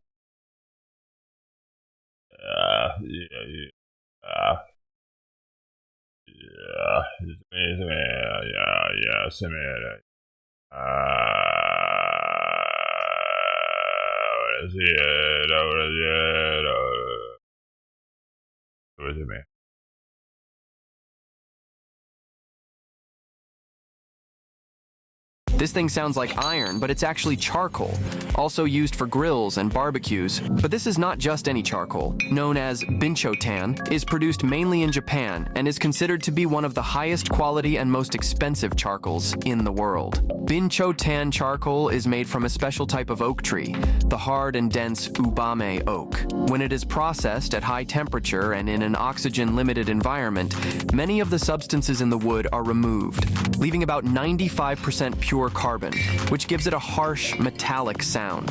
What is really interesting about binchotan is that it burns for a long time and does not emit smoke or odor. And thanks to its high carbon content, it is also capable of filtering chlorine from water and absorbing bad odors. This thing sounds like iron, but it's actually charcoal, also used for grills and barbecues. It's very interesting. I learned something about it. I'll forget it in 5 minutes.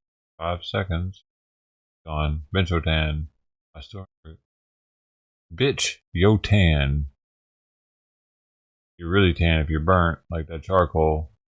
Bitch, yo tan.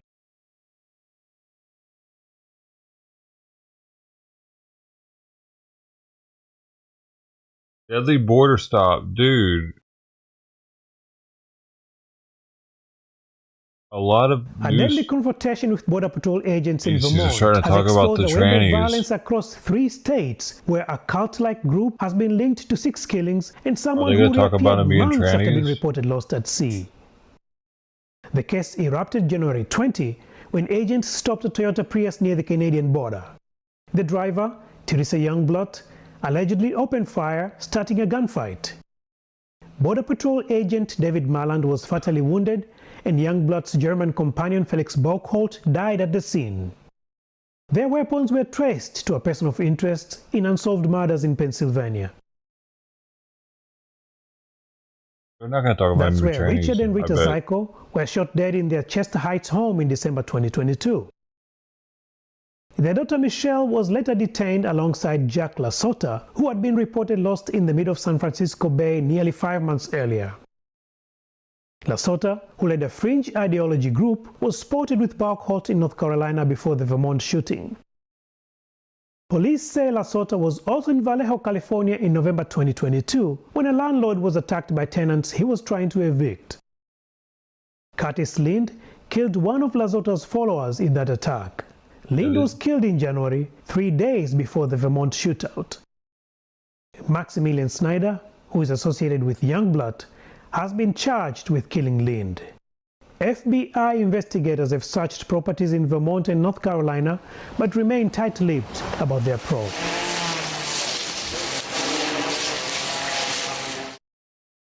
They didn't say one thing about it being a tranny cult. AP, Associated Press.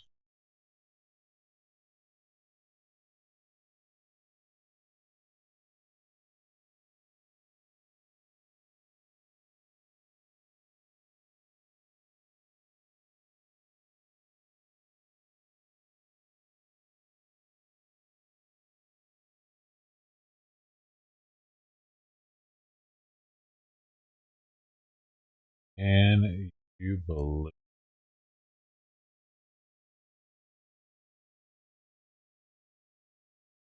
What the hell is this? These people have a live stream of their house. It's them hanging out every day. Casa Monica Live 24/7, camera number 3. Daily real life of an Italian family. Uncut, unscripted. What? Abbiamo passato tutta la prima notte accanto a persone morte e ad altre ferite. They don't care that they're fucking being watched constantly? No, the life is that to put your kid through. What are you doing, man?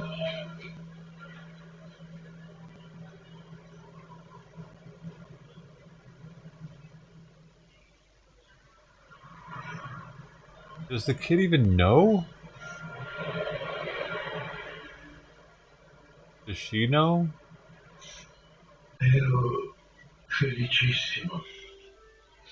All of them's noses are leaking.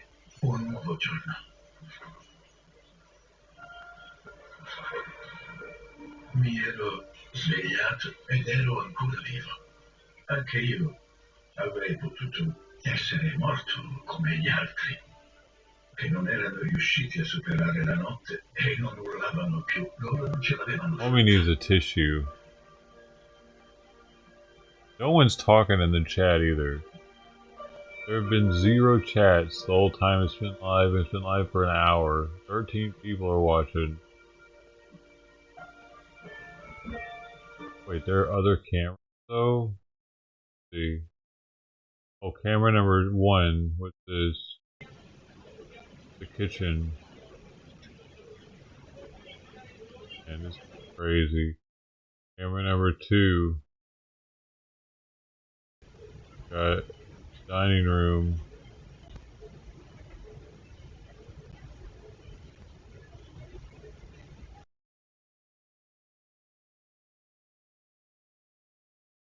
Oh, nerd. I can't imagine putting my kid through this. I can see a single guy doing this kind of crazy shit, but a whole family?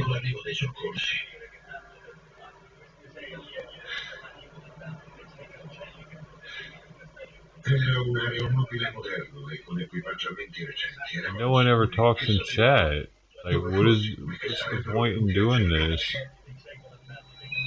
Got almost 10,000 subs.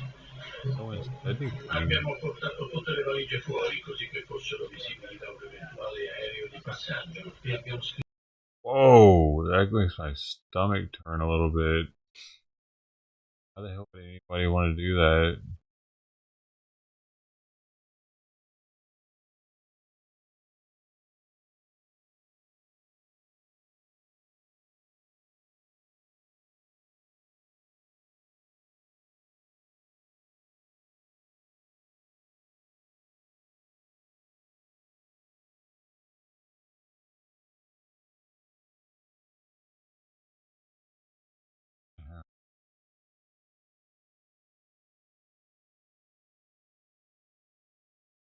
Fought with firearm.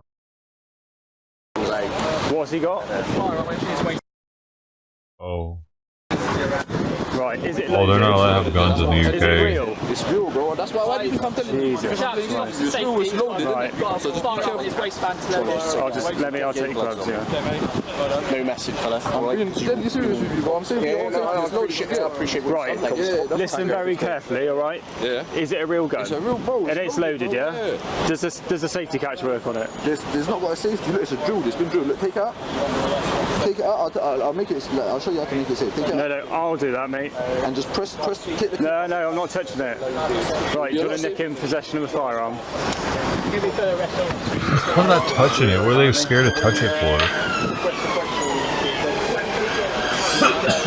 Cops in the UK are scared to touch guns. It's got to be forensic.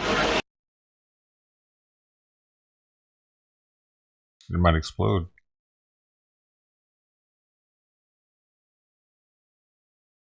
Damn it, Simon. Why aren't you eating? Now you're going to stay up there all day and you're going to kick her off. What are you doing? What are you doing? No, you need to eat something. No. Before you go and kicking her off of her perch.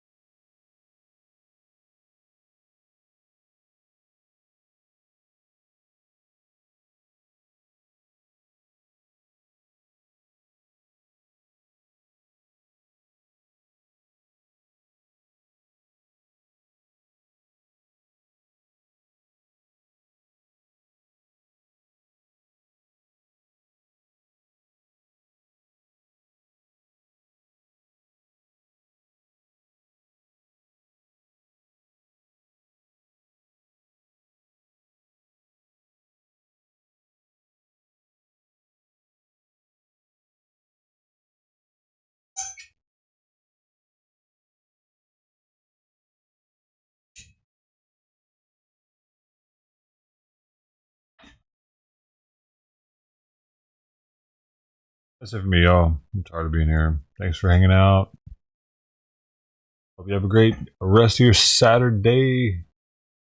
Not doing productive. I don't know. Don't do anything at all. I don't give a shit. Have a good one. Or don't have a good one. Bye.